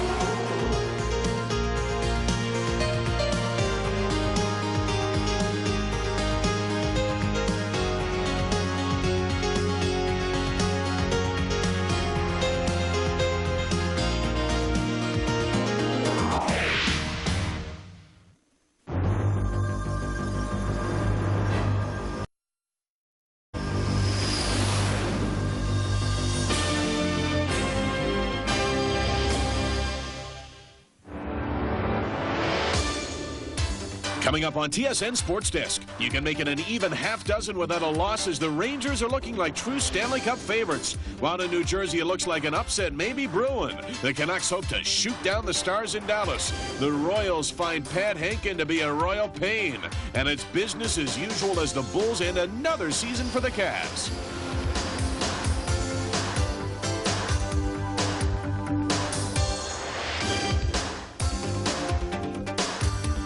Sports Desk, brought to you by the new Gillette Sensor XL and the Gillette Series. Gillette, the best a man can get. And by Olympic. Choose from Olympic's full line of products that protect and beautify exterior wood. Hi, everybody. Welcome to the show. I am Michael Landsberg. Later, 4 key NBA playoff games, but first of all, 2 key NHL playoff games. Starting in New York, Rangers just bristling with confidence against the Washington Capitals. If I'm Jim Schoenfeld, I'd do anything for a victory in game number 2. Every time the Rangers win, they get more and more confident, and unless someone shows them soon that they can be beaten, they may not seriously be challenged at all. Caps need a victory. In goal for the Capitals on this night is Rick Tabaracci, replacing Don Beaupre, who's injured. Tabaracci just 4-7 lifetime in the playoffs. Here's a red-hot playoff goaltender, Mike Richter. Look at this save by Richter right there on Peter Bondra. Just got to skate on it. The Capitals do open the scoring. They desperately wanted the first goal, and they get it. Hatcher with the shot right there. Richter sees it all the way, can't play it. And Keenan perhaps thinking of a change. No way, not the way Richter's been playing. Later on in the first, Joey Kosher actually gets the puck to hit him, and looked like there was a player in the crease, but no call. Game is tied at 1. Let's go to the second period now, and the Rangers take the lead. Essa Tikkanen with a drop to Zubov, and he hits a bullet. 2-1 for New York. The Caps quickly tie it, though. Mike Ridley in front of the net. Ridley will take one swipe at it. Wait for it. There it is. Not like you got any choice, right? Takes the shot right there, stops and gets it back again and gets it past Richter. 2-1 at that point. But actually, that made it 2-2. Still in the second period, the Rangers retake the lead. Messier with a great feed. A Tikkanen from the bad angle. 3-2 Rangers after 40. Third period, the Rangers are flying. Larmer with a feed to Graves, and it's 4-2. And just 19 seconds later, Alexei Kovalev with a Gretzky-like pass. It's up in the air, and it sits down right on the stick of Stefan Matteau. What a great feed that was. And Jim Schoenfeld knows that when the Rangers get on their game, they'll explode in your face and they'll kill you. That was the story in this one. Close game, 2-2, sailing right along, and then wham! The Rangers score 1, and then bingo, 2 more. 5-2 Rangers over the Washington Capitals. Ridley and Hatcher had the goals for the Caps. For the Rangers, Zubov, Kosher, Tikkanen, Graves, and Matteau. 6 straight victories in the playoffs for the Rangers, and Adam Graves takes a stab at explaining how they've done it. I think the big thing is that we believe in each other, and from the goalie out. And Ricky Rod played great for us early, and we owed him a little something later in the game, and it came from everyone. I think that's been the key to the Rangers' success to this point in the season. We haven't got contributions from just one guy here and there. We've got contributions from everyone, and case in point tonight, Joey Kosher comes off the bench and scores a huge goal for us. And that's just to re-emphasize the fact that when the Rangers are playing well, everyone's contributing. And the Rangers are definitely playing well. The other series is very different. Devils and Bruins look very close in talent, and any series that's close in talent usually comes down to the guy in goal. In game number 1, the guy in goal for Boston was John Casey, and he played superbly. But Casey is not money in the bank, and many felt it was just a matter of time before the goaltending edge swung over to the New Jersey Devils. Actually, neither goaltender very sharp in this one. The Devils get to Casey early on. Zelepukin takes advantage of poor Boston clearing. A bullet shot beats Casey 1-0 Devils. The Devils then look to go up by 2. Guerin streaks down the side. Ken Danico with a shot, but an unbelievable save by John Casey. Right there, sliding across. He made one earlier in the playoffs like that. A great save. The Bruins tied up Smolinski to Fedosov. That's right. Fedosov in front of his net will hit it into the corner, and about the 3 Fedosov fans in North America probably disappointed. Everybody else pretty happy about that. Devils take the lead. Randy McKay takes the feed from Bobby Holik. He lifts one past Casey. Devils restore their 1-goal lead. On to the second period. This was a neat game, back and forth. I thought a number of times one team was going to take control. Scott Stevens with his shot from the point. Just a little snapper that beats Casey. That's kind of weak goaltending there. 3-1 at that point. Then in the third, the Bruins turn the game around. The score is tied at 4. Ted Donato right there. Donato screwed his name up twice there. The third time I get it right. 5-4 hockey game. Devils try to tie the game. Now, with the goalie on the bench, Ally Afraidy, terrible clearing. A horrible miscue. He could have got it out, but he didn't. The Bruins press. They've got an opportunity here. There's the shot. It sits in front of the net. Kicked out. Now, driver, one chance. It flutters into the net. What a wild 10 seconds that was. Afraidy couldn't clear it. The Devils tie it. The Bruins, though, have an opportunity here in overtime. Adam Oates watched the move right there on Niedermeyer. A beauty. Is he going to shoot? He's going to pass to Don Sweeney. An amazing play by Oates. I thought for sure he'd pass or shoot, but he ended up with the perfect feed, and that was the game-winning goal. Whew, what a game that turned out to be. Boston in overtime. Forget momentum. It didn't mean anything in this one. The Devils tied it with 3 seconds to go, but Boston wins it 6-5. Wesley, Smolinski, Afraidy, Donato, Hines, and Sweeney with the overtime winner. For the Devils, it was Stevens, McKay, Zelepukin, Dowd, and Driver. Bruins lead the series 2-0. It switches to Boston Garden for games 3 and 4 on Thursday and Saturday. And let's hear from the guy who won it for the Bruins, Don Sweeney. Well, actually, Stevie Hines picked it up on the right boards and saw me standing kind of still in the middle of the ice and passed it over, and Adam just kept going and gave it to him. he made just a hell of a move. I don't know on who. He's in here, and he sees me. I mean, he sees the whole ice so very well. You know, I was kind of, the guy was back checking, but fortunately I got it away quick. Still a weird play, passing it back when you're in the clear. You've heard the term character team? Well, it's used in a number of different ways. More real life, real drama, coming up on Real TV, TSN.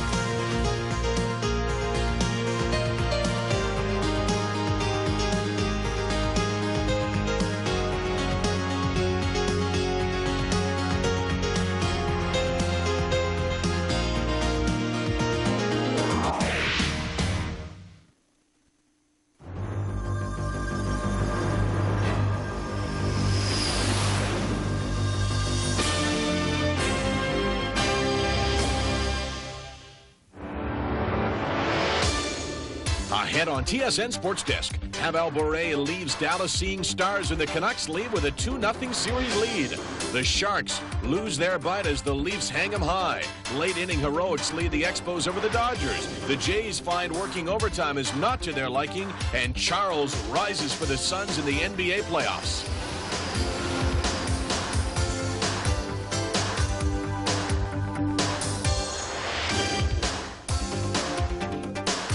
Sports Desk brought to you by Makita Canada Incorporated, Canada's leading manufacturer of professional power tools.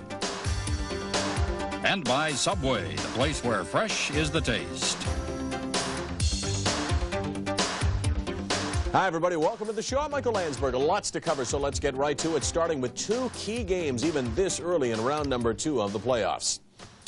Key game number 1 in Dallas, Stars against the Canucks. One of the most impressive performances I have seen this year was Vancouver beating Dallas in game number 1 right in Dallas. Extra tough when you remember how much the Canucks had to expend to beat the Flames in 7 games. The Canucks had the chance to do some real damage as they played game 2 of their series before moving to Vancouver for 3 games. So they were in outstanding position if they could win this one. Andy Moe gets the start in goal. It had been Darcy Wakaluk all along. Meanwhile, Pat Quinn not making any changes, including his tie. 5 in a row for his tie. Hopefully it's not 5 in a row for the shirt. Quinn's superstition pays off early on. Cliff Ronning with a great fake by Ronning. Smolnik bites. He rips one past Moog. 1-0 for Vancouver. Pavel Bure, a vicious elbow to the head of Shane Churla. Bure has taken a lot of abuse in the series, and he dishes it out big time now. He perhaps could have been thrown out of the game. Churla saying, no call, what's going on? Kirk McLean putting in another excellent game for the Vancouver Canucks. Boy, has he ever been super. Watch the save by McLean. The key here is good positioning on Brent Gilchrist. The Canucks add to their lead late in the first period. Ronning is stopped. Andy Moog, though, can't corral the rebound, and it is banged in by Bure. 2-0 for Vancouver. Dallas looking for someone to stop these Canucks, and maybe the Moog clone in the audience is the better guy to do it. He stops Murray Craven, though, right there on a nice save, and then the rebound once again in front all alone. There's the snapper, but Moog with an excellent save. But he can't stop them all. Pavel Bure may be the fastest skater around. Watch him turn on the Jets. Hatcher is not slow, but he blows by him, then blows past Moog and puts it in to make it 3-0 for Vancouver. And does this face say it all? Look at the stare by Bob Gainey. He looks comatose, and in fact, so too did the Dallas Stars. Another great game by the Vancouver Canucks. They are now up 2-0. Both wins on Dallas ice. Canucks over Dallas 3-0. Bure with a pair is 5th and 6th in the playoffs. He has certainly come alive. Ronning with his 3rd. McLean made 19 saves in the 3rd period, 39 in total. But I don't think there's any question the story of this game was Pavel Bure. Let's get more on Bure and the game from Gord Miller in Dallas. The Dallas Stars stubbornly refused to assign a shadow to Pavel Bure, and in game 2 of this series, the Russian Rocket made them pay. 2 good goals, too many good scoring chances to count, even 2 big hits as the Canucks took a 2-0 lead in the series. He got a couple of good chances tonight and was, I think the hits on him early really got him into the game, and he was real sharp tonight, especially early in the game. I think we play good as a team, not just by myself. You know, everybody take a hits, take a punch, just sacrifice himself, do whatever it takes for the win. I thought he was the best player on the ice. I thought he should have been ejected from the game in the first period for an elbow on Shane Churla away from the play that the referee saw and chose to ignore. Other than that, he was the best player on the ice. It's been frustrating. Every play seems to be hitting those guys, and Kurt McLean's playing great net. He's making some great saves, really keeping them in. And seems like there's you know, a dozen or so guys we got to shoot through in front of the net. Pucks bouncing over our sticks. We're really not you know, crisp with our passes. It's frustrating though. We're getting some good opportunities that should be going in. We came out and played strong as a team, and I said before, time and time again, that when you play a good team game with good team effort, the individual achievements and the individual play takes care of itself, because it gives you a chance to, for in Pavel's case, it gives them a chance to open up a little bit, because it forces them to pinch, so we get more outnumbered situations. We're just, you know, really being disciplined out there and sticking to the plan. I mean, we've got, you know, 20 guys just doing the things we set out to do, and you know, it's a good feeling to be part of it. We've got 2 games, and it takes 4 to win, and we don't have them yet. And I don't underestimate that team. I've seen them down the hall. I've seen them be too good, and you know, we've got 2 games. That's all we have, and I'm happy for them. If the Canucks are keeping it quiet heading home, it's for a good reason. Over the course of the regular season, Vancouver was just 1 game over 500 at home. But for the Canucks, they can look at it this way. If they play 1 game over 500 over the next 3 games, this series is over. Gord Miller, TSN, Dallas. It took exactly 1 game for the pressure to be squarely focused on the Toronto Maple Leafs. The gun was aimed at their heads after losing game number 1 in Toronto to San Jose, and the gun had 3 bullets in it, just waiting for a series shift to San Jose, where the Sharks have games 3, 4, and 5. It all added up to a must-win for Toronto on Wednesday night, and the crowd certainly cranked up for it. All kinds of blue in the stands. They were asking for hitting early on. Wendell Clark with a near hit on Sean Cronin. Pat Burns has his game face on and the game language as well. Dave Ellett with a feed to Dmitry Mironov. The fans clamoring for more shots in the power play, and you can't get a better shot than this. It goes in and out, and the Maple Leafs lead at 1-0. They went upstairs for the call, but upstairs of more interest is Tom Cruise and Buck Henry. On the ice, the real interest centers on Felix Potvin. Potvin playing well. The Leafs preventing many chances here. The Leafs go up by 2 in the second. Todd Gill with his shot from the point. Number 11, Mike Gartner, goes hard to the net, picks up the puck over the shoulder of Herbe. 2-0 for Toronto. Ken Baumgartner wasn't supposed to start, but he did, and he certainly helped out with a couple of hits like that one. Later on in the second, Doug Gilmour gets it to Mark Osborne. Osborne not that comfortable with a puck, but he gets it past Herbe. Osborne contributes 3-0. Herbe forced to make some big saves. Watch Herbe put his legs in a position. Incredible save by Herbe, stretching to make the save on Wendell Clark. More hitting now. Silva and Lefebvre with a simple demolition of Bob Airy. Felix Potvin continues to play very well. That's his best save of the night off Ray Whitney. Leafs press for more in the third. They want to put this one away and even the series, and they do. Dave Ellett fires the pass to Doug Gilmour. Gilmour with a good game, a goal and 2 assists, 4-0 for Toronto. Leaf fans certainly happy about this one. They feel much better. Don't feel too good about this. Jamie McCowan takes one in the knee. He was forced to leave the game. Certainly for Leaf fans, they're hoping that he will not be forced to miss any action. 5-0 in the third. The only question is, would he get the shutout? The answer is no. Rebound by Gaetan Duchesne that cut the lead to 5-1, but once again, this one was basically over. Leafs put it away with an impressive second period, and the Sharks bite. Not too fearsome on this night. Toronto 5 and San Jose 1. Duchesne with the only goal for San Jose. For Toronto, Mironov, Gartner, and Osborne all with their seconds. Gilmour and Clark with their third of the playoffs. Series is now tied at 1. Leafs outshot San Jose 38-20. Dave Ellett had 3 assists, so he played well. But I guess one of the stories was Gilmour. He played well and then was able to rest. And let's get more from Rod Smith in Toronto. If this had been a regular season game, there's no way Doug Gilmour would have played. His ankle was that bad. But of course, with so much more at stake, he did play, and play so well that he once again proved why he's one of the NHL's top players. Even after helping the Leafs get a 3-0 lead, he chose not to rest the ankle, stayed out on the ice, and scored the goal that all but ensured a series split. You can't say enough about Dougie. He's you know, he's playing hurt right now, and he's all heart, and you know, for him to even be out there is an inspiration for the rest of us. Just says it all about you know, his attitude and kind of leader that he is for our team. You know, when you see a guy who's not 100% there as far as his physical ability, but his heart, it makes up for all that, and you know, that encourages and inspires the rest of the team. That you know, when he goes out there and does what he does, it's just truly an encouraging thing. Dougie's played well. He's had the injury now since the start of the 6th game in Chicago series, so he's been dealing with it since for over a week now, and that's the competitor that he is, and the competitor he always will be. We knew what we had to do. We had to play our own game, and that's a physical game and a dump and chase game, and that's what we did tonight. Came out hard tonight. I mean, you know, we knew exactly what they were going to do. They dumped the puck in and they got on us, and that includes all the lines. They got on Igor's line just as much as any other line. They play type of hockey they play against Chicago Blackhawks. So, and I guess our team or our guys were not fresh tonight, so that's why they outwork us and out-hit us. This is the first time the Leafs have beaten the Sharks in 6 tries if you count regular season play. Barring the unlikely 3-game sweep by either of these teams in California, they should be back here for Game 6 next week in Toronto. Rod Smith, TSN, in Toronto. Okay, the Eastern Conference action returns on Friday. It's the Bruins leading the series 2-0. Make that on Thursday against the Devils. The Devils now travel to Boston. Always a tough place to win, but they are desperate for a victory. Same thing for the Washington Capitals. They are desperate for a win, but after having seen the Rangers line up. Stay tuned for more real life, real drama coming up on Real TV, TSN.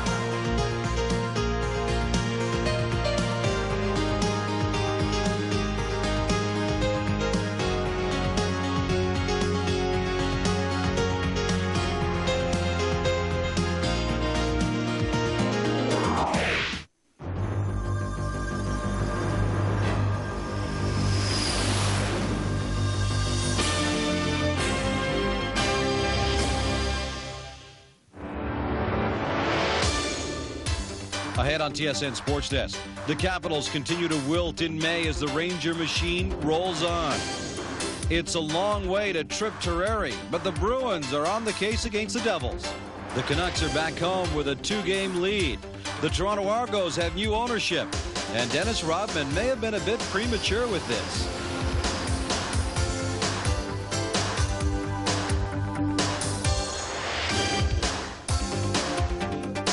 Sports Desk brought to you by Subway, the place where fresh is the taste. And by Olympic. Choose from Olympic's full line of products that protect and beautify exterior wood. Hi, everyone, and welcome to TSN Sports Desk. I'm Gino Reda. Great to have you along. We have lots to keep us busy over the next 30 minutes. All the action from Major League Baseball, the NBA playoffs, and news from the CFL. But instead of talking about it, let's get right to it. And let's start in Landover, Maryland, where the Washington Capitals were facing not just the New York Rangers, but the prospect of being dominated for the 3rd straight game of the Eastern Conference semifinal. The Rangers have been nothing short of awesome. And if Thursday night's game was any indication, they're prepared to stop nothing short of making fast work of the Washington Capitals. And Jim Schoenfeld knows that that is exactly the scenario going into this game. They don't get off to a good start. Rangers get a cheap one. Sylvain Cote has the puck go off his skate into the net. Brian Leetch gets credit 1-0. Then Beaupre tries to clear. Instead he gives to Mark Messier, who tucks it in. And the Rangers looking good while the Caps are not. It's 2-0 New York. Rangers continue to roll. Alexei Kovalev sets up Steve Larmer, and that's a pretty goal. And that makes it 3-0 for the Rangers. Meanwhile, the Caps are getting hurt as well. Peter Bondra goes down. He's winded. Joey Juneau goes down. He's got a knee in the groin area. Both of them stayed in the game, though. 3rd period action. Capitals losing their cool. Kevin Hatcher punches Jeff Bukaboom in the yap. He gives a 2-minute minor for that. And then later on, Keith Jones takes a run at Craig McTavish. McTavish a little upset. Finishes off a nice little slash in the back of Jones's leg. Still 3-0 Rangers. Mike Richter played well. Wasn't tested an awful lot, but did look good when he was tested.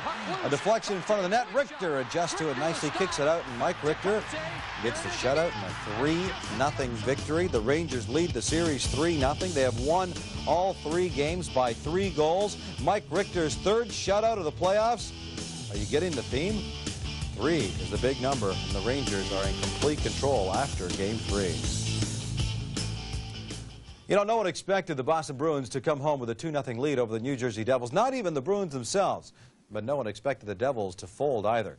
Not with Jacques Lemaire behind the bench. Thursday night, they were at the Garden, and even the Bruins had to give the Devils their due, if you know what I mean.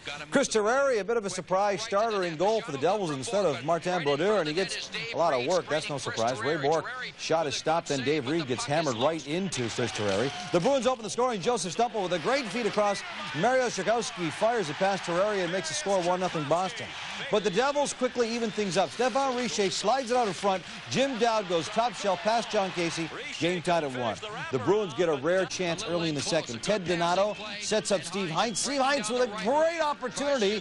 Terreri looks to misplay it, but then gets the leg up in time to make the stop. Jacques Lemaire then rallies the troops to the bench and says, here's what we want to do, and here's what his plan was. On the power play, shot from the point, Tommy Albeline sneaks it past Casey, and it's 2-1, Devils on top. They up their lead early in the third period. Bob Carpenter with a shot. Casey makes a stop. Tom Chorski is there to pop in the loose puck, and the Devils take a commanding 3-1 lead. But two key plays in the third almost allow the Bruins to get back into it. First up, Brent Hughes nails Chris Terreri with a huge body check. No call. A few seconds later, Terreri retaliates with a couple of blocker chops to Hughes' chin. He gets a double minor for that. That lack of composure almost cost him. The Bruins then, from the nearly impossible angle, Iafrate beats Chris Terreri, and it's a one-goal game with Iafrate's goal, and the fans love Al Iafrate. They get a chance to tie it up. Cam Stewart then with the big shot from in close. Chris Terreri stops him, and then Cherkowski with another opportunity, and Terreri stops him as well. And in the end, the New Jersey Devils stopped the Bruins to Boston Garden 4-2. The final score, Chorski with 2, Dowden, Albeline for New Jersey, for Boston of Cherkowski, and Al Iafrate is third of the series. The Bruins now lead the series 2-1. The road team has won each of the 3 games thus far in this series. Semi-final conference action picks up in the Western Conference on Friday. Dallas will be at Vancouver. The Canucks in complete control of the series with more on game number 3. Here's David Pratt. Running. You know what? That's the kind of guy he is. Sometimes it's tough to tell whether or not he's just messing around. Play it for real. Jays and Brewers on TSN. Yep. There goes Joe.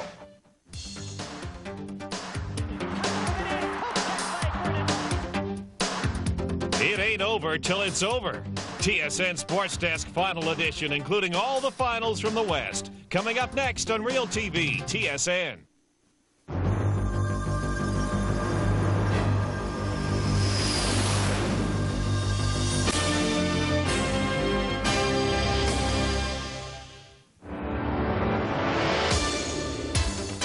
Ahead on TSN Sports Desk, the Canucks try to contain Dallas's shooting stars. The Leafs face a shark attack even Roy Scheider would fear. Greg has the Maddox touch against the Expos. Lennox Lewis has an easy time defending his WBC title. And Patrick Ewing looks for some net gains in New Jersey.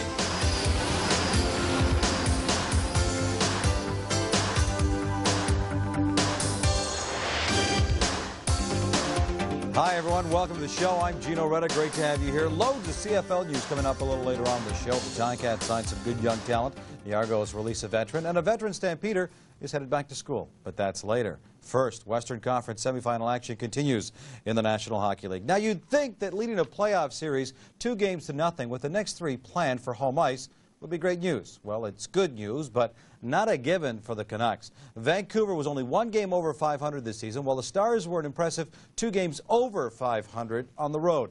You can certainly count on the Vancouver fans, though. They certainly did their part in this game. A sea of white welcoming home the Canucks.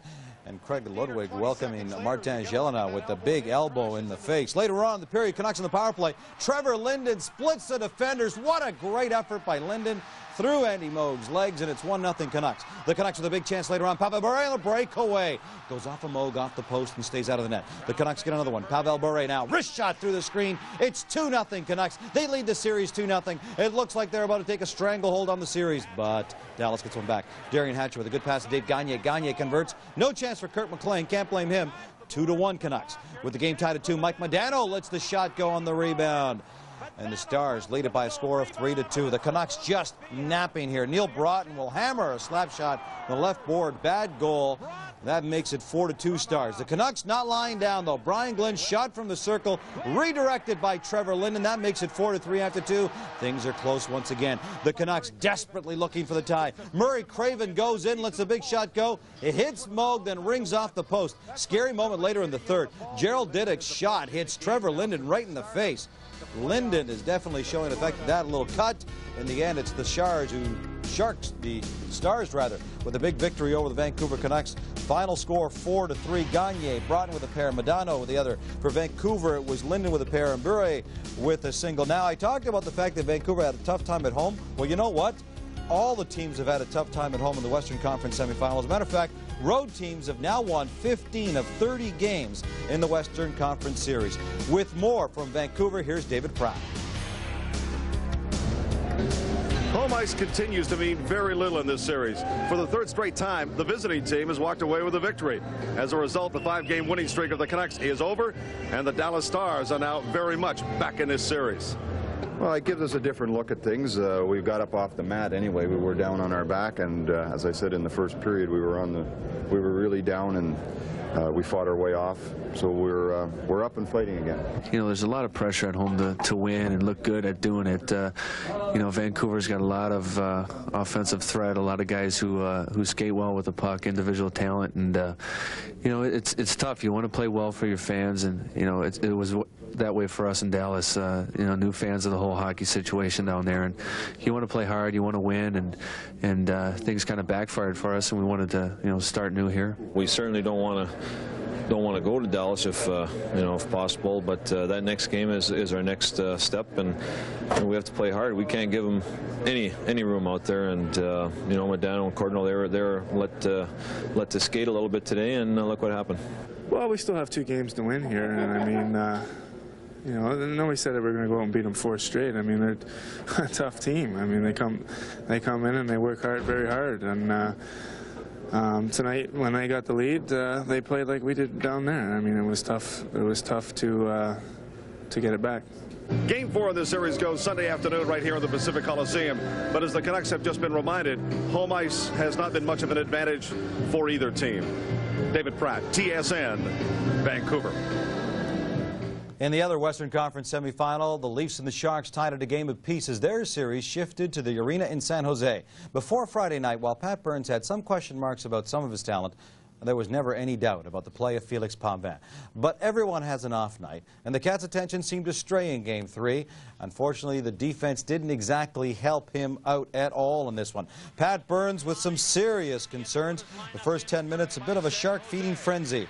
The Leafs can't do it. Jamie Baker gives to Bob Airy. His innocuous-looking shot beats Felix Potvin, and it's 1-0 for the Sharks. But the Leafs come back. The Sharks give it away. Nikolai Borishevsky will pick it up after Gilmore does a good job of picking a pocket, and Borishevsky beats Artur Zerbe. Game side of 1. Some big hitting as Dave Ellett just rubs Sandis Ozlanic into the end boards. The Sharks come out flying in the second period. Bob Airy's shot tips off Todd Gill's skate. Jamie Baker the shot, and beating Felix Potvin 2-1 for the Sharks. They strike again a couple of minutes later. Ulf Dahlin has the puck behind the net. Kind of a unusually weak effort here by Felix Potvin as Ulf Dahlin goes right around the wraparound. Felix Potvin down way too early. 3-1 for the Sharks.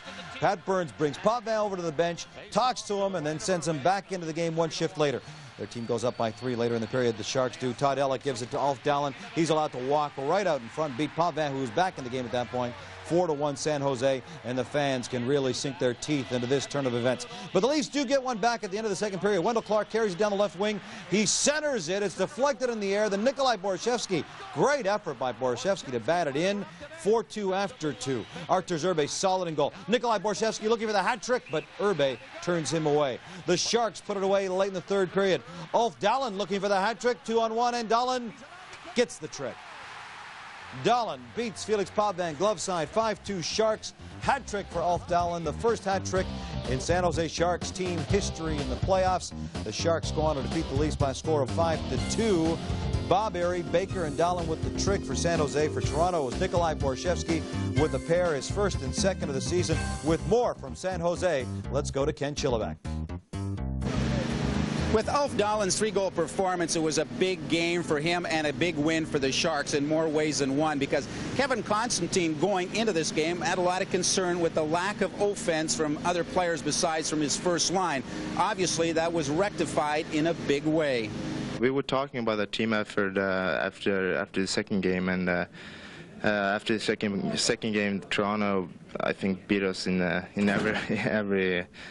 everything in that game. So we really want to come back in this game and play strong in all through the game. We can enjoy this tonight, and then tomorrow morning when we wake up, this is a forgotten game. We're probably going to watch some videos and see some of the good things we did and some of the bad things we did, and start preparing for the next game, because if we don't play desperate and play at our best and get goals from different lines, there's no way we're going to beat Toronto because they're such a good hockey team. I don't think we had our greatest game last game in Toronto, and I mean, one of the keys to our success all year has been scoring early and trying to get a lead, and you know, forcing the other team to open up, and it worked tonight. I know we're 4-0 this year when we score in playoffs when we score the first goal, so it's no secret. I mean, it's one of the keys to our success. Whether it was the crowd or the inspired play of the Sharks, the Leafs certainly got away from their aggressive play that they showed in Game 2. Obviously, now they have to regroup for Game 4 on Sunday. Ken Chillibeck, TSN in San Jose. Thanks very much, Ken. The Eastern Conference semifinals pick up on Sunday as the Rangers can wrap things up against the Capitals. They lead the series.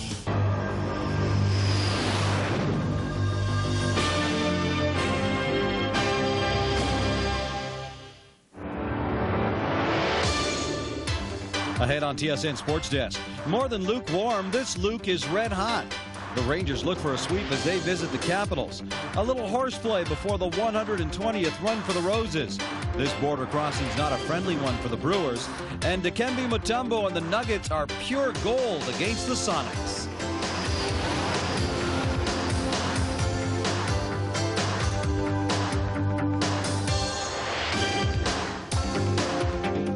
Hi, everyone, and welcome to this edition of TSN Sports Desk. I'm Gino Reda. And I'm Teresa Hergert. Also ahead on the show tonight, the Expos continue their weekend series in Atlanta. We'll take a look at the day's action on the links. And Lisa Bowes paid a visit to Trail, BC today to visit the last Canadian team to win a Hockey World Championship. We'll have that story later on. But first to the game. Gino? Yes, Teresa, you know, 9 weeks ago, the Swedish national team edged out Team Canada in a shootout in the gold medal game at Lillehammer. Well, today they faced off again, this time in the semis of the World Hockey Championships in Italy. And yet another shootout of sorts. Actually, it was more of a blowout. Swedish fans in full uniform and pumped up for this game, but that wouldn't last long because this game was all Canada. Steve Thomas centers to Luc Robitaille. Robitaille scores his first goal of this tournament and gives Canada a 1-0 lead. The Canadian fans, meanwhile, not too excited just yet. They're going to sit back for a little while. Jan Larson just gets nailed by Rob Blake. Keep your head up or get hurt. A little later on, Steve Thomas centering pass to Luc Robitaille once again. Robitaille converts his second goal of the tournament, second goal of the game. Canada leads by a score of 2-0. Nordstrom in goal. Great effort here as he stops Joey Sakic and Pat Verbeek. Two terrific stops by Roger Nordstrom. Later on, he can't stop them all, though. Paul Correa to Jason Arnott to Jeff Sanderson. Great passing. 3-0 Team Canada. They're in complete control. Other end of the ice, Bill Ranford. Got to keep the puck out of your own net to win. Bill Ranford. Big stop here on Stefan Orscott. And then Ranford a little later on. Jan Larson. Grand larceny as he robs Larson there. For Ranford, great effort. Then it's Brendan Shanahan, a hug to Paul Correa. Correa, wide open net.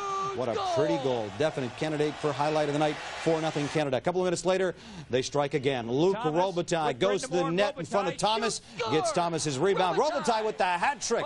Boy, did he break out in big fashion to get to score a goal in the tournament. Has 3 on this day, 5-0 Canada. Not finished. Steve Thomas continues to set up goals as he sets up Rod Brindamore. Makes it 6-0 Canada. And now the Canadian fans are a little more excited because it is over. Canada defeats Team Sweden by a score of 6-0. Bill Ranford, the shutout for Team Canada. Steve Thomas with 4 assists. The goals for Team Canada, Jeff Sanderson, Paul Correa, Rod Brindamore, and the star of the day, Luc Robitaille with the hat trick. Just felt that we needed a win, just like the last couple games. We needed a win, and you know, it's always fun when you just play to win for the team. And you know, to me, like I said it before, it doesn't really matter who scores as long as we win. We're representing Canada, and that's what we're here for, to win the games. And you know, tonight it was me. Tomorrow night it might be another guy. All that matters right now is that we win the gold.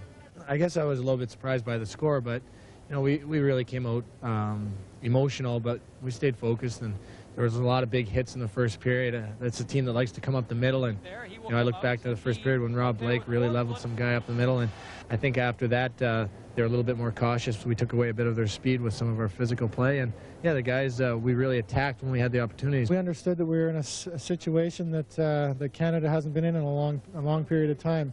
If we had to win the game tonight to get into a final, and Canada hasn't won the World Championships for an awful long time, I think 50 years or so.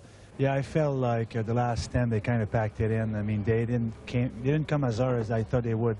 We all knew that beginning of the third period they're going to come hard, but it seems like they stood back and wait for us to make a mistake. And Billy makes some great save, and as a team, we play really well defensively. Well, I think we were a little surprised. You know, this is a big thing for them. This is like their Stanley Cup. You know, we thought they'd come out and play a little bit harder, but you know, we've talked about that before, and we've had that experience before against the Swedes in World Junior Championships and Canada Cups. If you get on them and you get up a few goals, they tend to give up, and that's where Canadian hockey players they never quit, and we keep coming at them, and I think that's why we won the game tonight. We played an excellent hockey game. We didn't give them anything. We played the so-called wedge, you know, their system, and we went to the net, got a lot of shots and a lot of opportunities. Definitely, we'd all probably rather be in the Stanley Cup, but now that we've been over here, this is great. I mean, we're going to be in the gold medal game. We've come all this way. We want to win it. It hasn't been done in 31 years. You know, that's something to shoot for. And I mean, back over here in the World Championships, this is like their Stanley Cup over here. So Canada is headed to the final. They're going to face Team Finland. That's because the Finns embarrassed the USA by a score of 8-0. The Finns have never won a World Hockey Championship. They're trying to win their first. Canada trying to win their first since 1961. You can see the pregame live right here, beginning at 1:30 Eastern Time, and then at 1:53 Eastern Time, the game will get underway. The puck will drop between Canada and Finland in the World Hockey Championship final. So Team Canada on the verge of winning their first World Hockey Championship in 33 years. The Trail Smoke Eaters accomplished that task way back in 1961. We'll meet some of the members of that World Championship team a little later on in the show. To the NHL playoffs now, and for the Washington Capitals, it was desperation hockey time. The New York Rangers were threatening to shut the lights out at US Air Arena for the season. You know, New York was a perfect 7-0 in postseason play so far, and if the Rangers won tonight, it would be the first time since 1937 that they had swept consecutive series. And those Brooms, they were out in full force at the US Air Arena in Landover. The Rangers have an uncanny ability to score on their first shot in these playoffs. This game no different, just 39 seconds in. You saw it. Grace with a shot, grabbed his own rebound, put it in. It was 1-0 Rangers. But the Caps tied up a couple of minutes later. Todd Krieger sending a load on Mike Richter. He scores, and the game is all tied up at 1. And here come the Capitals driving the net. Randy Burge with a terrific effort. He drives through the defense, but he puts it just wide. Then the Caps take the lead in the second on a 2-man advantage. Dale Hunter takes a pass along the boards, feeds a nice pass out to Joe Juneau, rips a one-timer past Richter, and the Caps are leading this 2-1. They strike again a couple of minutes later. A shot on goal there. The puck shot out toward the boards. Jason Woolley takes the shot, and in it goes. The Caps have now got a 3-1 lead. The Rangers sloppy in their own end. Sylvain Cote takes a shot from the point. Todd Krieger there to tip in the rebound past Richter. It was 4-1 Caps after 2. Don Beaupre spectacular at times in this game. Craig McTavish gets it out in front, but Beaupre makes the great save. Some big hitting in this game. Alexei Kovalev, he hammers Mike Ridley into the glass. And then Craig Berube, he collides with Jay Wells at the side of the boards. The Rangers then get a controversial goal late in the third. Big traffic out in front of Beaupre. The question is whether or not Brian Noonan gets to the crease before the puck. Jim Schoenfeld's reaction here will tell you what the ruling is. The Rangers score, and they are trailing by 2.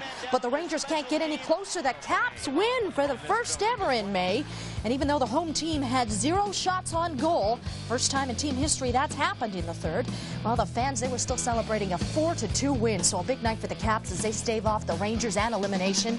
Scoring for Washington, it was Krieger with a pair of goals, his first and second of the postseason. Jason Woolley, his first of the postseason, and Joe Juneau, his 4th. For the Rangers, Adam Graves, his 5th, and Brian Noonan, his 4th. And Teresa, the other Eastern Conference semifinal has been a bit of a road warrior series. All 3 games thus far have been won by the visitor. The Bruins looking to break that pattern as they played host to the Devils, leading the series 2-1. New Jersey head coach Jacques Lemaire replaced rookie netminder Martin Brodeur with Chris Terreri in time for Game 3. It worked, so don't fix it if it ain't broke. Stick with Chris Terreri for game number 4.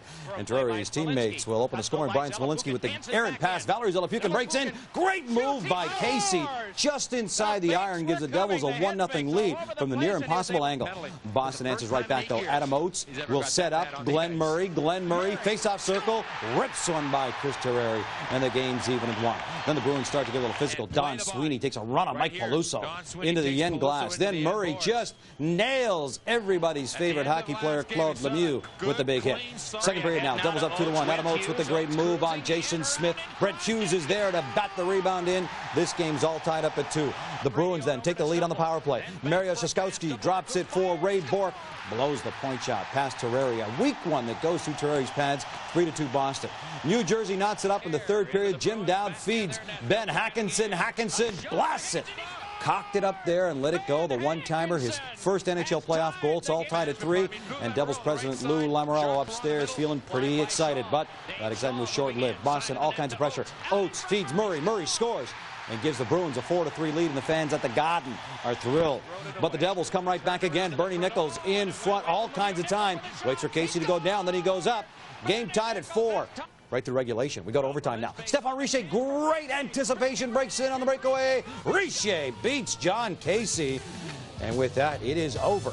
The Road Warrior Series continues now, as every game in this series has been won by the visiting team. It's all even at 2. Jersey wins 2 in Boston. Boston wins 2 in Jersey. We're all even at 2 games apiece right now. Goal scorers: Zelapuk and Richer with the pair. Hackinson, his first NHL playoff goal. Bernie Nichols, his second of the season. For Boston was Hughes with 2, Murray and Bourque. Stephane Richer scores a playoff overtime winning goal versus the Bruins for the second time in his career. The first was when he was playing with the Montreal Canadiens. And on TSN Sports Desk, the drought is over. It took 33 years, but Canada is back on top of the hockey world. The Canucks wish upon the stars again, while the Leafs try to take a bite out of the Sharks. The Knicks don't take any bull against their rivals from Chicago. And look who's back in the PGA winner's circle.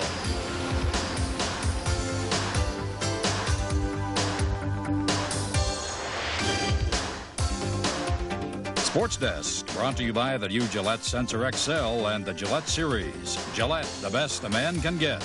And by Castrol, the manufacturers of Castrol GTX, the oil engineered for today's harder working engines. Hi, everyone. Welcome to the show. I'm Gino Reda. Great to have you along with us. Coming up a little later on in the show, an injury update from the Toronto Blue Jay camp, and we will head to Trail, BC for a little reaction. But right now to some hockey action from Italy. On Sunday, which was Mother's Day, some Canadian sons were in Milan, Italy, trying to win Canada's first World Hockey Championship gold in 33 years as they face Finland in the final. 2 tough defensive teams for which a shootout was not just a possibility, but a probability. And after Canada's shootout disappointment at Lillehammer, it was touch and go. But Sunday, Canada had the touch of gold. Captain Luc Robitaille leading Team Canada onto the ice in this final, looking for gold. Shane Corson looking for a goal, but Jarmo Myllys turns him away not once but twice. Down at the other end of the ice, Mikko Helminen with a great opportunity, but Billy Ranford turns him away. Then Helminen getting caught behind the Team Canada net and just getting nailed by Rob Blake. A little physical affair. More great goaltending. Billy Ranford stones Saku Koivu with a great stop. The big hitting continues. Steve Thomas hit hard by Jani Latakinen. Now, who gets the worst of this hit? Look at Steve Thomas as he gets up, but that's okay. He's going to continue to battle on. The Finns get a good chance in the second. Mikko Makala breaks in. Rob Blake makes the outstanding save. Then the Finns break in the third. Mika Neminen to Esa Kiskinen. The backhander beats Ranford. It's 1-0 Finland, but the Canadians come back late in the third period. Great pass here from Luc Robitaille to Rod Brindamore, who sneaks in behind the defenders and sneaks this one by Jarmo Myllys. Game is tied at 1 through regulation. So we go now to overtime. The best opportunity in overtime goes to Paul Kariya. Paul Kariya in on the breakaway end. Jarmo Myllys with the outstanding save to keep the Finns alive.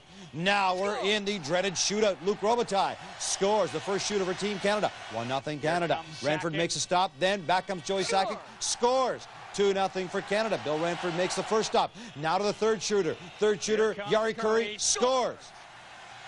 The fourth shooter, Mikko Makala, breaks in and scores. So, through the first series of shootouts, it's dead even. So now, Luc Robitaille beginning the sudden death, back and forth shootout. Robitaille sneaks in, scores for Team Canada. Gives them the lead once again now in the second shootout. So, it all comes down to this. Mika Nieminen, if he scores, then Finland can tie it up, but he does not. He goes wide. Ranford celebrates, and that basically tells it all right there. Team Canada wins the World Hockey Championship for the first time since 1961. Luc Robitaille scores the winning goal in the second shootout. An incredibly intense game, but Canada is back on top of the international hockey world. Everybody worked hard right from day one. Our goal was to play patient, you know, try not to beat ourselves, and it worked for us. We got some of the best offensive talent in the league on this ice surface, and they turned into a bunch of defensive hockey players. What more can you ask? A 1-1 hockey game in the final and win it in a shootout. That's what hockey's all about. Brendan, this I would think has to take a little of the sting out of that. Yeah, it does. I told the guys after the game, you know, it doesn't feel quite as bad now. It was a real disappointment to come over here and to go all this way with the guys. We really got close and not be able to, you know, be with them in the third period. But, you know, them winning, that's all that matters to me, and it's a great feeling. Just a terrific feeling. I think all the guys that were with the Olympic team would like to say hello. This is for you guys, and it's just a great feeling. Unbelievable. Hey, what was it like during the shootout, having to sit and watch? You know what? I couldn't watch the last one. I couldn't watch. It was just like, I was just turning it side and said, as long as they don't pick me, we'll be okay. So, congratulations. Thank you very much. Team Canada claims the gold, the silver to Finland. The bronze medal goes to Sweden because Sweden defeated Team USA in the bronze medal game by a score of 7-2. Magnus Svensson had 4 goals in this game. Team USA finishes the tournament in 4th spot. So an historic and very special day for members of Team Canada and for a group of men in Trail, BC, a time to relive some old memories. The Trail Smoke Eaters were the last team to bring home the gold from the Worlds. That was way back in 1961. Sunday, some of them gathered to watch another group of proud Canadians repeat the feat. Here's Lisa Bowes with more. No one was more interested in the outcome of the gold medal final than the 1961 Trail Smoke Eaters. And when Bill Ranford shut the door in a thrilling shootout, the Smokies' 33-year-old standard had come to an end. It's a bit of disappointment and it's finished, but I'm glad that they did win. I have a grandson that's 6 years old. I didn't think I'd have to wait till he got old enough to play hockey to win it, but they're a good team, and Ranford is a tremendous goaltender, and it was a good game, really hard fought, and they deserve to win. I'm certainly glad that they won the championship. It's about time that they did anyway, and records are made to be broken. I'd just like to congratulate them all and wish them all the best, and I hope that they don't have to wait 33 years before Canada wins again. It's been disappointing watching the guys go over there, try their best. Something happens. For years it was the refereeing, then it was they couldn't get the right guys, and so it's really nice to see them win finally. But as far as the 61ers are concerned, it is far from over. As Davey mentioned, it's still in our heart and it'll always be there, so it's something we'll always be proud of. We're all good friends, and I think really that's the biggest thing that we've got, so we're going to keep the memory alive. Lisa Bowes, TSN, in Trail, BC. All right, time now for a quick break, but we'll turn our attention to the NHL playoff action as soon as we come back.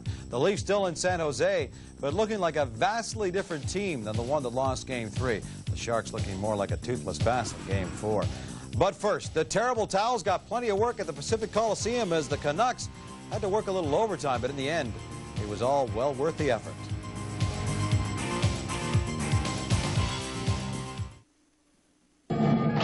As one goes forth to unearth new treasures, one mustn't let primordial perspiration mess with one's style.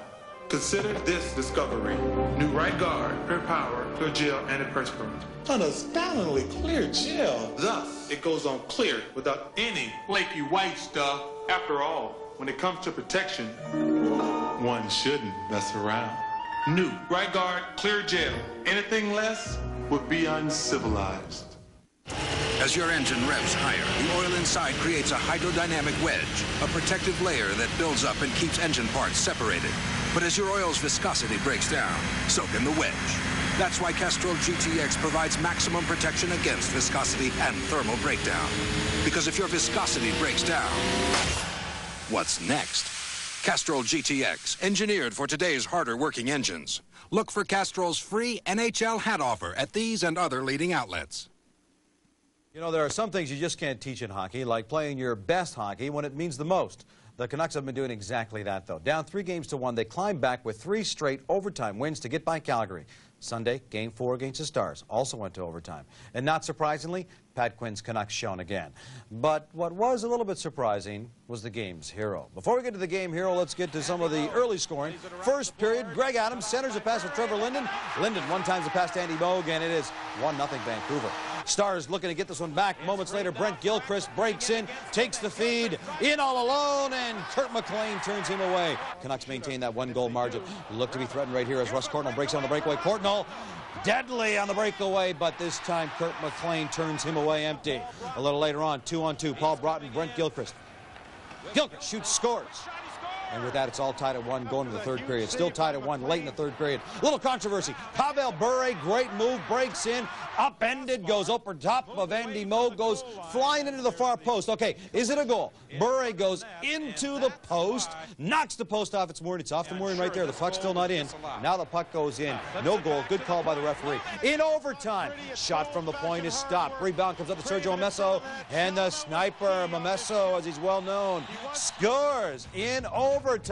What a huge goal for Momesso. A big goal for the Canucks. They now have a stranglehold on this series. They're up 3-1 on Dallas, and Game 5 will also be played in Vancouver. They are in control. With more on the story from Vancouver, let's go to David Pratt. It was just a great relief because, you know, Dallas was coming on. They were getting a lot of chances, and Kurt made some big saves, and it was kind of getting scary. But it seems to go that way when one team gets a lot of chances. It seems to go the other way. So, you know, we didn't have too much luck in this arena this year, but now it's starting to come, and hopefully it continues. He's real popular in this room, I tell you that, and he's. You know, I know he's taken some criticism this year, and I think unjustly.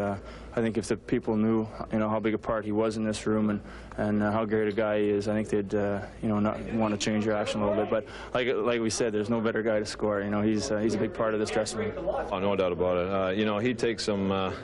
He does take a lot of heat from the fans. You know, we don't agree with that, but you know, hey, they pay their money to say what they want. But Serge is a great guy in the dressing room, and he works as hard as he can on the ice, and you know, when he contributes, it's big, just like tonight. I know it's a tired old thing, but this is a 4-win series, and we're closer than they are, but we've got squat right now. Well, I think our team played real well tonight. It was a great hockey game, and we're not happy that we didn't win, but I thought we did a lot of things right in the game. We came here with a big disadvantage, and knowing that could we just get the series back to Dallas, we'd be happy, and we still have that ability. There's no doubt, and you know, we were down 2-0 before last game. We're down 2-0 now, and you know, with the exception that if we lose, we're done. And we haven't quit all season long. That's not the kind of team we have, and we'll be right there again next game. And you know, we'll do whatever we can, and we'll try to do whatever it takes to win that game and get it back to Dallas. The Canucks have now gone up 3-1 of this series, and as a result have now taken complete control of it. But as they have proven themselves in these playoffs already, a 3-1 lead in any playoff series does not guarantee anything. David Pratt, TSN, Vancouver. Game 4 of the other Western Conference semifinal was played in San Jose. Leafs desperately trying to avoid a great white shark attack and prevent falling behind 3-1. Actually, San Jose's uniforms are more of a teal and black, and they were anything but great on Sunday. They were just awful. The fans were behind them, though. You got to say that. Todd Ellick on the breakaway early on. Felix Pauvin makes the big stop, not once but twice, knocking the puck away from Ulfdon as well. Pat Burns a little bit upset with the way his team's playing in the early going, but no reason to be. Doug Gilmour feeds Dmitry Mironov. Mironov lets the shot go. Fools Art Deserbe. 1-0 Toronto. Wendell Clark, big hit here on Jeff Norton, sending a message right in front of the Sharks bench. Now watch this effort here by Mike Eastwood. Splits the defenders, breaks in, loses control of the puck, but doesn't give it up. Clark gives it back to him. Eastwood tries to go short side, can't get it in, but doesn't give up. Eastwood wraps it around, finally puts it in. Got to hand it to Mike Eastwood, 2-0 Leafs. Second period, 3-0 Toronto. Bob Rouse hands it to Todd Ellick, and Ellick just lets it go, beating Felix Pauvin. Sharks on the board, 3-1. Neil Young watching the Leafs looking for a little harvest here. If you're old enough, you'll understand what I meant there. Mike Gartner later on takes a shot. He can't get it in. Takes another shot, can't get it in. Wendell Clark then finally does put it in. Toronto back up by 3, 4-1. Then Dave Allett will let the shot go. And the rebound comes out to Doug Gilmour, who's left all alone. Why Gilmour's alone, I'm not really sure, but they paid for it. 5-1 Leafs. Artur Zerbe, game's over. He's on the bench watching. 6-1 Leafs. Dave Andreychuk, short-handed marker. Cannon top corner on Jimmy Waite. 7-1 Toronto. And the Leafs rock the Sharks 7-3. I say rock because, of course, that's Metallica catching the game. Metallica enjoying this game if they're Leaf fans. Toronto pounds San Jose 8-3. Dougie Gilmour, 4 assists, ties a Leaf playoff record set by Ian Turnbull back in 1976. Goal scorers, are you ready? Ellick with a pair, Goudreau with a single for San Jose. For Toronto, Mironov, Eastwood, Andreychuk with 2, Clark, Gilmour, Gartner, and Mark Osborne. With more, let's go to Ken Chilliwack. What a difference a game makes. The pressure was on the likes of Wendell Clark, Dave Andreychuk, Mike Gartner to register some points, especially with Andreychuk, the team's leading scorer during the regular season, had yet to pick up a single point in the first 3 games. Well, all 3 of those players came up with a big game. You're playing against a team like San Jose who plays very well defensively, and their goaltender plays outstanding, so you got to be patient and bide your time, and they'll come sooner or later. I mean, we played a big game, but like I said, winning 7-3, 8-3, or 2-1, that would be the same, and we're sure they're going to come out very hard the next game because they did the same against Detroit. We played better tonight, but now we got to try to get 2 games together. We played one bad one, one good one, one bad one, one good one. This team has always bounced back after they've had a bad game, so we expect them to bounce back pretty good next game. You know, we just got to regroup. That's all we can say. Maybe the old cliche, it's one game and tomorrow's a different day. The sun's going to shine, and there's a lot of good things still in this room that we've done. We can't get away from that. That's what we got to do. I thought we were ready to play, and I thought we came out hard, and we just didn't get the lead. And so far in this series, getting the lead is really important because both teams is playing really well when they have the lead. And tonight they get the lead, and then they control the game, and we're working hard to get back in the game, but they sit back, and when we make some mistakes, they counterattack and they score, and they're dominating tonight. We got some goals early that usually you don't get, and we had the momentum on our side. But you know, next game, you know that they're going to fight back. Everybody's going to be better, and we got to come out the same way. So now it's the Sharks' turn to take a look at themselves. Really a poor outing on all fronts by San Jose. Be interesting to see if the Leafs can maybe capitalize on what they learned in this outing and use it for the next game. So it's all tied up at 2 each with Game 5 Tuesday night. Ken Chilliwack, TSN in San Jose. Coming up on TSN Sports Desk, Leach leads the way and the Caps are out in May. Meantime, in the other series, the Bruins have a devil of a time with New Jersey. The Canucks look to the days of old for motivation. Team Canada returns to a gold medal welcome. And it's time again for the TSN Plays of the Week.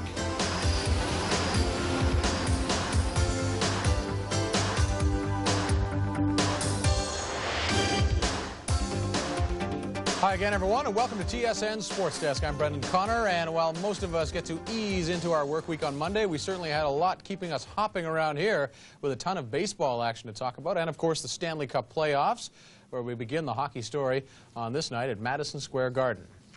Is anybody going to put a dent in that Ranger armor this postseason? So many snipers on that team, so many character players, so many Stanley Cup rings already in the dressing room, more than 20 in fact. Great goaltending, great coaching, 7-1 in the postseason so far, and the Rangers had a chance to eliminate the Caps in 5 on Monday as they met at Madison Square Garden. As we take you to the highlights here, Don Beaupre gets the start, trying to keep the Caps alive, and he's tested early in a Ranger barrage. Can't do anything to stop it, though. Adam Graves with a good screen in front. Leach rips one from the point.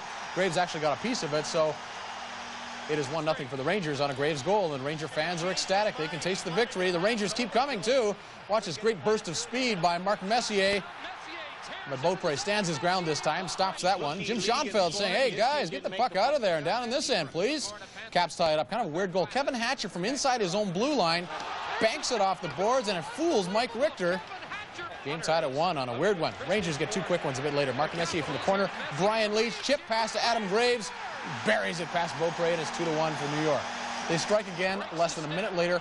Brian Leach's shot is going to hit somebody in front. Sylvain Cote comes right to Tikkanen, who turns around and shovels that neat little backhander through the legs of Beaupre. 3-1 Rangers. Score now 3-2 New York in the third. Mike Wrigley gives it to Sylvain Cote, and look at that shot.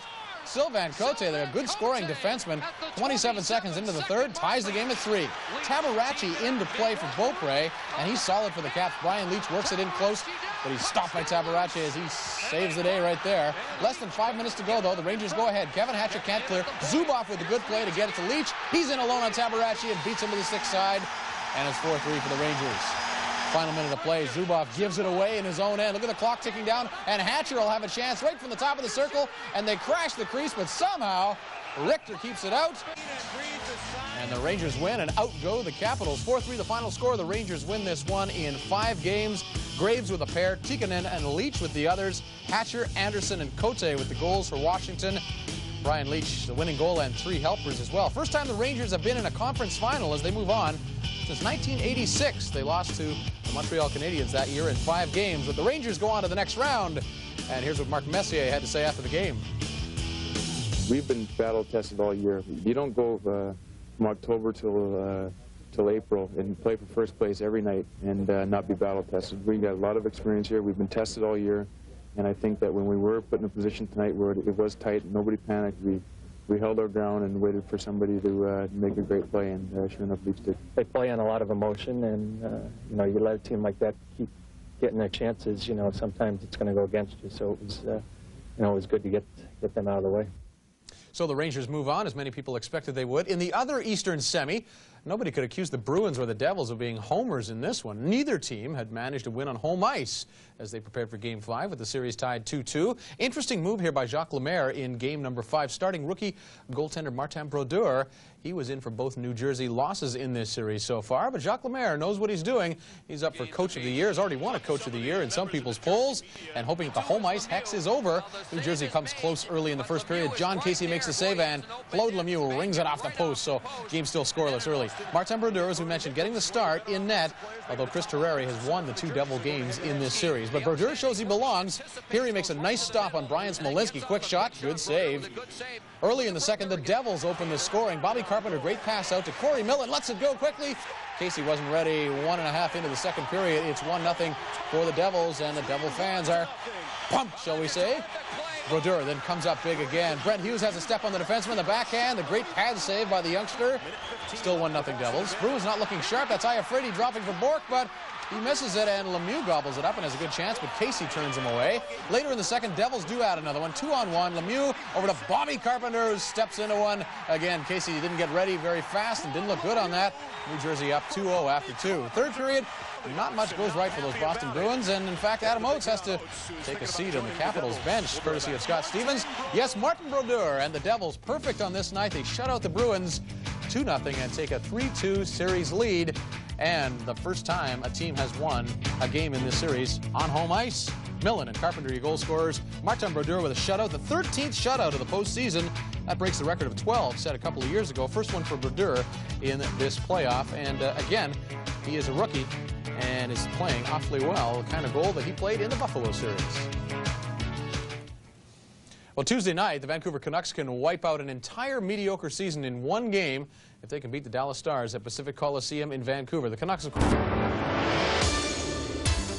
Coming up on TSN Sports Desk, the Canucks look to finish off the Stars in one Western semifinal, while in the other, the Sharks look to put the bite back on the Leafs.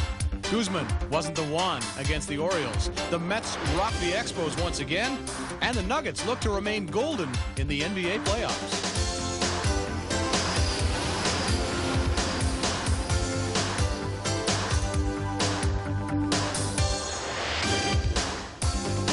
Sports Desk brought to you by the new Gillette Sensor XL and the Gillette Series. Gillette, the best a man can get. And by Olympic. Choose from Olympic's full line of products that protect and beautify exterior wood.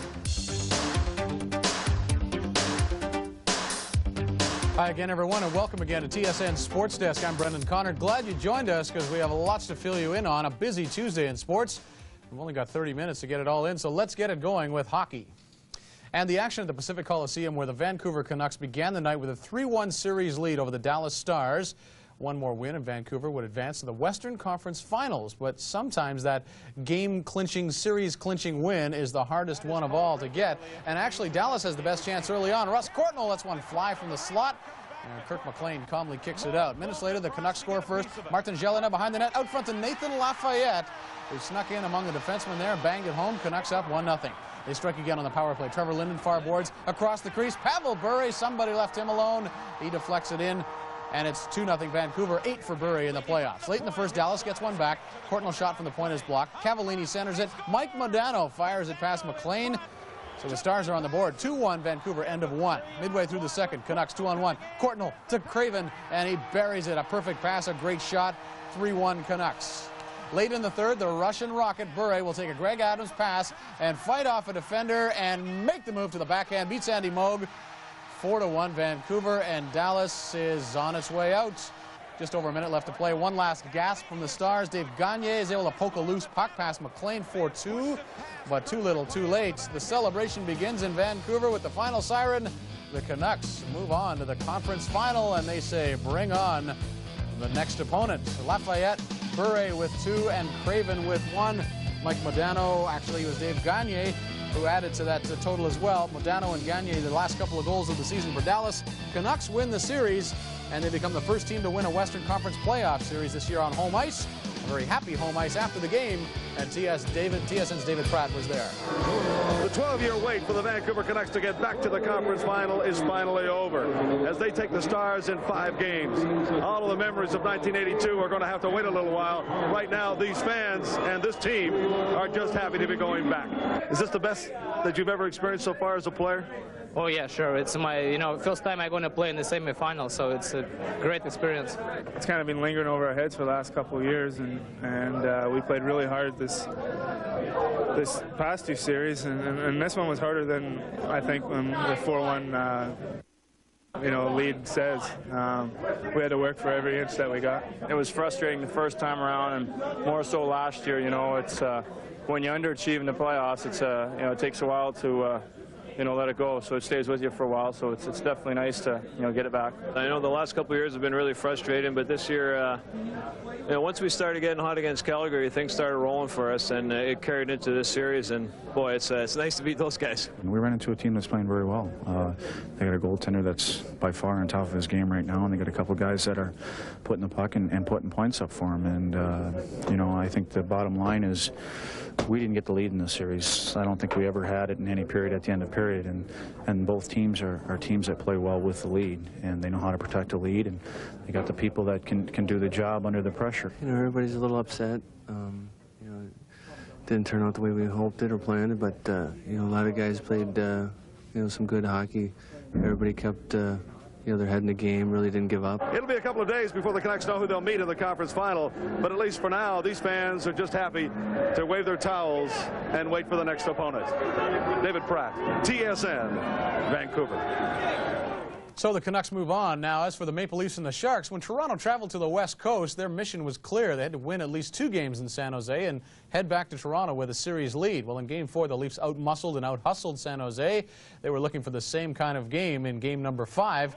But the Sharks, of course, coming out of the Shark Tank, and they can be a dangerous group. They get off to a great start. A minute and a half in, a kind bounce, sends Makarov in alone. He's always been a good finisher, and he picks the top corner on Potvin. 1-0 for San Jose early. Leafs come back, though, on the power play. Dave Ellett will get it over to Dmitry Mironov, and his one-time blast beats Artur Zerbe, and the game is tied at 1. The Sharks mascot is so shocked that he loses his footing on the stairs there. Home side regains the lead, though. Controversial goal here. Larionov sends it out in front. It goes off Ari's skate and then Bob Rouse's skate and into the net.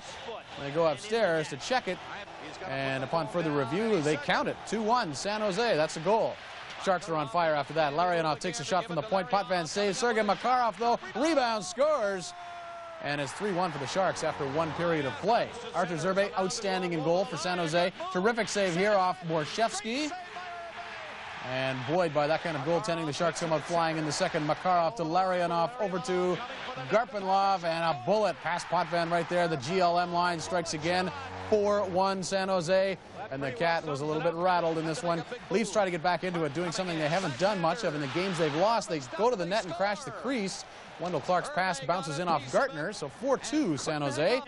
The Sharks regain their 3-goal advantage, though. Watch this great stick-handling move as young Vlastimil Krupa eludes Gilmore, whips it across the crease, and Todd Ellick bangs it in. 5-2 for the Sharks, and it's allowed in San Jose. The Leafs try to get tough late in the game as Pearson rubs out Ozolinsh, but the overall effort by Toronto has the coach Pat Burns steamed Sharks bench, celebrating a 5-2 victory in game number 5, and they take a 3-2 series lead. Sergei Makarov leading the way with 2 goals. He has 8 in postseason play now. Airy, Garpenlov, and Ellick with the others. Mironov and Gartner scoring for Toronto. Sharks lead the series 3-2, heading back to Toronto. More now from TSN's Ken Chillibeck. In this one, certainly the big one, a lack of intensity by the Leafs and some costly mistakes. But overpowering those stories, of course, the play of the Sharks' big line led by Igor Larionov. Going into this game, they had been virtually shut off the score sheet. Well, in this particular game, a total of 8 points between those 3. Igor Larionov leading the way with a goal and 3 assists. We put forward a good game plan the other day, and everybody executed it well and played well as a team. And tonight you have solo dashes, what I call. Everybody tries and go do it each their turn, and it doesn't work, and frustration set in, and it becomes embarrassing. In retrospect, that's exactly the way it seems to be working out. Every time that we seem to get into a bit of a comfort zone, we come out and we play a poor game, make some bad decisions, mental mistakes, and here we are again in a situation where it's a must-win, and I feel pretty confident that our team's going to come out and play a great 6th game here. The pressure's on us. We're going back home, but we are going into our building, and we can take things just a game at a time. And obviously the shoe's on the other foot now. The backs are against the wall for us. They've played well. They're in the second round of the playoffs. They beat out Detroit. They're not an easy team to beat. They're a hard-working team that keeps coming at you. You got to believe in yourself, and you got to go out there and all work together as a team. Once you lose that, then you really have nothing. It doesn't matter how talented you are or how limited your talents may be. Really at this point in the season, it comes from energy and the will to win. We didn't really feel any pressure. Like we want to have a good game, we want to score goals, but we know we had two other good lines, and we know if we didn't do it today, some other lines should do it. We had 2 goals. I think you did a good job defensively, and that's what we did. We had to make sure that we play well defensively, and that's what we did. And we didn't want to give them too many chances, and that's what we did. So it was a very solid defensive effort, and when we had the chance to put the puck in the net, we did. So it's the same old story for the Toronto Maple Leafs so far in this series. One game hot, the next game not. The Sharks now leading the series 3-2. The main thing going for the Toronto Maple Leafs is the series winds up back at home, win or lose. Ken Chillibeck, TSN in San Jose. All right, thank you, Ken. Well, still with hockey news, Penguins center Martin Straka contemplating playing in Europe next season. This after a pretty good NHL year. Straka was a major contributor to the Pens' offense last season with Mario Lemieux on the shelf. The young man from the Czech Republic scored 30 goals and added 34 assists, but maybe heading back. While the Leafs hope they don't get burned in Game 6. Harold is the banes of the Blue Jays' existence in Baltimore. Patrick Ewing looks to reject any notion of a Bulls win in Game 2. And 3s are wild for Sir Charles and the Suns.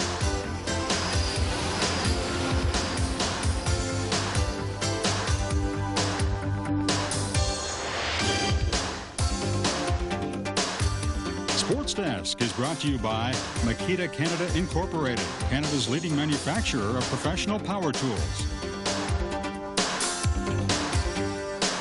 Hi, everyone. Welcome again to TSN Sports Desk. I'm Brendan Connor. Lots ahead here on the show with all the action from Major League Baseball, the NBA postseason play, and we'll check in as well at the Indy 500 time trials. But first things first, the NHL playoffs. And throughout their history, the New Jersey Devils have had their ups and their downs, a few more downs than ups, really. But when Jacques Lemaire arrived in Jersey, he brought a winning attitude with him from Montreal, an attitude which had brought the Devils to within 1 win of only their second conference championship series. They faced the Bruins in Boston on Wednesday night, a chance to win, and Chris Terreri gets the start, even though Brodeur got the shutout in the last game. On the Bruins, Brian Sutter, no change in net for him. John Casey gets the start, as he has in all the other games.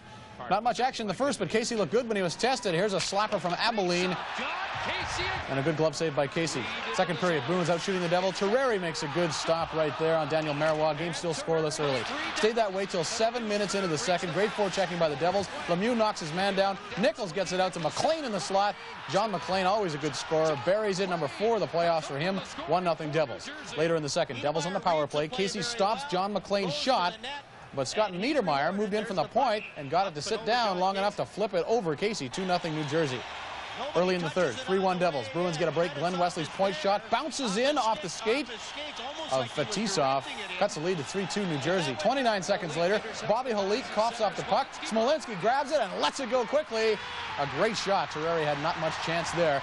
2 goals in a hurry, and the game is tied at 3-all. And Devils GM Lou Lamoriello chomping on that gum, wondering what happened to the lead. But the Devils dig in. Bruins cough it up again. Lemieux moves in, rings it off the post. The rebound comes out to McLean. Bang, bang, it's in, and the Devils have the lead again, 4-3. And the Devils are able to salt away the win with under a minute to go. Bruins another miscue. Chorsky gobbles it up, and watch him wait on John Casey here. He stopped, wait, and upstairs it goes.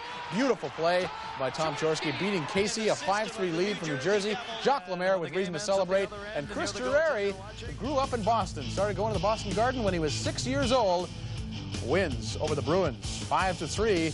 And the Bruins are gone, and the Devils move on to the conference final. McLean with a pair, Niedermeyer, Lemieux, and Chorsky, the other shooters. Cherkasky had 2 for the Bruins, and Smolinski had 1. Devils win the series in 6. And John McLean, who had 2 goals and 2 assists in this game, was one of the happy Devils afterwards.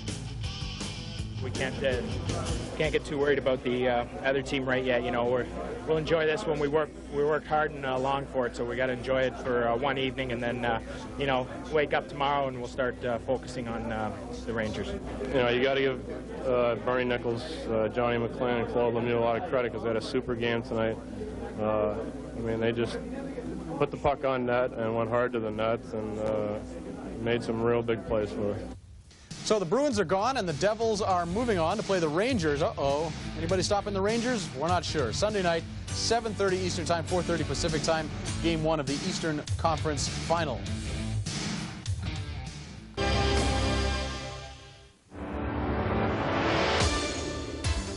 Coming up on TSN Sports Desk, will the real Leafs show up for Game 6 with the Sharks?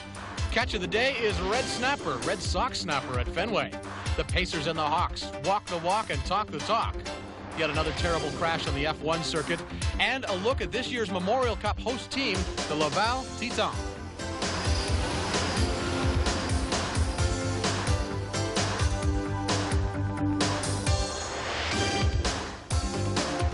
Sports Desk, brought to you by Olympic. Choose from Olympic's full line of products that protect and beautify exterior wood. Hi, everyone. Welcome again to TSN Sports Desk. I'm Brendan Connor. Quite a busy night in sports, even though there was just the one hockey game to tell you about. The Jays and the Expos, they were in action against their AAA affiliates, and we think we've figured out the name of that Toronto NBA team. That's all to come, but first, let's go to hockey. Kids playing ball, hockey, say it all the time. Next goal wins. As the Leafs and the San Jose Sharks were facing off Thursday in Toronto in Game 6, next goal wins sounded pretty accurate. Have you ever seen a series where the start to a game meant more? The story since Game 1 of this series has been this. One team gets up, the other team quits. But if the Leafs quit in this one, their season would be over as they were down 3-2 to the Sharks. And a Doug Gilmour look-alike outside the Maple Leaf Gardens on Thursday night. Leafs get off to the good start. Doug Gilmour with a shoot-in. Wendell Clark chases the puck in. Big wind-up, but he kind of fans on it, and that fools Artur Zerbe. 5 goals in the playoffs for the captain of the Leafs. 1-0. They lead. Check out this sign. Doesn't matter what kind of fish, cod, tuna, or shark, they all stink. Pretty original. Todd Gill rubbing out Todd Ellick right there. Nice hit. Leafs after 1. Lead 1-0. Second period, Sharks on the power play. They're all around Felix Potvin. He makes a couple of great saves while lying down. Still 1-0 Toronto. Sharks do tie the game at 1. Igor Larionov with a wicked blast. Rips it by Potvin, and the game is tied at 1. The fans in San Jose, that's a satellite shot of the fans in San Jose. Maybe they can smell victory. Third period, Sharks look to take the lead. Ulf Dallin with a slapper, but a good pad save by Potvin. Still 1-1. Leafs on the power play later. Todd Gill with the puck. Half a shot, half a pass. He saw Wendell Clark cruising into the corner there, and Clark got a stick on it. 2 goals for him, 2-1 Leafs. Leafs give up the lead, though. Todd Gill with a giveaway behind the net. Look at the pass by Ulf Dallin between his legs. Out in front, Jeff Norton with a backhander. Tie game, 2-2. Opening minute of overtime. The Sharks have a great chance. Garpenlov has Potvin beaten, but rings it off the crossbar, and that allows the Leafs to stay alive. And a little bit later, Doug Gilmour behind the net shovels it out behind him right to Mike Gartner, who has a bad angle but bounces it in off Artur Zerbe. That is the OT winner, and the Maple Leafs win this game by a 3-2 count, and they do live to play a 7th game on Saturday. Wendell Clark with a pair. Mike Gartner with the overtime winner. Norton and Larionov are flying for San Jose. Doug Gilmour leads the playoff point parade with 23 points. A huge win for Toronto, and our Rod Smith was there. The Leafs' playoff life was truly hanging by a string in Game 6, especially in overtime, when the Sharks simply dominated. But when the Leafs got a chance to put it away, a guy who's been criticized in the past for not producing in the playoffs, Mike Gartner, came through with what might be the biggest goal of his life. It was certainly a tense situation in between periods, but we stayed very positive. Pat Burns stayed extremely positive. He was patting the guys in the back, and he was, you know, saying, just believe in yourselves, boys. And I think that we took that to heart, and we did do that. And nobody seemed to get down on each other, and nobody seemed to panic, although it was, you know, a very tense situation. We've always respected these guys. I don't know, you guys keep saying we've never respected them. I think you guys don't respect them as much as we do as players. We've respected these guys. They knocked off Detroit. They come in here and they played hard. Give these guys credit. Just because they only came in the league 3 years ago, they got a bunch of quality guys over there, and they got some character. They're not going to roll over. Yeah, I thought we were a desperate team too tonight. We learned a lesson in Detroit that we were lucky enough to come out with a win in that series in Game 7, but we really lost big in Game 6 against Detroit. So we made a commitment in the dressing room to play this one as a Game 7, and the only thing we can do now is get a lot of rest and prepare for the next game, and that's going to be a Game 7. So it's going to be two desperate hockey teams. It's do or die for both teams. We've narrowed it down to one game. The team that wants it the most, the best team's going to win. Simple as that. We know it's going to be a pretty spirited game on Saturday night, and we're going to have to be ready for them. They're you know, you got to give them credit. They just don't quit. They just keep on coming back at you. We've got to give ourselves a little bit of credit too. We hung tough all the way and finally got one. This was a much different game style-wise, but one trend continues. Neither team has been able to win back-to-back games, and because of it, of course, we have Game 7 here at Maple Leaf Gardens Saturday night. It's hard to imagine any game being any closer than Game 6. Rod Smith, TSN in Toronto. So, big Game 7. Ahead on TSN Sports Desk. Just when you thought it was safe to go back to the rink, Leafs and Sharks Part 7. The Expos face a real test as Cormier plays his cards. Mum's the word on Paul Tracy's status for qualifying at Indy. The Jazz feeling mile high as they invade Denver. And Laval looking to please the home crowd as the Memorial Cup faces on.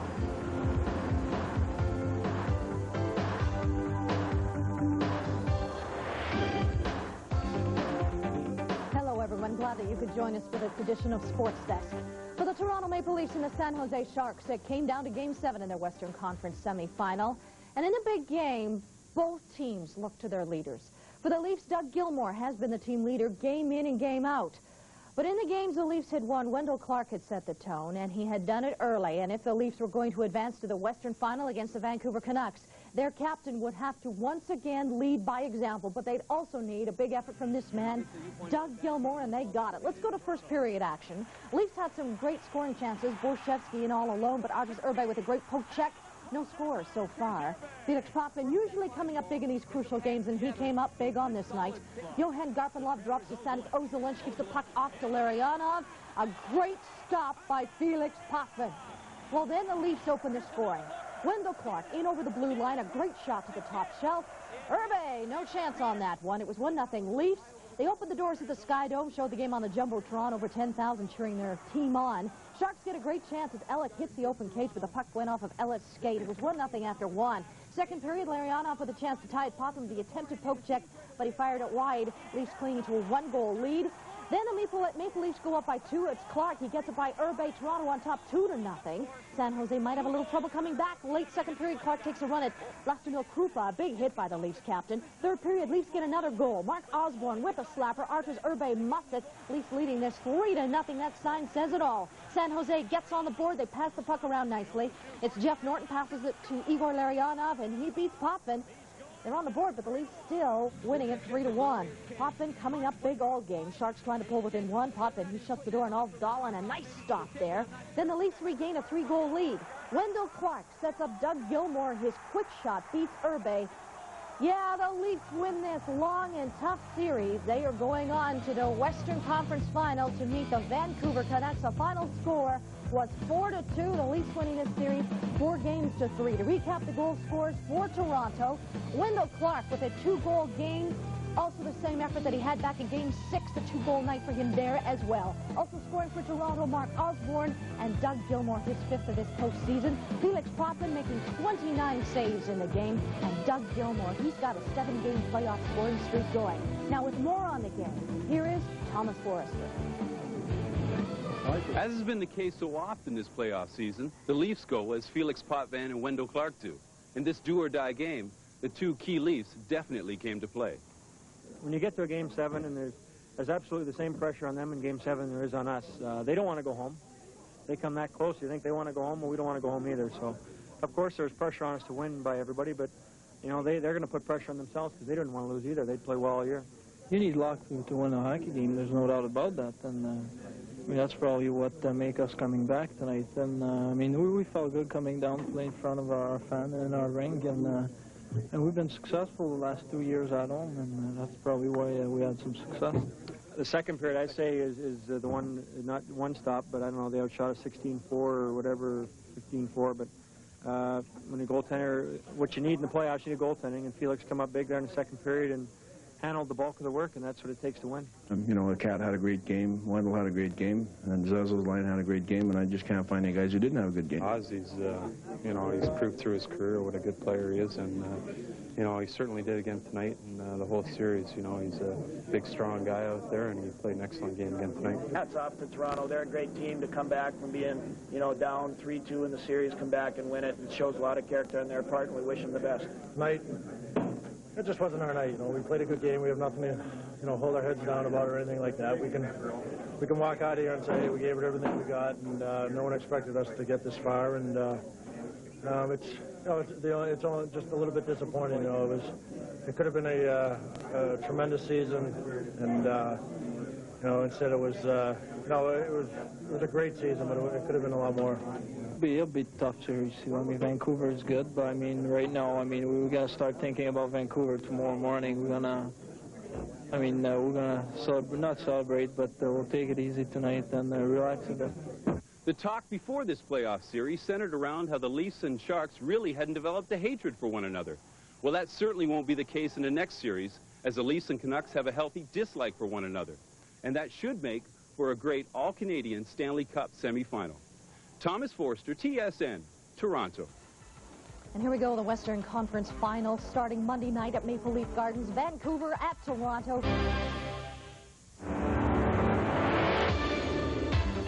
Ahead on TSN Sports Desk, the Rangers only have one phrase. The Devils, you say. The Canucks and Leafs gear up for Game 1 on Monday. From extinction to distinction, the NBA welcomes the Toronto Raptors, while the Jazz try to scale the heights of Mount Mutombo, and the Expos deal the Cards a late-inning blow.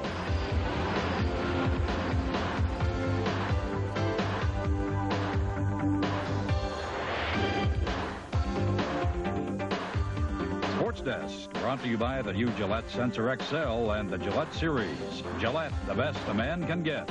And by Castrol, the manufacturers of Castrol GTX, the oil engineered for today's harder-working engines. Hi, everyone, and welcome to the show. I'm Gino Retta. Great to have you along. Nice time to be a sports fan in New York. The Yankees have the best record in the majors. The Knicks are playing the Bulls in the NBA playoffs. And the Rangers and Devils opened up their Eastern Conference Final on Sunday. And, of course, that means one of the area teams is ultimately headed to this year's Stanley Cup Final. The Lincoln Tunnel Tussle, as they're calling it, kicked off Sunday at Madison Square Garden, New York. Devils, presumably the weaker sister of the two, certainly in the eyes of the local media. The Rangers' drive towards their first cup since 1940 is getting plenty of ink. But when the Devils eliminated the Bruins earlier this week, the news was relegated to page 10 in the sports section. Looking for some respect, looking for a big, strong performance from Martin Brodeur, the rookie goaltender in this game. Tested early, 3:39 in, 4-on-2. Sergei Zubov beats Brodeur, and it's 1-0 for the New York Rangers. Some big hitting in this game. Physical series, Glenn Anderson and Scott Stevens in a big collision. Just over 2 minutes left in the first. The Devils tied up. John McClain with a wraparound. Mike Richter thought he had it tucked away and prevented out, but no, in it goes. Game tied at 1 after 1. Zip ahead to the third, 2-1 Rangers. New York commits a big turnover. Bernie Nichols to Billy Guerin. Guerin converts. beating Richter, goes head over heels. Game tied at 2. Last minute of the third, 3-2 Rangers. Devils put the pressure on. Guerin and Claude Lemieux get a couple of whacks at it. Finally, Lemieux scores with less than 43 seconds left to go in regulation. We're tied at 3. We go to overtime. In overtime, Martin Brodeur comes up with a couple of big stops to keep this game alive. Down at the other end, Mike Richter stones Valerie Zelepukin. Rangers can't clear the zone. Devils keep the pressure on. Stefan Richer with a big opportunity in front, and Richer can't convert as Richter makes a big stop. First overtime period is over, and still no change. Second overtime period, Stefan Richer, wide open net, can't score. Valerie Zelepukin then fires it wide. Still tied. Alexei Kovalev then breaks in. Kovalev beats Brodeur, but rings one off the iron. The end comes a bit later on. Stefan Richer with a good move here on Adam Graves, breaks in, beats Mike Richter, and it is over. The Devils, as you can tell by that shot right there, thrilled with the turn of events in this game. Double overtime victory as the New Jersey Devils hand the New York Rangers the loss at MSG. The first time the Devils have beaten the Rangers all season long, and boy, what a great time for this to come. The Devils outshot the Rangers 48-38 in game number 1. McLean, Guerin, Lemieux, and Richer. The goals for the Devils. For the Rangers, Zubov, Nemchinov, and Larmer. So New Jersey leads the best-of-7 series 1-0 with more from Madison Square Garden. Here's Rob Sinclair. Well, what a shocker for the Rangers. The Devils looked about as at home at Madison Square as they do in the neutral zone. Their tight-checking game kept them through over 4 periods of tough hockey, and when opportunity knocked in double overtime, they won it. For us, that's a big win. I don't think one of you guys was, before the game, will think we're going to win a big game like this at the Garden. You know, for the team here, that's a big win, and we're all excited about it. It's good for the morale of the team and everything. You know, guys are pretty excited about that, but you know, we have to go back to work tomorrow, good practice, and be ready for the next game. I don't think we were tired. I don't know. I didn't sit up there and watch, but you know, I think we're as well-conditioned team as you're going to find in the league. I think that we've got to get a little sharper, and we will be a little sharper next game. And you know, playoff hockey at this time of year when there's 4 teams left, it's tight hockey. It becomes a game of mistakes, and you know, we made a few too many mistakes tonight. In a lot of places, but we'll correct a few things and be better next game. If there's one game that you'd like to come in and win, it's the first one in the other team's building. But you know, this series is a long way from over. It's only one. It's going to be a hard, grinded out series, and you got to play flawless hockey. You just can't make any mistakes. You got to keep, you know, you got to clog the blue lines and work it in the corners and grind it out, and the team that makes a few mistakes is going to win. So the Devils did what they hoped to accomplish. They showed the Rangers can be beaten at home, snapping their 5-game home winning streak, and in doing so extend their own winning streak to 5 games heading into Game 2 right here at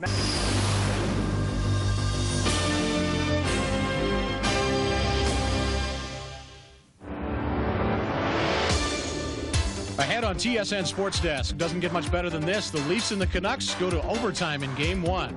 We'll have the latest on the bizarre attack on junior hockey ref Luc Lachapelle. The Jays return home to find success. We'll have a preview of Game 2 of the Eastern Final, and we'll take you on a unique journey through our plays of the week.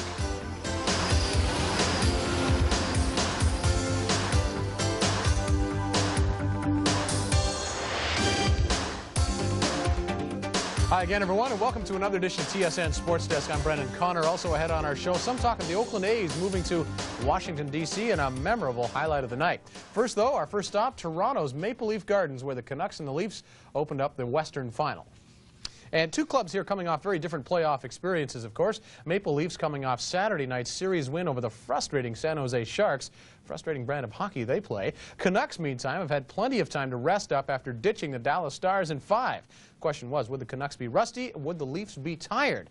Let's go to Maple Leaf Gardens and have a look at this one as Pat Quinn brings his troops in there. And Pat Burns across the rink is no slouch when it comes to toughness as well. The series starts out as advertised. Gilmore hit hard there by Sergio Momesso. Here's a break for the Leafs. Looks here like Gilmore's offside. No call, and the puck stays in the Vancouver end. And less than a minute later, the Leafs get the first goal as Dmitry Mironov blasted, and as you see there on the deflection, Dave Andreychuk makes it 1-0 for the Leafs. But the Canucks tie it up a couple of minutes later. Terrific pass. Craven to Babbage, and he waits, and picks the short side on Felix Potvin, so the game is tied at 1. Less than a minute into the third, the Leafs take the lead. Sylvain Lefebvre, shot from the point. Zezel with the rebound, has McLean down, and the backhander goes upstairs, 2-1 Toronto. Big hits continue. Doug Gilmour, once again, ridden out of the play by a couple of Canucks there. Controversial moment later in the third. Mike Gartner hauls down Sergio Momesso. Now, Marawelli had been letting this stuff go, but he calls a penalty. The Leafs nearly win it with time running down. Kirk McLean does an about-face to knock the puck away from Mark Osborne. Canucks come back the other way. Cliff Ronning sends in Trevor Linden right here, and with the clock under 30 seconds, Linden's backhander ties the game and sends it to overtime. Overtime, the Canucks get a great chance. Pavel Bure in alone, but Potvin makes the save. Later in the first overtime, Mark Osborne shoots it in. Bill Berg hustles to the puck, knocks it away from McLean, and Peter Zezel pounces on it and puts it in. That is the overtime winner, and the Leafs bench explodes as they draw first blood in this series. 3-2, the final score for the Maple Leafs. Dave Andrechuk with 1. Peter Zezel with a pair, including the OT winner on the good hustle by Bill Berg. Babbage and Linden replying for Vancouver. The Leafs are 3-1 in overtime in the playoffs. Vancouver suffering its first overtime loss. Kirk McLean, 34 saves, but the Leafs win it 3-2, and our Rod Smith was at the game. The Canucks wouldn't agree, but the Leafs feel this game should have ended in regulation time. Dan Marawelli hadn't called many penalties in this rough and physical series opener, but the last one he called was huge. To Mike Gartner for holding, that led to the Canucks power play goal. Just 30 seconds left in regulation time. The Leafs, feeling Vancouver should have had a penalty, feel the goal should not have counted, but Peter Zezel made sure it didn't matter in overtime. The guys went into the dressing room after the third period and going into overtime. We could have had a letdown, and the guys certainly came back and played real well. And Pat came in the dressing room and said, "We've been here before. Let's do it again." But everybody regrouped in the dressing room, and we certainly were prepared to play the overtime, and we didn't let that late goal get us down. Team that deserved to win won tonight. You know, they came out very strong in the first period and outplayed us pretty good in the first. But you know, the second and third, I thought we played quite well, and you know, there was some ups and downs and some funny calls. You look up and you know that's Bure coming in on you, or just another guy in black? Oh no, I mean, you know, you got to be aware when he's coming, and I thought he was going to make the same move as he did against Mike Vernon in the overtime, but turned out that he shoot, and I had a piece of it. You know, the Cat, what can you say, he made a great save there in overtime on the breakaway, especially that guy. I had visions of Calgary overtime when I saw him slipping in there. Well, it was, you know, tough loss for us, especially in overtime. We had so many chances, you know, and finally we lost. Any loss is tough in the playoffs. We're a mature team. We're going to regroup and be ready to go next game. And you're not going to win all the overtime games. It's a kind of a crapshoot whenever you go into them. We're happy that we're 4-1 in them, and hopefully the next time we get one, we'll be on the winning side. With the top guns for both teams shut down for most of the night, this has so far been the tight-checking physical series that many people expect it to be. The Canucks will try to get a split here in Toronto before heading back to Vancouver for games 3, 4, and 5. Rod Smith, TSN in Toronto. All right, thank you, Rod. Bit of a controversy as well after the game. The Canucks...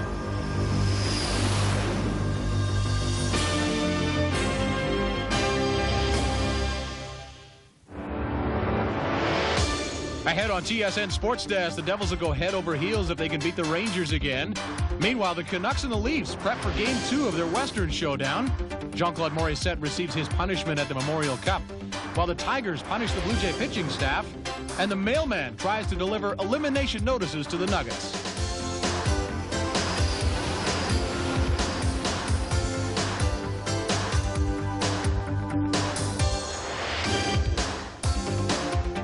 Sports Desk brought to you by the new Gillette Sensor XL and the Gillette Series.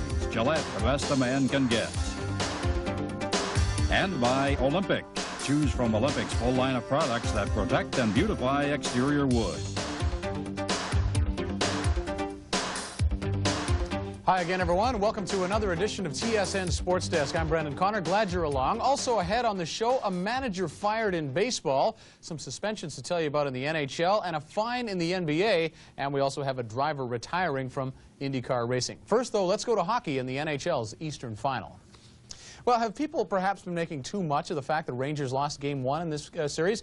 As has been documented, Leach and Bukaboom pinched in too much in overtime, and the Devils came back down and scored. Now, Mike Keenan no doubt addressed that matter, and the Rangers came out Tuesday ready to reassert themselves and ready to shut down all the talk about them possibly being in trouble in this game.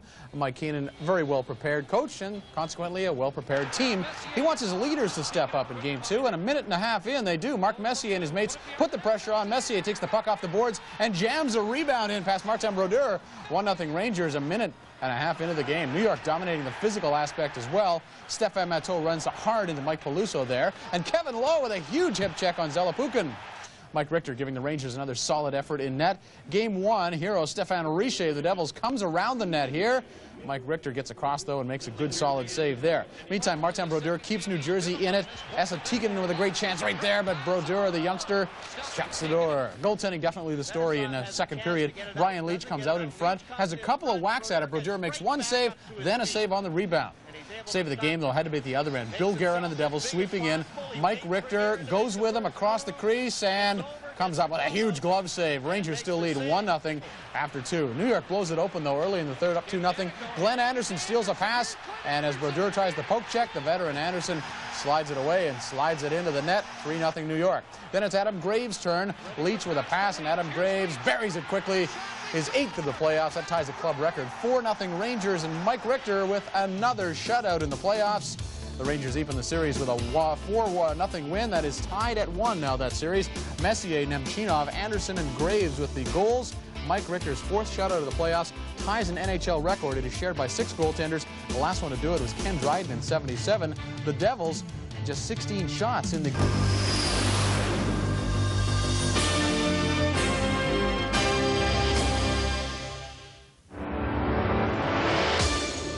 Coming up on TSN Sports Desk, Pavel Bure tries to get the Canucks up and over the hump against the Leafs in Game 2. Kamloops Blazers try to keep their heads on the way to the final at the Memorial Cup. In baseball, the Blue Jays look to feast on some Tiger stew, while the Phillies have their fill of Jeff Facero, and this Mason isn't laying any bricks against the Bulls.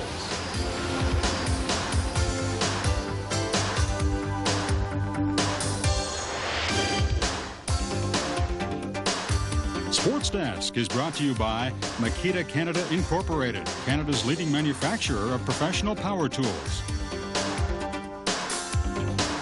Hi again, everyone, and welcome to TSN Sports Desk. I'm Brendan Connor. Lots of business to take care of on this show, including highlights from Major League Baseball, big soccer game in Europe to tell you about, and of course Wednesday's big NHL game in Toronto, and we'll start there. A Vancouver team, which following Game 1 in Toronto, insisted it did not play a good game. The Canucks promised that in Game 2 they would be picking up the pace, they'd be doing more hitting, and Pavel Bure promised he'd be more of a factor on the score sheet. They knew a win in Toronto meant heading home for 3 and a chance to win it there. So let's look at Game 2 in Toronto and take a good look at Kent Manderville of the Maple Leafs in the lineup, black eyes and all, but all eyes on this man, Pavel Bure in the first period. The Russian Rocket, first of all, known for his scoring, not his hitting, but he decks Jamie McCown. Vancouver controlled most of the play in the first period. Potvin, the Toronto goal, had to make 14 saves, including that one on Jelena. Still no score. Look at this move by Pavel Bure. He flips the puck to himself from behind the net. It takes a swipe at it. Doesn't get it, but boy, that would have been a Hall of Fame goal if that went in. Before the period ends, Bure does get on the score sheet, gobbles up a puck, undresses Dave Ellett right there, and then zings it over the glove side of Felix Potvin. 1-0 for the Canucks. Beautiful goal. Pat Burns not happy with that. He has reason to smile in the second, though. Leafs on the power play. It's Ellett to Dmitry Mironov. Bang, it's in. Those two work the point really well on the power play. Game tied at 1. 2 minutes later, another power play. And once again, it's Ellett to Mironov. And bang, this one's in too. Top corner, beating Kirk McLean. 2-1 Toronto. Canucks answer Mironov, though, with a pair of goals, 36 seconds apart. First, Murray Craven is allowed to walk into the slot, pick his corner, and drill it into the top corner. Vancouver's back in front, 3-2. Toronto power play strikes again, though. Third period, Gilmore gives it to Ellett. And Dave Ellett takes his time and blasts it home through a crowd. Game tied at 3. Pressure now on the goalies. 3-3 in the third period. Off a faceoff, Bure slips in, but he cannot beat Potvin, who stands his ground. At the other end, watches Mike Eastwood of the Leafs, carries down the left side. It's a 2-on-1. He cuts in on McLean, but can't slide the puck underneath the Vancouver goaltender. Late in the third, score still tied. Jamie McCown will get called for holding right there as he tackles Cliff Ronning to the ice. The Canucks take advantage on the power play. Trevor Linden to Jyrke Lumme in the slot. He spins and fires. The Leafs didn't expect to see Lume sneaking in there. That's the go-ahead goal, 4-3 Vancouver, and the Leafs running out of time. Mike Gartner has a chance here. Wendell Clark digging down the left side, sets up Gartner. He lets go of it quickly. Not a lot on the shot, though, and McLean gets the glove on it. Vancouver hangs on to win 4-3 in Toronto. So the series now tied 1 game apiece. Great game. Dmitry Mironov led the Leafs with 2 goals. Dave Ellett had the other. Bure, Brown, Craven, and Lume with the winner for Vancouver. Doug Gilmour, 3 assists. Leads the NHL playoff point race now with 27. Kirk McLean, 37 saves. And Vancouver gets that split. And let's go down to Maple Leaf Gardens in Toronto.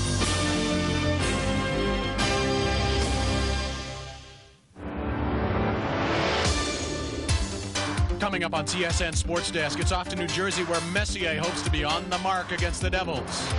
Meantime, all eyes, black or not, will be on the Leafs and the Canucks Friday night. More evidence that Nixon is a crook. Capriati feels the pain of being 18 and famous, and would the sun set on Charles Barkley's career?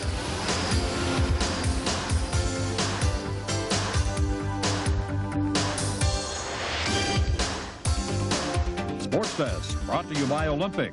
Choose from Olympic's full line of products that protect and beautify exterior wood. Hi again, everyone, and welcome to TSN Sports Desk. I'm Brendan Connor, and Thursday night, of course, a very busy night in sports. We've only got 30 minutes to try to get it all in for you, all the highlights and all the activity from Thursday in sports. We'll do our best, and we'll start with Game 3 of the Stanley Cup Eastern semifinal. Of course, we're talking about the Rangers and the Devils, and the New York Rangers had started to come to life lately, certainly with that last game. They were beaten, of course, in Game 1 of this series by the Devils in overtime. Game 2, the Rangers came back with a 4-0 shutout victory. So Game 3, really a pivotal situation, because if the Rangers start to hit their stride, New Jersey knows it will be in trouble. So here we go to the highlights of game number 3. 2.5 minutes in, Mark Messier feeds to Adam Graves, who beats Martin Brodeur with a low hard shot. Rangers' 4th shot of the game.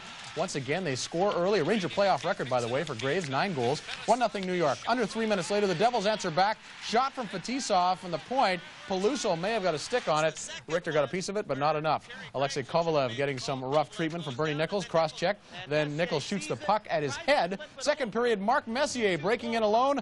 But Martin Brodeur with a huge poke check there.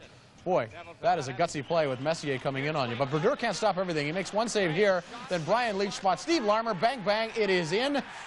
Larmer's 50th career playoff goal. 2-1 for New York. Brodeur keeping the Devils in this one. Brian Leetch walks in, tries the deke. Brodeur comes up big again. This young kid is playing some outstanding hockey. Rangers outshoot the Devils 17-8 in the second, but Brodeur played great hockey. Before the second is over, Brodeur's play inspires the Devils some more on the power play. Driver to Zelepukin, who waits and beats Richter. Game tied at 2 after 2. More rough stuff. Guerin on Karpovtsev behind the net. Richter not being tested as often in the third, but he came up big when he had to be. Stefan Richer in front. An incredible save by Richter. Look at him get that pad out there. And Richter puts a rebound off the side of the net. Keeps the score tied at 2. First overtime period, Adam Graves breaks in. Big save by Brodeur. Second overtime period. Game saver here by Richter on Tommy Abilene. And then, from his back, he's able to gobble it up again. What a stop. A few minutes later, Rangers pressing. Bit of a scramble. Stefan Matteau with a backhander from the slot. And the Rangers do win it. They pull it out, and they win in the second overtime, 3-2, the final score. Boy, when they score first, they are very good. And Adam Graves opened it up with the Rangers. A 9th playoff goal for Adam Graves. That is a Ranger club record. Steve Larmer and then Stefan Matteau, a couple of those guys that Mike Keenan brought over from Chicago. Fetisov and Zelepukin had the replies from New Jersey. They played a great game. Martin Brodeur, 47 saves. This kid has been fabulous in the postseason. Mike Keenan, after the game, very...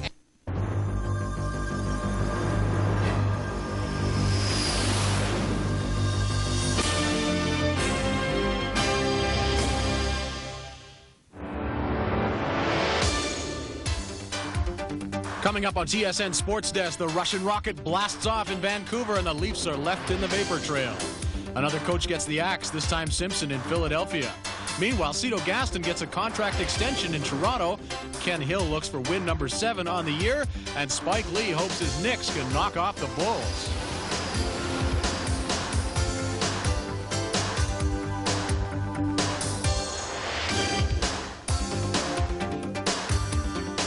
Hi, everyone, and welcome again to TSN Sports Desk. I'm Brendan Connor. Glad you could join us. Lots to keep us busy with Action Friday from the NBA, from Major League Baseball, all over the place. But let's get it going at the Pacific Coliseum, where the Canucks were hosting the Maple Leafs, Game 3 of that hard-fought Western Final. And if Games 1 and 2 seemed chippy and rough, in Game 3 it was a question about whether these two clubs would settle down and play some hockey or would they rough it up some more. A lot of talk between games, both teams saying they liked the rough, tough stuff. First of 3 games in Vancouver on Friday night. Andy Van Hellemond gets the call to referee this one.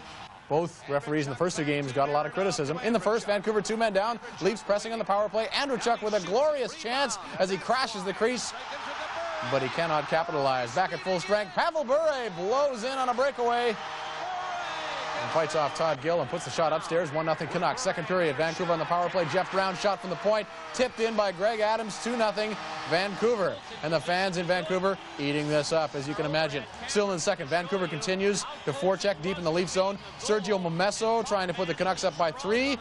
The Potvin rolls over and gets his glove on the puck. Other end of the rink, Rob Pearson just into the Leafs lineup. Gets a couple of bangs at it from in close. Then Krushelnyski, but he can't score. Third period, time winding down. Bure in alone again. Boom, right through the 5-hole.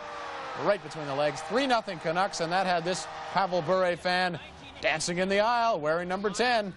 Michael Myers on hand, too, trying to get those Leafs going. Time winding down in the game, though. Tim Hunter nails Doug Gilmour right there, and in comes Rob Pearson to take it out on Tim Hunter.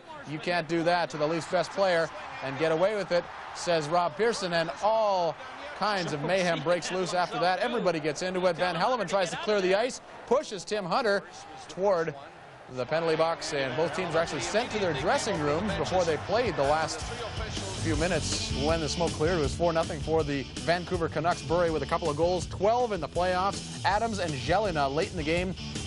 Kirk McLean, 29 saves, his 3rd shutout. First time Toronto been shut out in 43 playoff games, dating back to April of 1988. So Vancouver has the lead, 2-1 in the series.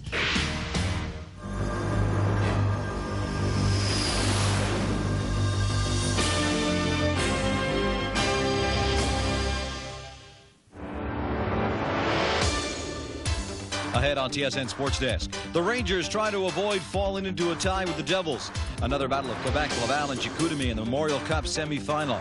Down the stretch they come. The Triple Crown chase resumes at the Preakness. Good news, bad news for Roberto Alomar and the Blue Jays. And in the NBA, the mailman looks to deliver in Game 7.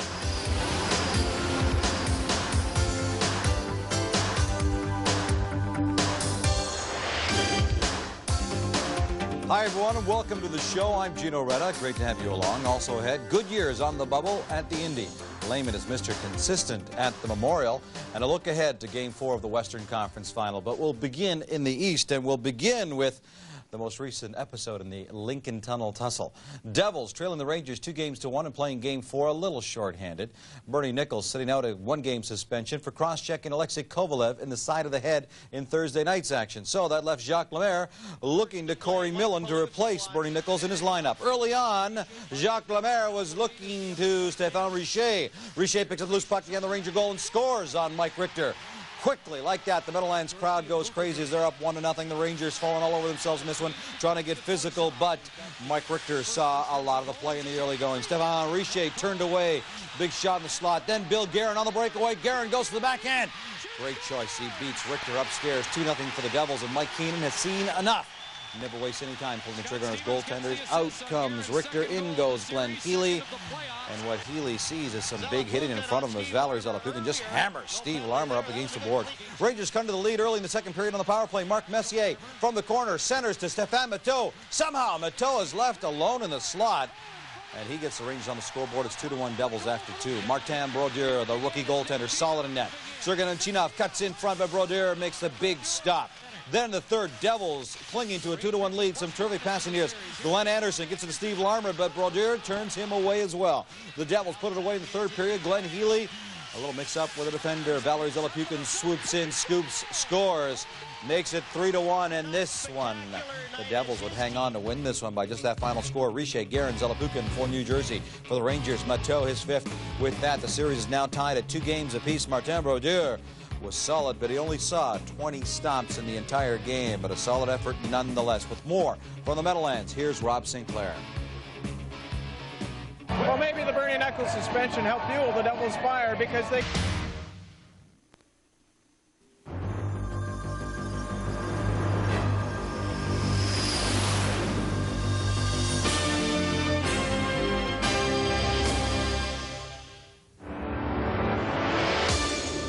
Ahead on Sports Desk, will Kirk McLean shut the door on the Leafs Stanley Cup drive? Could Kamloops blaze a trail to the Memorial Cup Championship? Could Albert ring the Jays' bell at Skydome? Would the Bulls' quest for 4 survive a trip to New York? Could the Heat prevent Scott Goodyear's bubble from bursting at the Indy? The answers to these questions and more next on Sports Desk.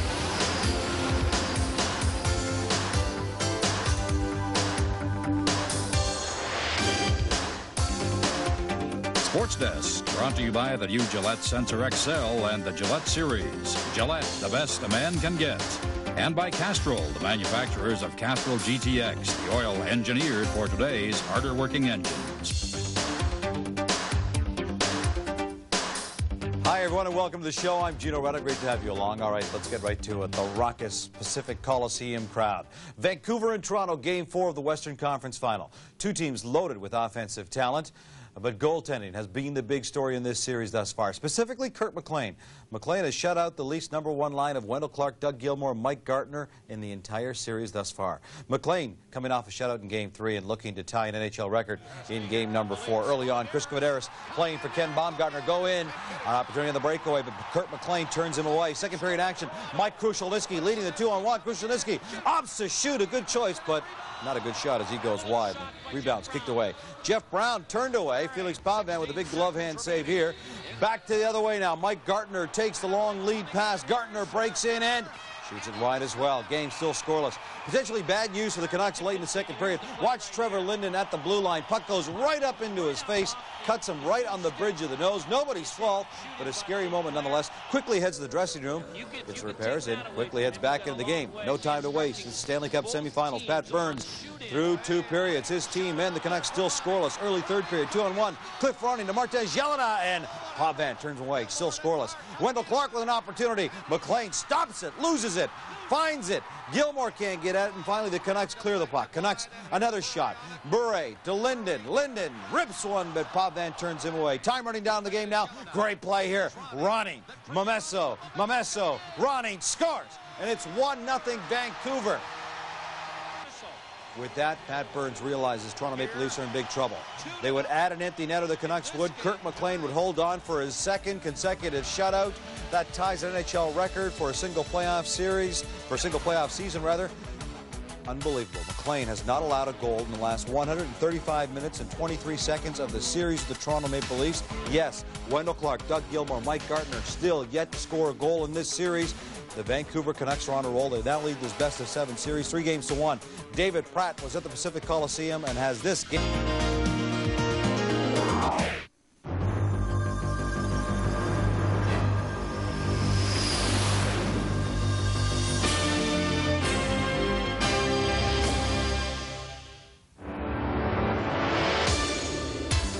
Coming up on TSN Sports Desk, Bernie Nichols leads the Devils against the Rangers in Game 5.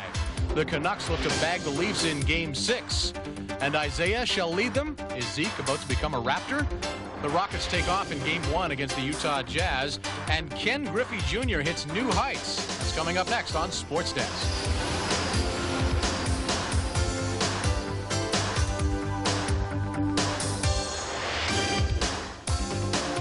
Hi again, everyone. Welcome to another edition of TSN Sports Desk. I'm Brendan Connor. Glad you're along. Also ahead on our show, a big name is out of the French Open, and Scott Goodyear is in to the Indy 500. But first, let's go to hockey and the NHL's Eastern Final. The New York Rangers were given a real jolt on Saturday when the Devils beat them and tied up that series at 2 games apiece.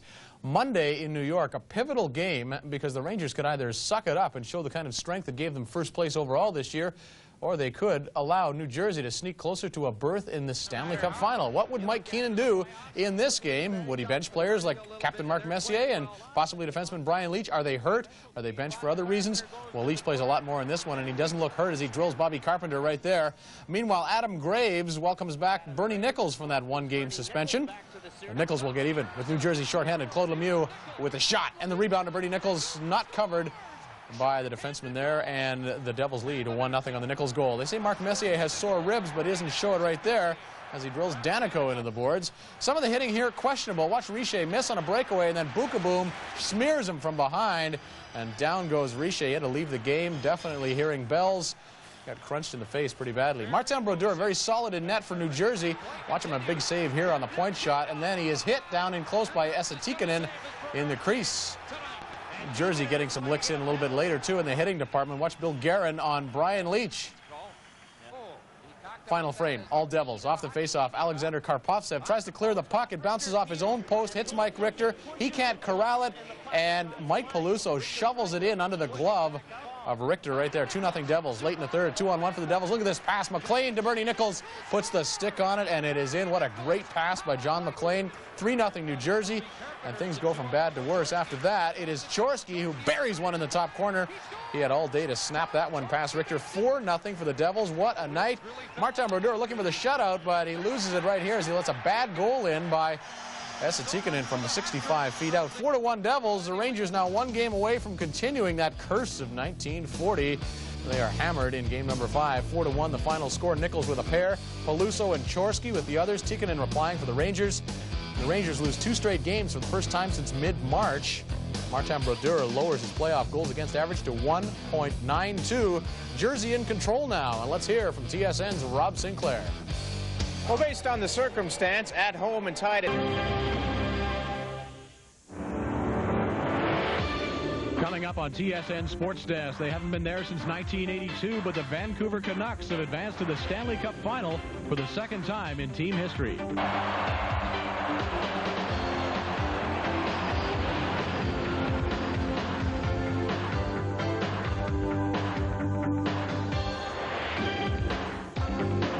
Sports Desk brought to you by the new Gillette Sensor XL and the Gillette Series.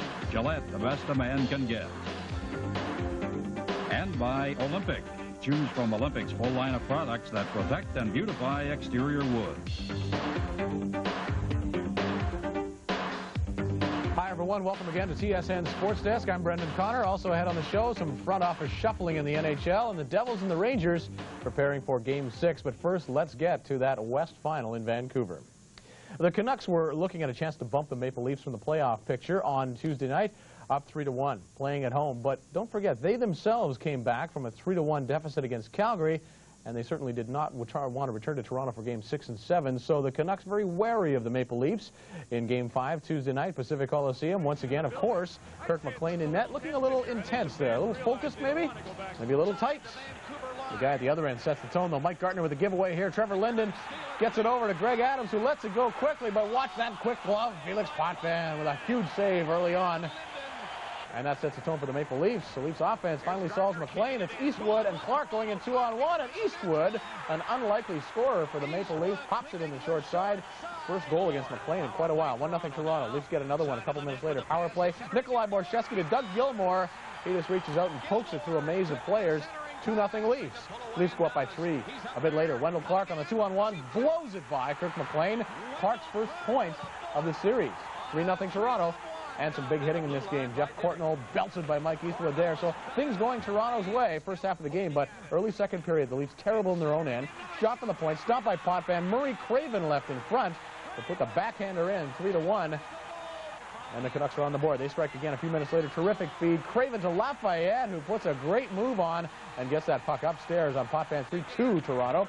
McLean settles down in the Canucks goal. Gilmour tries to wrap around here. Andrechuk has a great chance, but McLean gets a great glove save there. Late in the second, the Canucks tie it up. Pavel Bure's shot is stopped. Comes to Greg Adams, and he jams it in from the side of the net. And the game is tied at 3. Good comeback by the Canucks.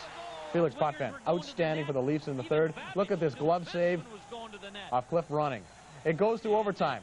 Nothing settled. Goes to a second overtime, and here's the opening faceoff, second overtime, and the Leafs have a little trouble getting it through the neutral zone. Sylvain Lefebvre gives it away, and Linden jumps on it, stops, gets it back to Dave Babbage. He sends a harmless shot toward the net. Felix Potvin can't corral it. Greg Adams chips in the rebound, and that is the series, folks. BC boy, born in Nelson, a 7-year veteran of the Canucks.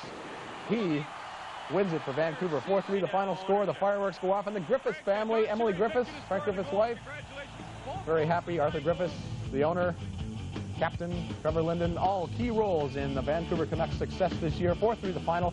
Canucks win the series in 5 games. They've won 11 of their last 13 games since falling behind the Flames in that opening round. They outshot the Leafs 47-34. Eastwood, Gilmore, and Clark for Toronto. Craven, Lafayette, and a pair from Adams. This is the first time, by the way, that 3 Stanley Cup meetings that a Vancouver team has defeated a Toronto team. Toronto teams won in 1918 and 1922. Delirium in Vancouver, obviously, and TSN's David Pratt has this post-game report. The Vancouver Canucks are going to the Stanley Cup Final for the first time in 12 years, and they did it in dramatic fashion as they got the winning goal just 14 seconds into double overtime, the goal coming from Greg Adams.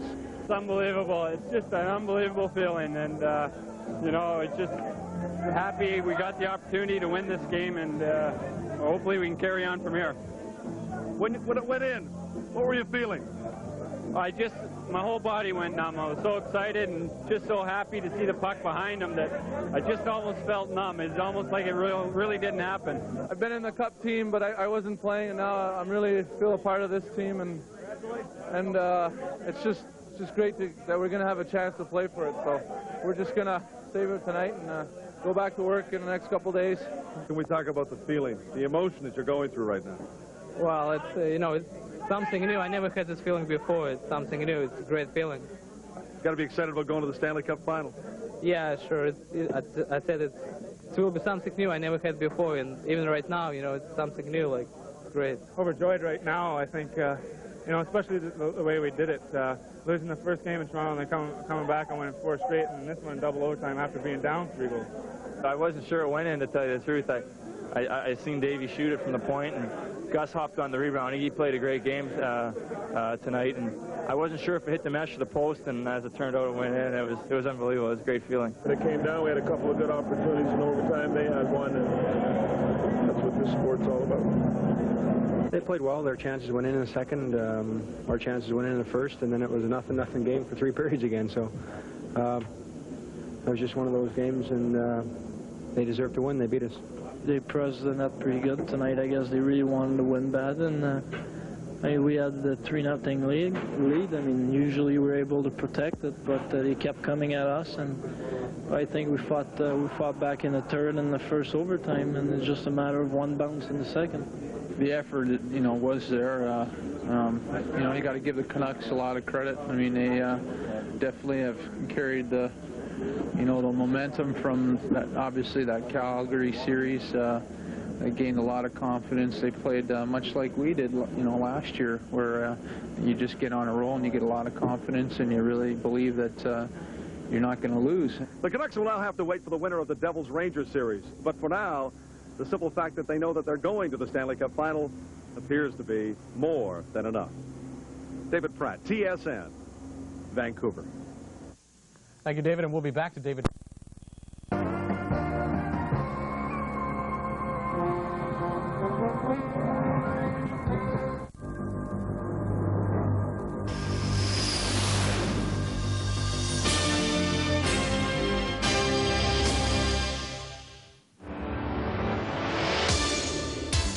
Coming up on TSN Sports Desk, can Mike Keenan inspire the Rangers, or will it be 1940 and counting? Vancouver waits and watches to see who's next. The Maple Leafs reflect on their loss and what lies ahead. The Expos are all wet, but successful when they try to hook Marlin, and the Dodgers say that's the last straw for Darryl.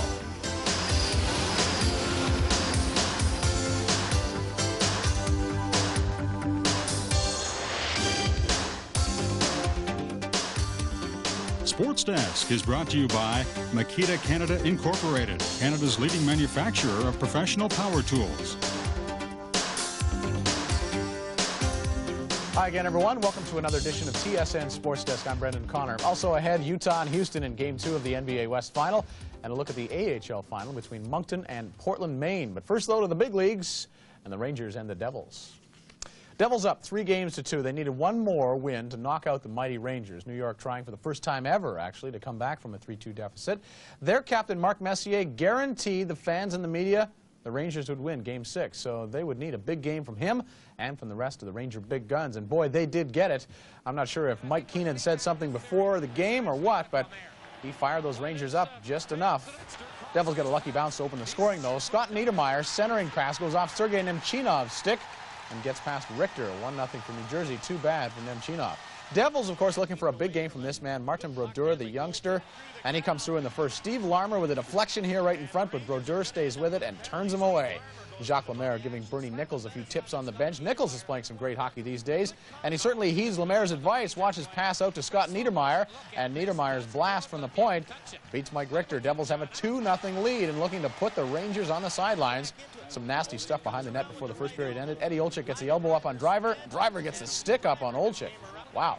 Second period, Devils keep the heat on. 2-on-1, Valery Zelopukhin decides to shoot, but Richter turns it away. The Rangers then get on the board late in the second. Alexei Kovalev takes the drop pass. They let him walk in, so he tees it up and zings a wrist shot right on the stick side, top corner.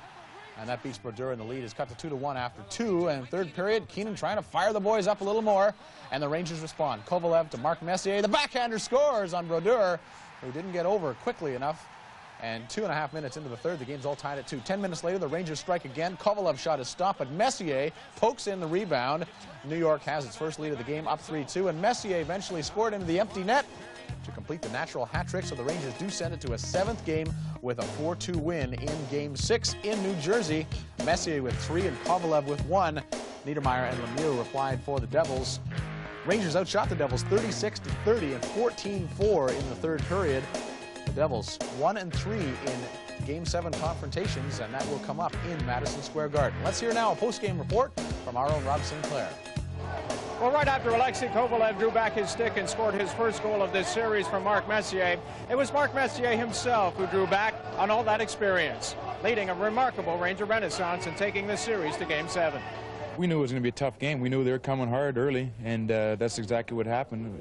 We just felt that we needed to just play hard for 60 minutes and not worry about what the score was after 10 minutes or 15 minutes or one period or whatever. And if we just continued to play and hard and try to create things, good things would happen. And sure enough, we started to get some breaks. Richter held us in, and it was a great moment for us. We played good at certain time. We know when we play good and we play our game, we're capable of beating them.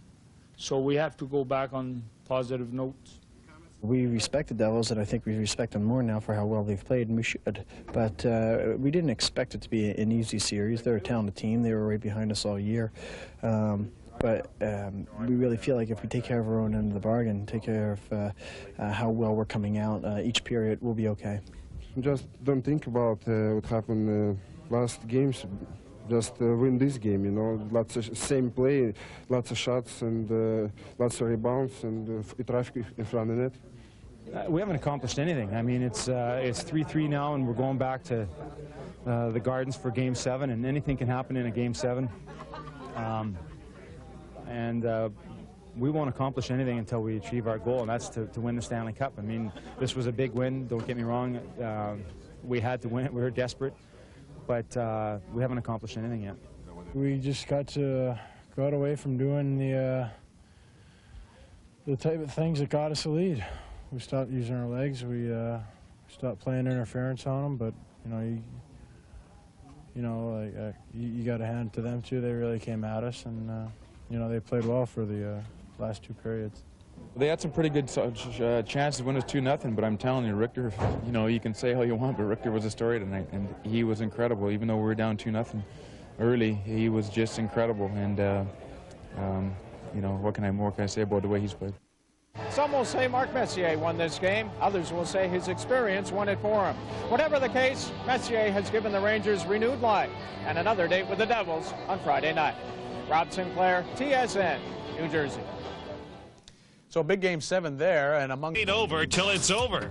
TSN Sports Desk Final Edition, including all the finals from the West. Coming up next on Real TV, TSN.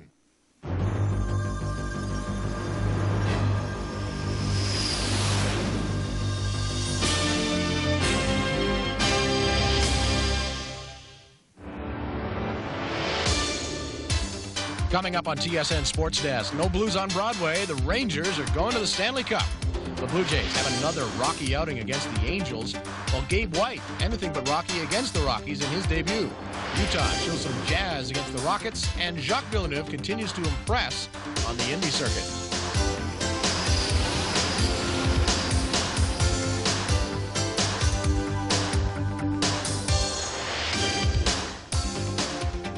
Hi again, everyone. Welcome to TSN Sports Desk. I'm Brendan Connor. Also ahead on our show, a look at that great young Canadian player, Greg Rusedski, at the French Open Tennis Championship, and highlights of Game 5, the Calder Cup Final from Moncton.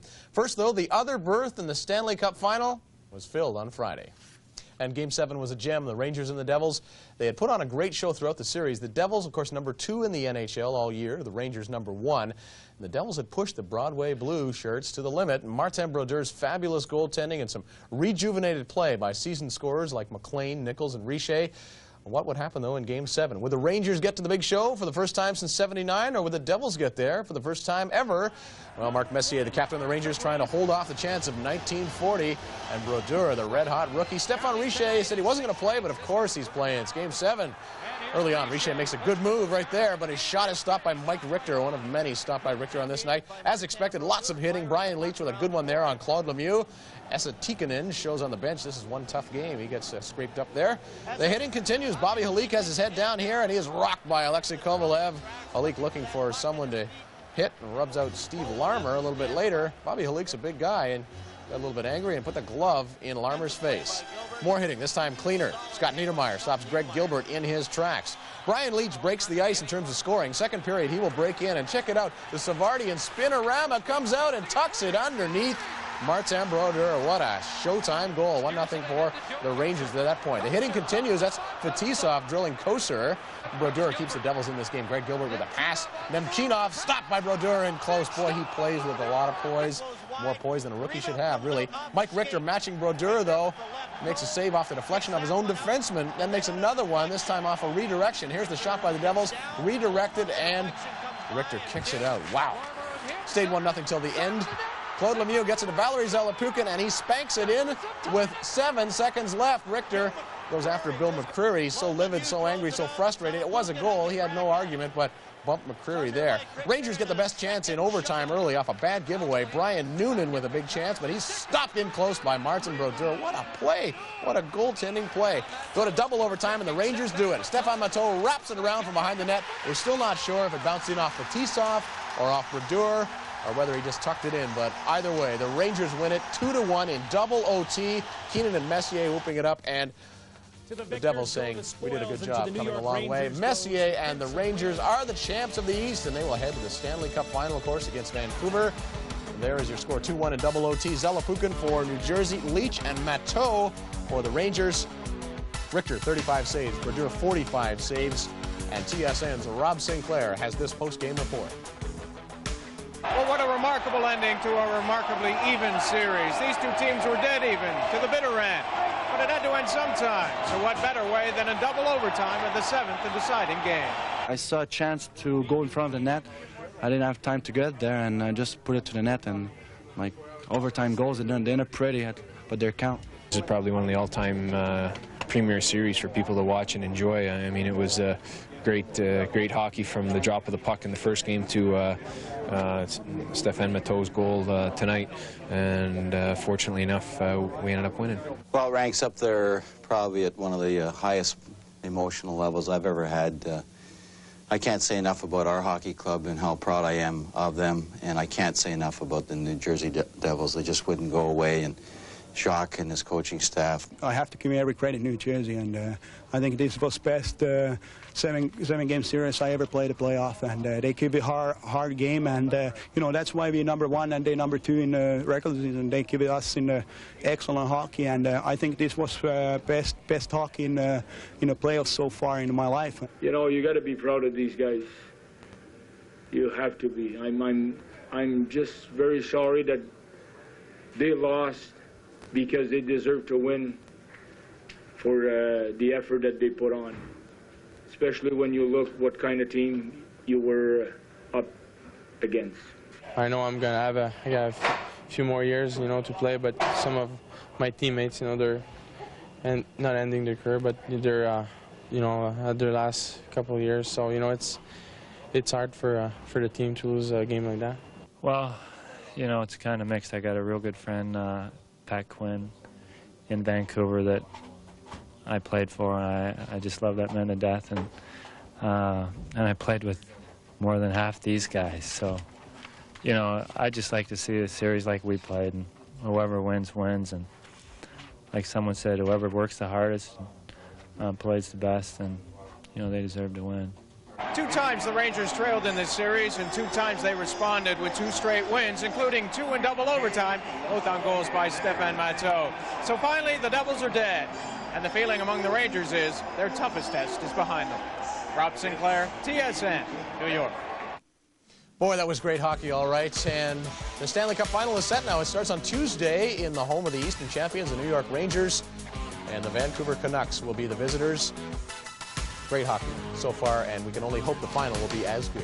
I tell you, there's nothing in the whole world can match playing in the World Cup final and having the honor of holding this up in the air afterwards. And of course, you'll see all 52 games of this year's World Cup on Real TV, TSN.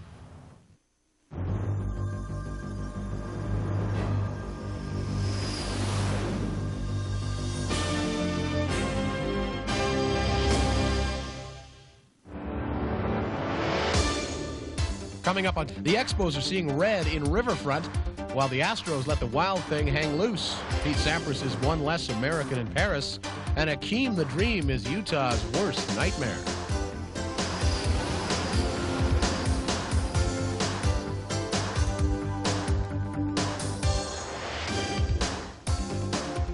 Sports Desk brought to you by the new Gillette Sensor XL and the Gillette Series. Gillette, the best a man can get. And by Olympic. Choose from Olympic's full line of products that protect and beautify exterior wood. Hello again, everyone, and welcome to another edition of TSN Sports Desk. I'm Brendan Connor, and over the next half hour, we'll be checking out a big day in baseball, NBA playoff action, as you saw, the big day at the French Open in tennis with another big name being knocked off. But of course, we're going to start in New York City with Game 1 of the Stanley Cup Final. Now, people knew from the matchup here, the Rangers and the Canucks, that this could be a long and tough series and a lot of fun to watch, really.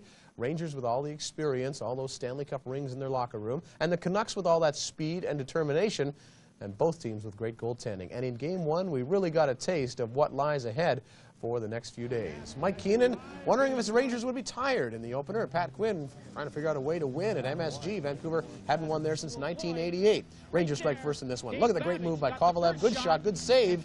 But Larmer gets a stick on the rebound, and it's in. 1-0. Big hitting in this game, too. Momesso nails Kovalev there, sending a message. And Mike Richter also nailed by Momesso here. Momesso got a penalty for this one as he goes straight into your living room. Wasn't very happy with getting a penalty call. He thought he was run into the goaltender. Some vicious play in this game at times. Pavel Bure hammers Jeff Boogaboom, and Boogaboom retaliates with a stick to the back. Rangers. But Kirk McLean, brilliant in a desperate effort to keep the Canucks in the game. Kick save there off Kovalev. Late in the third, Cliff Ronning takes it off the board, spins and fires. Jelena tips it in front just enough. Then Mike Richter lets it trickle through. So the game tied at 2. Overtime they go. Kirk McLean the story. A great save early in overtime off the stick of Adam Graves right there. Later he stops Stefan Matteau twice. Once there on the deflection and once on the rebound. Kirk McLean, 14 saves in the first 8 minutes of overtime. Once again, the Canucks win a thriller. 3-2, and they draw first blood in the NHL Stanley Cup Finals, a 3-2 victory. Hedeken, Jelena, and Adams with the winner. Larmer and Kovalev replying for the Rangers. Kirk McLean the story, though, 52 saves. Third time the Rangers have given up a goal in the last minute of a regulation time to force overtime, and the Vancouver Canucks continue to work their magic in overtime. Let's get a post-game report from TSN's David Pratt. The Vancouver Canucks have taken the first game of the Stanley Cup Final with a 3-2 victory over the New York Rangers. The winning goal coming from Greg Adams with just 33 seconds left in the first overtime period. The puck came up the boards, and Cliff Ronning grabbed the puck. He made just an excellent play. He hung onto the puck and drew the guy to him, and he made a great pass over to me, and I just one-timed it. You look at the game, and it's really 2 points for Kirk McLean. He was a difference tonight, and we didn't really come out the way we wanted to, and that's going to have to change because they played a really good game, but we know they can play better, and we got to prove that we can play better than that. It was a story. There's no question about that.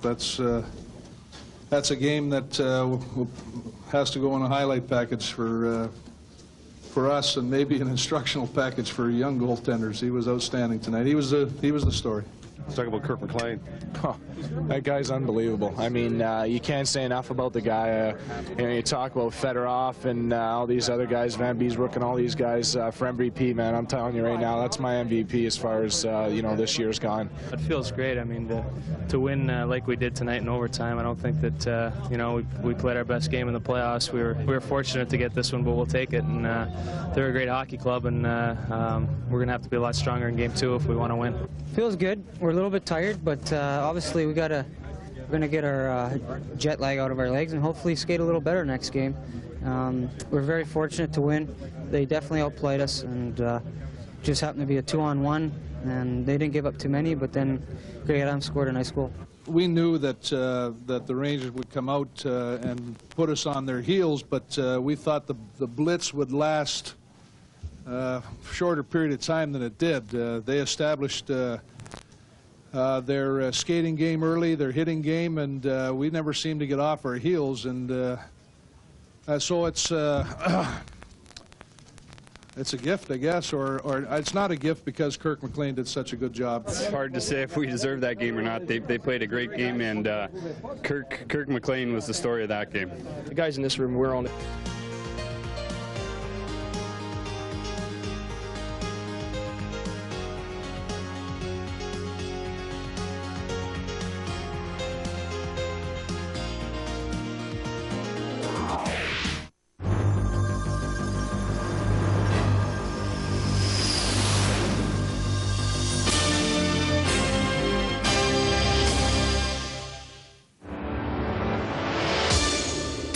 Coming up on TSN Sports Desk, Vancouver's in the Big Apple looking to take another bite out of the Rangers.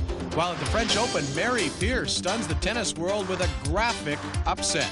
Steve Buechele goes batty as most of baseball enjoys a day off, and some of the top junior hockey players in the world enjoy the Stanley Cup rinkside in New York.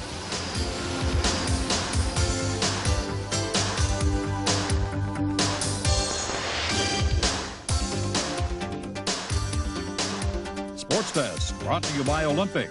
Choose from Olympic's full line of products that protect and beautify exterior wood. Hello again, everyone, and welcome again to TSN Sports Desk. I'm Brendan Connor. Baseball and tennis, that's all I had, but let's get right to it. The action from another great hockey playoff game in the Stanley Cup Final. And if the story in Game 1 in New York was the brilliant goaltending of Canucks' Kirk McLean, Game 2 seemed to carry on that theme because once again the Rangers came out flying, vowing to crash the crease.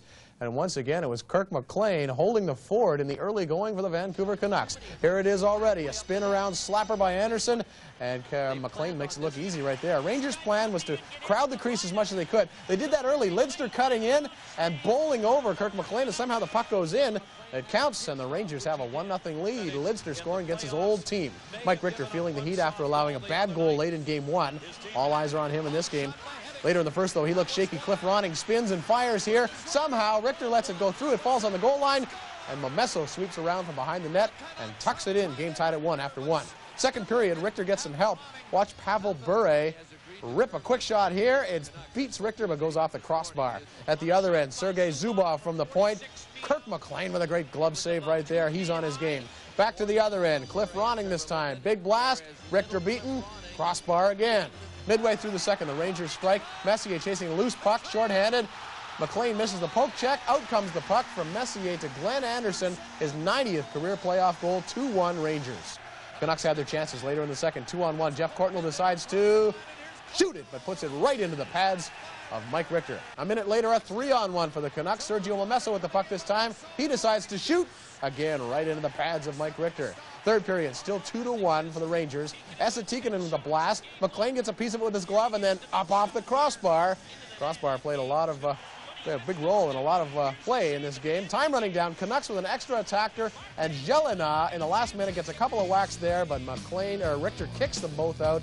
And the Rangers had an empty netter, and they tie the series at 1. The Rangers win this game 3-1. Lidster, Anderson, and Leach with the empty net goal. Momesso with the only reply for Vancouver. The Rangers outshot the Canucks 40-29. Some other notes to tell you about. Pavel Bure's 16-game point streak ends there. The Canucks now 7-3 on the road in the playoffs. And as for the power play, Vancouver 0 for 11 in the first 2 games of the series. Rangers haven't scored in the last 17 power play chances. For more on Game 2, let's go to TSN's David Pratt. If Game 1 belonged to Kirk McLean of the Canucks, then Game 2 definitely belonged to Mark Messier of the Rangers. Messier did everything, including setting up a shorthanded goal in the second period that turned out to be the winner. Can you shut down Mark Messier? Well, I think it just takes a team defensive effort to shut him down. Like Gus said, you got to take away his ice and not give him the room to be the player that he can be, and that's just what we got to do next game. It's a best of 5, and we're playing a great hockey club. We're not even supposed to be here. In fact, we weren't even supposed to get 1 shot on goal, and we've had quite a few, and we won 1 game. So best out of 5, and we just got to go back home, and our fans are going to go crazy and give us a lot extra edge. Just have to get skating a little better and just play a little better defensively, and we'll be all right. Well, it was an intensely fought game, one that you would expect for playoff hockey, for Stanley Cup final game, and goaltending was what we expected to be. It's going to get tougher and tougher, and that's the way hockey is. You just have to continue to play and play hard and believe in each other and play within your system. And it doesn't matter whether we're playing in New York or we're playing in Vancouver. The games are only going to get tougher because you're getting closer and closer to your ultimate goal, and that's a Stanley Cup. Looking at our side of it, we came out. We were a little bit flat, but no, we played a much better game than we played the first game. We didn't come out with the same result. It was a big win for us. There's no question about that. I mean, it was pretty much a must-win for us. Tonight we didn't play very well for the first 2 periods. We had a better third period, and it seems we're waiting until we're down a goal or so to force ourselves to get back into it instead of dictating the play right off the bat.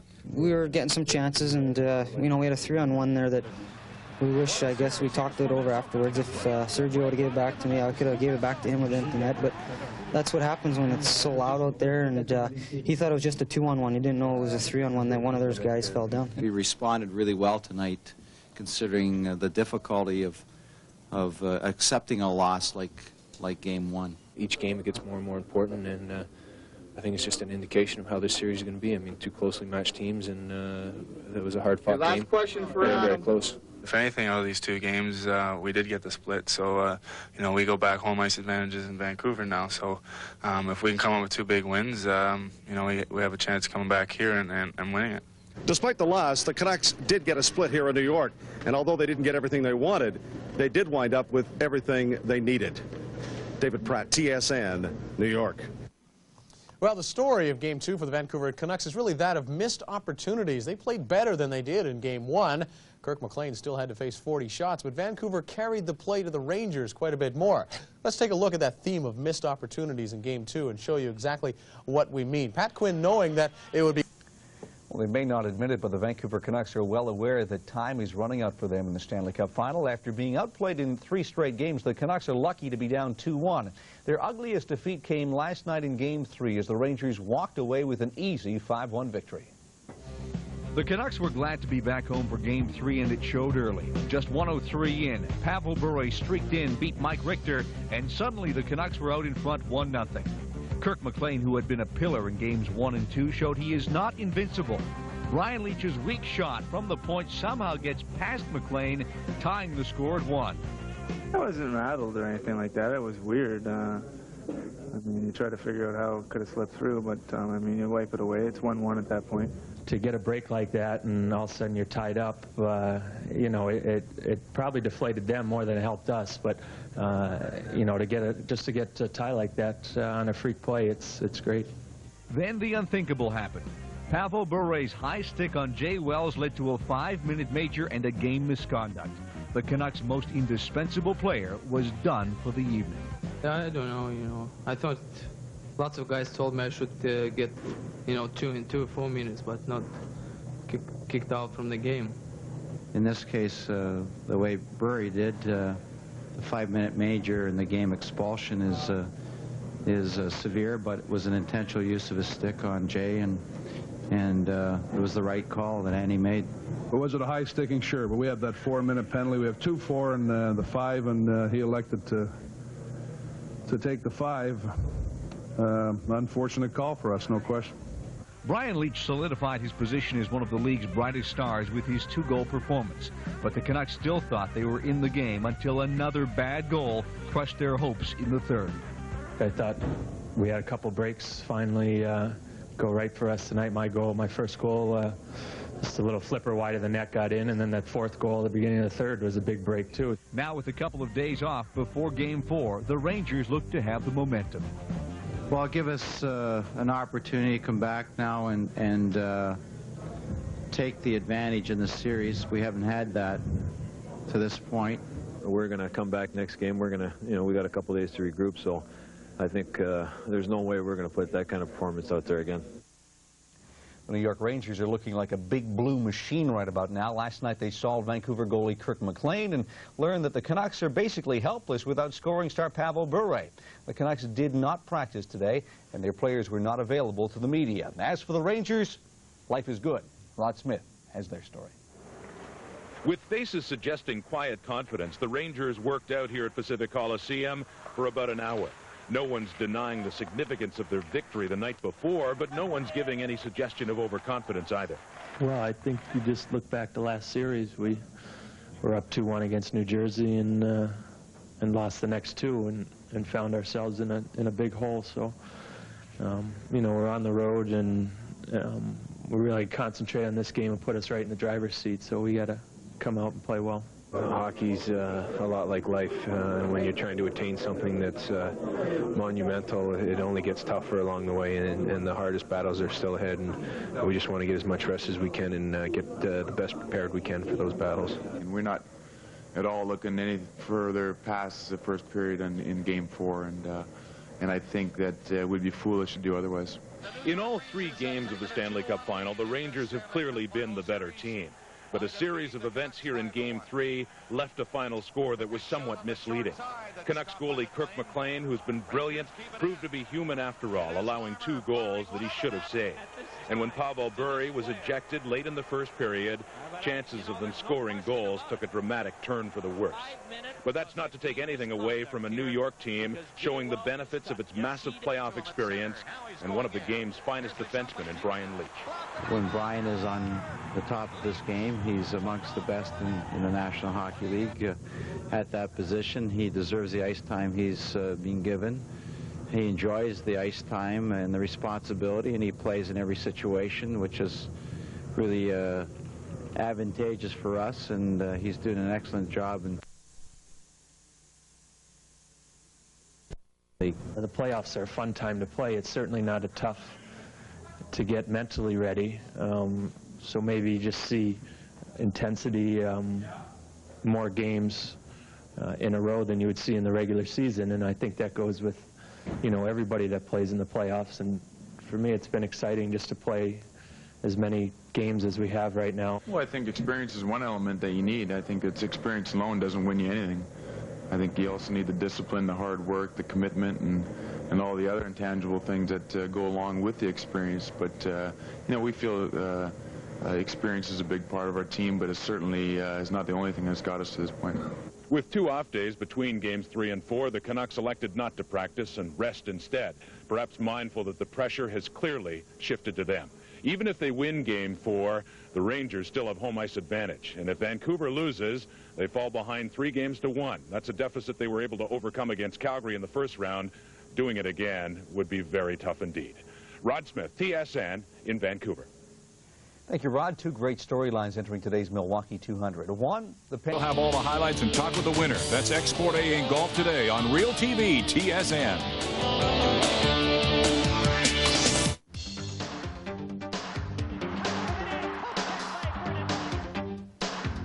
It ain't over till it's over. TSN Sports Desk Final Edition, including all the finals from the West. Coming up next on Real TV TSN.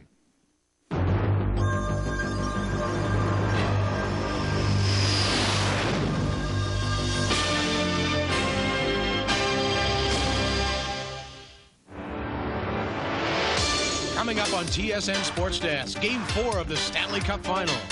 Got it, made the play to Travis. Leetch around Glenn. Leetch looking center. Shot. Kovalev scores! Brian Leetch, a magnificent move!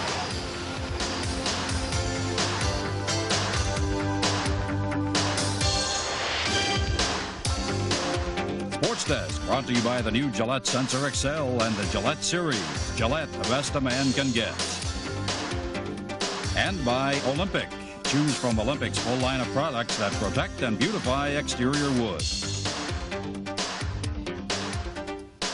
Hi, everyone. Welcome again to TSN Sports Desk. I'm Brendan Connor. Lots ahead on this edition as we check out all the baseball action from Tuesday night and a story on Ken Griffey Jr. But we will get into gear with Game 4 of the Stanley Cup Final. Another fabulous hockey game. If only they could play like this all season long. As we know, sometimes the numbers don't tell a whole story. The Canucks went into Game 4 down 2-1 in the series, but the truth is they had actually been outplayed through most of this series. The one they stole in New York, they may not have deserved it. So if the Canucks were to go to New York with any kind of a chance, and I hope in the series they had to turn it on in Game 4 and hope that Kirk McLean could hold them in, and he was solid in the early going. Mark Messier, the first scoring chance there. McLean calmly turns it aside. Then the Canucks would open the scoring. Lume shot his block, but look who spins and fires in the slot. Yeah, the captain, Trevor Linden, his first goal of the series. 1-0 Vancouver. And they needed Pavel Bure in this one. He was ejected from Game 3, and they folded up. What would happen in this one? Well, he would get going a little later, but first, a critical play here. Should this be an automatic ejection for hitting from behind? Messier and Mamesso? Well, referee Terry Gregson said no, called it boarding, 5-minute major. And a lot of ice room out there because the Canucks took a penalty later, so a lot of room for Pavel Bure to operate. Look at that play. He's stopped, but Cliff Ronning follows up and pops it into the top corner. So Vancouver up 2-0. What a play by Bure. Rangers trying to get one back before the end of the first. Leach stealing from Bure, going in on the breakaway. Kirk McLean turns it away. Big glove save there. Leach will get another chance early in the second. Takes a pass from McTavish. McTavish runs the screen. Leach's snapper from the top of the circle beats McLean, so Vancouver's lead cut to 2-1. That wouldn't be the end of the Leach and Bure show, though. Bure in on the breakaway. Leach hauls him down. You're thinking penalty shot. You are right, as Randy Gregson says. Terry Gregson says, yeah, we're going to center ice for a penalty shot. So Pavel Bure against Mike Richter. Penalty shot, the one-on-one duel. No goals in 6 penalty shots in postseason or in Stanley Cup final history. Here comes Bure. Goes to the forehand, and look at the kick save by Mike Richter. A huge stop right there. Proved to be a huge save because time running out of the second, and Zubov cranks it up from the point. 15 seconds to go in the end of the second, and it is tied 2-2. Key play late in the third. Martin Jelena bumping with Kevin Lowe, turns and throws him into the boards. Yes, that's a penalty, but this late in the game, Pat Quinn says, you put the whistle away, you leave it in your pocket. Martin Jelena incensed, though, on the power play. Look at Leach dancing into the play as a fourth forward, and he flips to Kovalev after the fake shot. Kovalev just flips it upstairs. What a play by Brian Leach. And the Rangers added another one from center ice, a deflected goal that made Kirk McLean look a little bad late going. And the Rangers have the series lead 3-1. The Canucks 1 for 27 in the power play in this series. The Rangers had 2 power play goals in there. Delivers sunshine and sweet swings from the old pros at the Nationwide Senior Classic. Catch first to final round coverage beginning Friday afternoon on Real TV, TSN. Canada's national soccer team hosts the world's best in exhibition games leading to World Cup USA. Canada tackles Spain. Live from Montreal on Real TV, TSN.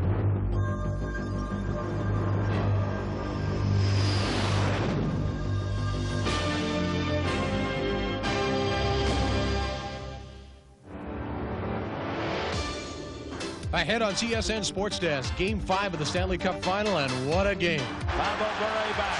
3-on-2 for the moment. Rangers get back. Shot. Score! The Vancouver Canucks, they have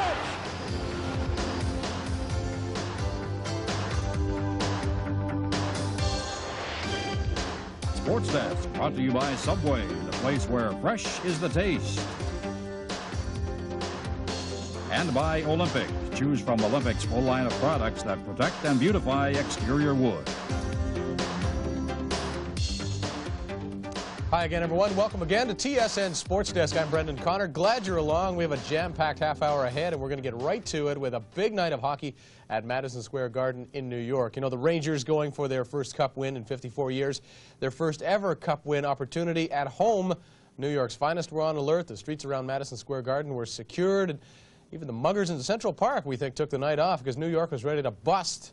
The only thing everybody forgot was to invite the Vancouver Canucks to the party. And it was a party inside Madison Square Garden, ready for Game 5. They think they're going to clinch the Cup here, and they were hoping the party would begin in 3 hours' time.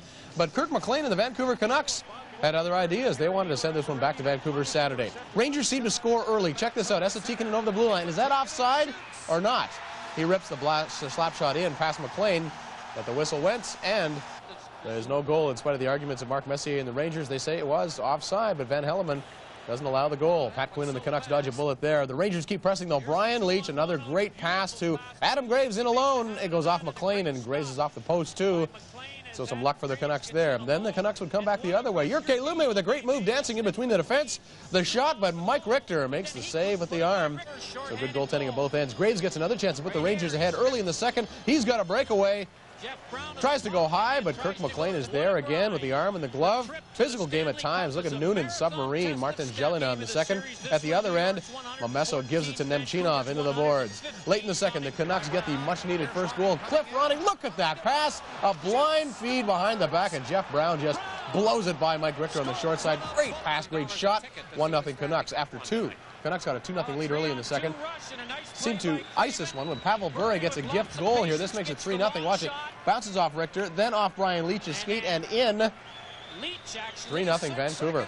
The fans who forked out the big bucks for tickets can't believe what's happening here. Rangers storm right back, though. Scores 3-1. Stefan Matteau throws it at the net. Steve Larmer pounces on a loose puck in the midst of all that traffic and puts it in. Rangers now down 3-2. They complete the comeback. Len Anderson with a lovely feed to Mark Messier. Between the legs, Messier on his off wing, so dangerous over there. He takes a shot. Might have hit Babbage on the way in. Anyway, it's past McLean, and it's all tied at 3, and the party's back on at MSG. But the celebration short-lived. Canucks 3-on-2 here. Bure to Dave Babbage. Unlikely hero, but he was filling the wing on that side and made no mistake, putting it along the ice and past Richter. 4-3 Vancouver. A couple minutes later, Nathan Lafayette with a shot. Richter gives up another big rebound. Jeff Courtnall buries it. 5-3 Vancouver. And a little bit later, Pavel Bure would score another one. The Canucks go on to win this one. 6-3 the final score. They force a 6th game in Vancouver Saturday. Rangers still lead the series 3-2. Courtnall got a pair here. Bure got a pair, giving him 16 in the postseason. Babbage with the big one, and Jeff Brown with the first one. Lidster, Larmer, and Messier replying for the New York Rangers. What a game. And here's TSN's David Pratt at Madison Square. The party this city has been waiting to throw for 54 years has once again been put on hold. As they like to say in New York, it ain't over till it's over. You still have to win 2 games. They got to win 1, and I guess you would consider them having the upper hand right now, but we got some momentum now, and we've improved our play every game, and tonight was our best effort. I think overall we played a pretty good game, so that's what we have to do in the second game, and everything's going to be all right. A tough call as well. Minton blew the call on the offside, which not only took a goal away, but we also lost a man on the play, and Momesso tried to deliberately hurt Leetch, and Andy didn't see it. So all in all, it was a tough turnaround point in the game. But you have to give Vancouver credit, notwithstanding that. It might have made a difference in the game, I'm not sure. Certainly the momentum would have been built earlier for us in our favor, but they played an excellent hockey game here tonight. Anytime you're 3-1, it's they're big odds to come back from, and I know you get tired of hearing of all the old cliches, but we had 1 game to play. We were in overtime basically, and we've had some trying times for our club, and they seem to have done fairly well through the playoffs this year.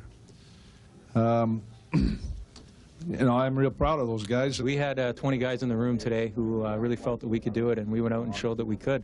And as far as everyone else is concerned, that's you know, that's not something we can worry about. We just worry about what's in the room and what we're going to take out of the ice. We knew we had to come in here and play well to win the game. We knew that Vancouver wasn't going to lay down, and you know, we got to play better and execute better next game. Bottom line.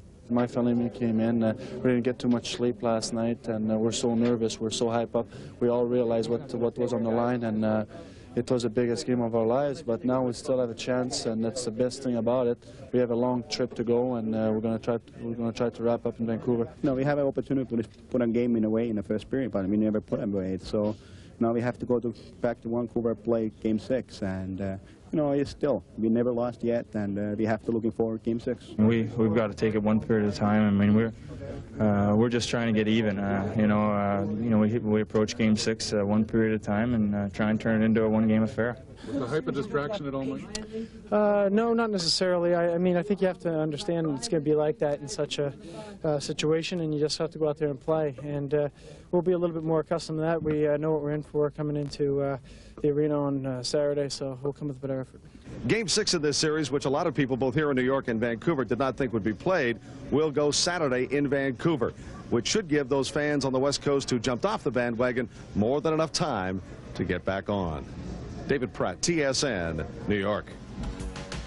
So Game 5 was a wild one. 8 goals in the third period. That is one off a record. And back they go to Vancouver for Saturday night. Foul balls, the hits. Hey, enough's enough. Play it for real. The Jays and Indians on TSN. Got him.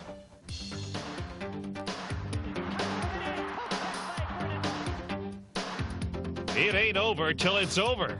TSN Sports Desk Final Edition, including all the finals from the West. Coming up next on Real TV, TSN.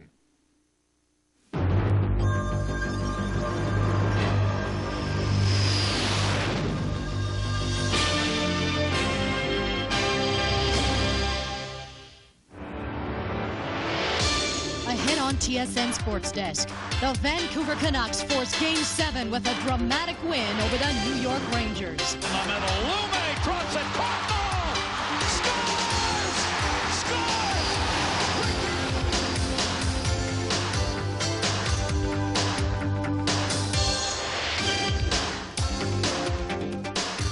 Sports Desk is brought to you by Western Union, the fastest way to send money. Hello, everyone, and welcome to Sports Desk. I'm Teresa Herkert. You know, on a fine day in the middle of June, you wouldn't expect the Stanley Cup Final to still be going on, but it is. This is the latest the hockey postseason has ever gone, and what a final this has turned out to be. Every time the Vancouver Canucks beat the New York Rangers in this Stanley Cup Final, the win becomes the biggest in franchise history. It was said after Game 1, it was said again after Game 5, and it can be said now after Game 6. A huge win at home with elimination staring them in the face. As the Canucks came out to meet their destiny at the Pacific Coliseum, a tremendous ovation. The Rangers know that Mike Richter has to be a rock in the first period, and Richter did not disappoint. Here we take a look at a terrific save off of Greg Adams. Well, then Cliff Ronning. He's got a great chance here on the backhand, but Richter, he stones him. But Richter can't stop them all. We find the Canucks on the power play. Jeff Brown with a shot from the point deflects in off of Esatik and goes high over Richter's shoulder. It was 1-0 Vancouver. In the stands, Ryan O'Neill and Farrah Fawcett. Well, they're taken in the game. Richter continues to astound. He makes 2 terrific saves off of Pavel Bure. Well, some big hitting in this game. Pavel Bure, he rubs out Brian Leach. And then Bure gets into it with fellow Russian Alexei Kovalev. Well, the goalies continue to shine in this game. Mike Richter with a great save off of Greg Adams. Then Richter, he takes one for the team. Pavel Bure winds up this one right off the mask of Richter. Must have smarted. The Rangers think that they tie it up. Glenn Anderson takes the shot. He actually hits the crossbar, but Anderson, he was fooled as well. No goal. Sorry, Glenn, still 1-0 Canucks. Kirk McLean strong in the Canucks net. He makes a tremendous save off of Steve Larmer. No, sir. Meanwhile, the Canucks get another goal. Urke Lume, he gives it to Jeff Courtnall, makes a great move, loses control, but it hits Lidster's skate. Just made it in over the line. 2-0 Canucks. McLean continues to stone the Rangers. Here's another great save, this time off the stick of Alexei Kovalev. But the Rangers cut the lead on a cheap goal. The Rangers on the power play. Alexei Kovalev gets it, takes a weak shot here at the net. Went in off the skate of Murray Craven and in past Richter. It was 2-1 Canucks leading after 2. The Canucks take a 2-goal lead in this game. Jeff Brown takes a blast from the point. Right through the legs of Richter. Vancouver has got a 3-1 lead. Richter now makes the save of the finals. Pavel Bure, the Russian rocket, with a great chance, but Richter stones him. Some controversy later on. Jeff Courtnall takes the pass, makes a great move on Richter, puts it high. The Canucks think that they have scored, but the play continues. He's going, what's going on? The Rangers come down the other way. The pass over to Mark Messier beats Kirk McLean, and the Rangers think that they have cut it to 3-2. But there was a conference to determine what happened at the other end. Well, when they see this, there was no doubt. A Canuck goal is called, and Vancouver has the lead. The score is 4-1. Ranger fans disappointed at Madison Square Garden, where they were taking in the game, but Canuck fans ecstatic in Vancouver. And the Canucks go on to win this one by a final of 4-1 and force a Game 7. Scoring for Vancouver, Jeff Brown with a pair, Jeff Courtnall with his 8th and 9th of the postseason. For the Rangers, Alexei Kovalev his 9th. So since 1971, the only final series to go to 7 games was back in 1987, when the Edmonton Oilers defeated Philadelphia 4-3 after being ahead 3-1. And incidentally, Mike Keenan coached the Flyers that year. But if you go all the way back in Stanley Cup final history, this will be the 7th game. And the home teams have won 7 of the previous 9.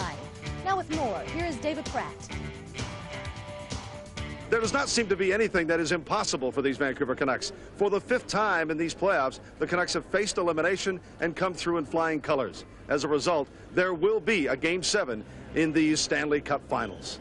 It's one step closer to where we want to be. That's about it. We wanted to get to our 7th game, and here we are. So we'll take it to a one-game affair. There were a couple of hairy moments there, but we were able to force the 7th game, and that's what we were looking at when we were down 3-1, because anything can happen in the 7th. It just says a lot for this team. This team's been, this whole playoff has just stuck together individually, and together we, as a unit, have just gone out and played hard for one another, and I think that's the key. They're fortunate that they don't have to travel as much in their situation, but all that's not going to matter. Broken bodies, tired legs, whatever you want to call it, experience, all that stuff's going out the window now, and it's coming down to 1 game. Sure feels great, but we have 1 game to go. I think we did the same things today that we did in the last game in New York. So we just have to keep that up. It's a great feeling right now, no question about that. But we got 2 days to get over that and just get ready for the 7th game. I think we've, experienced that first round where you never know what could happen, and we win that 5th game, and then we come back home and we seem to have a lot of confidence. We feel that we can go in there and win and spoil their parade and their party and all that kind of stuff, but at the same time, we're more concerned about our party and what we're going to do back here, hopefully with a win on Tuesday night. I think that the extra day is going to provide both teams with recovery time, and that will certainly, I guess, be a benefit for the game. Why live in the past? I mean, it's just, it's irrelevant right now. What happened tonight or what happened Saturday night in Madison Square Gardens, it has no bearing on Game 7. We just have to come out and play well. We expect a long, tough series at the start of the series. I mean, obviously we had a chance to win it in Games 5 and 6. We never got the job done. But before the series started, if we said that we're going home for Game 7 with a chance to win the Stanley Cup, we'd be pretty. We would take that. So they got a good hockey club. They played well, and Game 7's for all their marbles. That's it. We're going back to New York, and you're in the finals, and 1 game to decide it all. So there certainly could be in worse situations, and you've got to stay positive. We're standing here on Robson Street, where the entire city of Vancouver has come to a complete halt, and there's no question who they are cheering for. Number 1, all the way, all the way, all the way, all the way.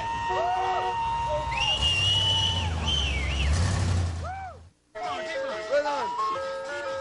Number 1 team, you guys! Number 1! Team number 1! Team number 1!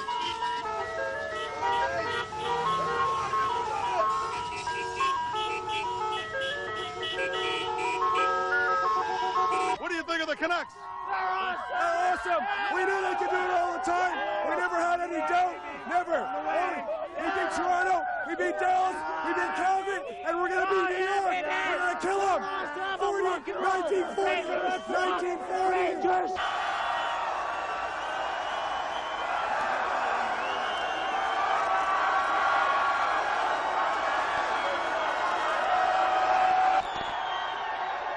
As you can see and as you can hear, much of downtown Vancouver is completely shut down. There are quite literally thousands of people in the streets. Difficult to imagine just how much bigger, how much crazier it may get if they actually win the Stanley Cup. Now let's go back to Sports Desk. And David, are we ever glad you were standing on that balcony? Well, yes, it has now come down to this. Game 7, Tuesday night at Madison Square Garden. Winner take all. And just a reminder, we will have all the stories and post-game reaction for you right on Sports Desk. We're going to take a short time out here on Sports Desk, but when we come back, we've got all the scores.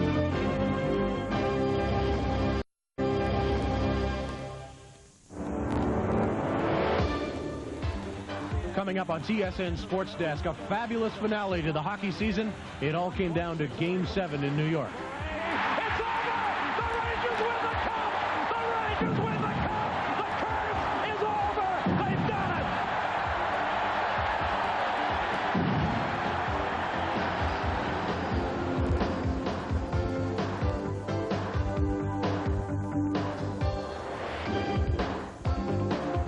Sports Desk brought to you by the new Gillette Sensor XL and the Gillette Series.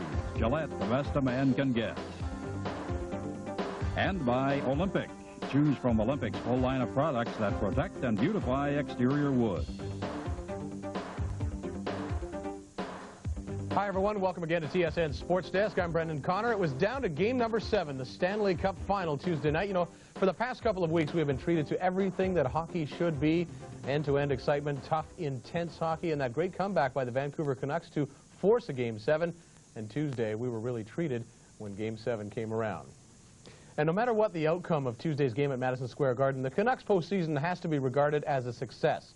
They were counted out more times than a boxer with slow hands, but they kept battling back, even against a Rangers team that was desperately looking to end a 54-year Stanley Cup drought. Here's a look at the trophy they play for, of course. The Stanley Cup would be presented Tuesday night. Some fans at Madison Square Garden very confident the 54-year curse would be over, but for those not so sure, curse fighters. Those are garlic cloves. They'll try anything to remove those spirits from the Garden. Canucks get the first good chance. Pavel Bure with a shot from the boards. It's a quick one, and Richter's pad just a little bit quicker. Both teams trying to intimidate one another. Boogaboom takes a run at Courtnall here, but he also gets quite a bit of Courtnall's stick right in the face. Boogaboom with a souvenir stuck to his back right there. It was a rough night for Boogaboom, as you would see. New York then comes looking to open the scoring. Steve Larmer with a hard shot, top of the circle, but Kirk McLean, good glove save. He wouldn't be able to stop this, though, on a power play. Messier to Zubov. Zubov, great pass over here to Leach. McLean stuck out of position, and Leach with a gaping net buries it, and the Rangers strike first. They lead 1-0. Then the Canucks would dodge a bullet. Watch Sergio Momesso get the stick up on Glenn Anderson right there. Gets it into the face of Anderson. Anderson was cut quite badly on the play, but no penalty call. That could have been 5 in a game. Pat Quinn knows his club caught a break. He knows how important the next goal will be as well. And the Rangers get it again on a power play. Zubov chips it ahead to Kovalev. Kovalev drops to the trailer. Adam Graves. Boom! Adam Graves has his first goal of the series. 53 on the year. First one in the final. 2-0 New York. Physical play continued. Look at this hit by Brian Leach on Martin Jelena, who goes airborne again. Mike Richter maybe makes the save of the game right here. Cliff Ronning at the side of the net. Actually, this is Pavel Bure after the Greg Adams just missed there. Pavel Bure with some great stick handling here. Goes around the net. Look at the Rangers chase him. He's holding the puck, looking to shoot. Finally jams away, and it dribbles across the crease on the goal line. What a chance. Bure knows it was a good chance, and he is frustrated on the bench afterwards. Canucks cut the lead in half early in the second period. Shorthanded Trevor Linden goes in alone and holds off Leach and chips it over Richter. What a great goal by the Canuck captain. The game is 2-1 Rangers. And the fans watching in Vancouver on the big screen come to life. They know their team is back in it. And some more bad news for Jeff Boogaboom. His leg is pinned by a Sean Antosky hit and his knee hyperextended. He goes down hard. Rangers would, again, open up a 2-goal lead. Another power play. Messier standing on the doorstep in a scramble. Pokes it in. Rangers lead the game 3-1. A little bit later, here is Richter with a huge save right there on the spin around by Diddick, and then a bigger save right on the doorstep, Ronning. Richter stacking those pads. That could have saved the day. Times Square in New York, still quiet, ready for a party. You see the sign there, it says police on alert. Canucks refuse to die early in the third on the power play. Look at them toss it around here. Courtnall calls for it, fakes a shot, over to Linden, and he buries it from the side of the net. Great passing, 3-2 Rangers, and Keenan knows his team could be in trouble. Here's another good chance for the Canucks. Jelena on the give and go with Ronning. Not enough room to sneak it by Richter, but it almost goes in off Richter. What a great play all around. Mike Richter and the Rangers barely hanging on in the late stages, and they get a huge break later on. Look at Nathan Lafayette with a couple minutes left to go. Off the goalpost. Just a goalpost away. The Rangers come, and the Rangers with one slim chance left. A face-off with 1 second left. Not enough time, and the game is over.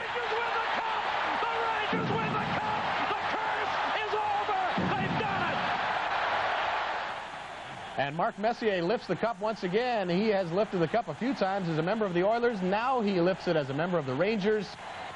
And they take the ceremonial skate as the Canucks sadly look on. The Rangers end the 54-year drought. They also give their coach Mike Keenan a chance to lift the cup for the first time. His fourth time in the final, first time lifting the cup, and first time ever seeing Mike Keenan smile, I think. There is your final score. A great way to end the season. Too bad for the folks in Vancouver. 3-2 the final for the Rangers. Leach, Graves, Messier, the goal scorers. Trevor Linden with both for the Canucks. Brian Leach wins the Conn Smythe Trophy. More on that in just a moment. The Rangers win their fourth Stanley Cup in team history, but the first since 1940. And TSN's David Pratt reports. For the first time in their history, the New York Rangers have won the Stanley Cup right here on their home ice at Madison Square Garden. The 54-year wait is over. The celebration has just begun. Oh, there's no better feeling in the world, I'll tell you. It's a great feeling whenever 29 guys can get together and play well together all year, you know. And the group of guys we had really cared for each other, and I think we showed it in the end, and we came through. I'm so happy to be a part of a Stanley Cup champion. It's a bonus being in New York here and being able to do that here. And it's great to be able to help the team achieve something like this. But the Conn Smythe, you know, it'll be something down the road I'm sure I'll be proud of. But right now it's just a footnote. The thing about coming here and winning the Cup was all the history that has happened to the Rangers, all the bad luck that the organization has seemed to come upon. And really, it was just a lot of hurdles to overcome, and the only way that we're able to do that is to get all the right pieces in place. And I guess when you finally win a championship, you got all the right pieces in place, and you know, you need everybody right from the top to the bottom, and we got an effort from everybody, and that's why we're able to win. Well, it's pretty hard to describe your feelings right now. You know, definitely we're disappointed. You never want to lose a situation like that. But you know, you got to look at the good points and the way we played this playoff. It was just unbelievable the way the guys came together and played together as a team. And you know, everybody was counting us out after the Calgary series, down 3-1, and we battled back and played great hockey. And you know, like I said, definitely we feel bad now, but you know, we got nothing to be ashamed of. We're going to walk out of here with our heads up. It was an emotional game, and I think our emotion went down when we had to beat 2-0 right away. So, but you know, guys work hard, and we tried to come back. You know, we made it 2-1, 3-2, but we couldn't score another one. This is the best, simply the best. Another era. Yeah, all together. Different team, different organization. Everyone had their own reasons for winning it, but the team really pulled together. We played as a team, and that's what did it. Everybody in this team did it. 30 guys. It's just satisfying. You know, it's something you started to try to do from ever since you were little, playing on your driveway. But more than anything, at the beginning of this year, we set out to do this, and it's here. And as slow as those final minutes ticked off, I don't want this to end ever. No, I'm very proud of the guys. They really worked their tails off for the whole playoffs, and you know, we deserve better. It's definitely tough. I think you know,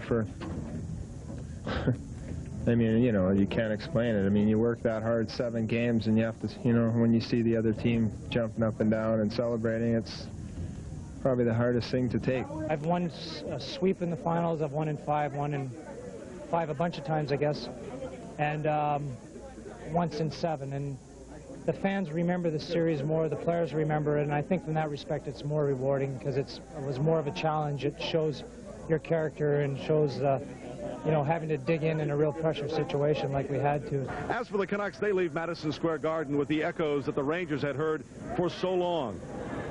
Maybe next year. David Pratt, TSN, New York. All right, thank you, David. And as we mentioned, Brian Leach named the playoff MVP, and why not? 34 points to lead all playoff scorers, second best ever for a defenseman. Paul Coffey in 1985 had 37. 11 goals as well for Brian Leach. He's the first U.S.-born player to win the playoff MVP, and even got a call, an excited call, they say, afterward from President Bill Clinton saying congratulations. Okay, time for enough. Just after the game in Vancouver, people saying, hey, we had a great year and things like that. But a couple of hours after the game on Robson Street in downtown Vancouver, things boiled over and things got very ugly. This was the first indication that there would be some trouble as some people rocking on a van on Robson. It was still the daylight hours, so maybe an hour and a half after the game ended. And then, as things got dark, some fights broke out, a mob formed, some hydro lines came down, some windows smashed, a little bit of looting going on. Police in riot gear clashing with people in downtown Vancouver. This is not New York City. This is Vancouver. Several people hurt. The crowd eventually moved on down Robson a little more, continuing looting and fighting. There were more clashes with police. The police eventually had to chase some people away from the area they were trying to secure. There were some people left lying on the street, possibly overcome by some of the tear gas, possibly hurt in the clashes. It is not a pretty scene, and something Vancouver will certainly not be very proud of. Now, by contrast, the streets of the winning city were very calm. The party in New York City was very subdued. We have some pictures from New York City as well. Again, they were more prepared for this sort of thing. People spilled out on the streets of New York City right outside Madison Square Garden in a very jubilant mood, enjoying the party they had waited 54 years to celebrate. The police, the authorities were out in full force. They know how to deal with this sort of thing in New York City, and all in all, the crowd was very well behaved. No reports of serious incidents in New York City after the game. We'll have more hockey in store later on TSN Sports Desk as we continue our coverage of the aftermath of the big win by the Rangers for that great Stanley Cup final, game number 7. Violence and destruction. It didn't happen in New York, it happened in Vancouver. Lisa Bose has the complete story from the coasts. Despite the Canucks' failure to bring the cup to the West Coast, British Columbians immediately took to the streets following the game, but this positive scene did not last into the night.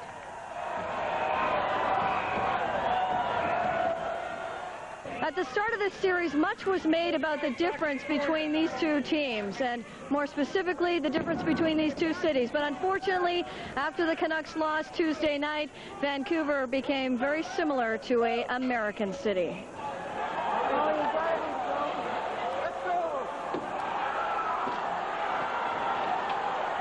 You know, we wanted to find a place to park. We can't drive up Robson.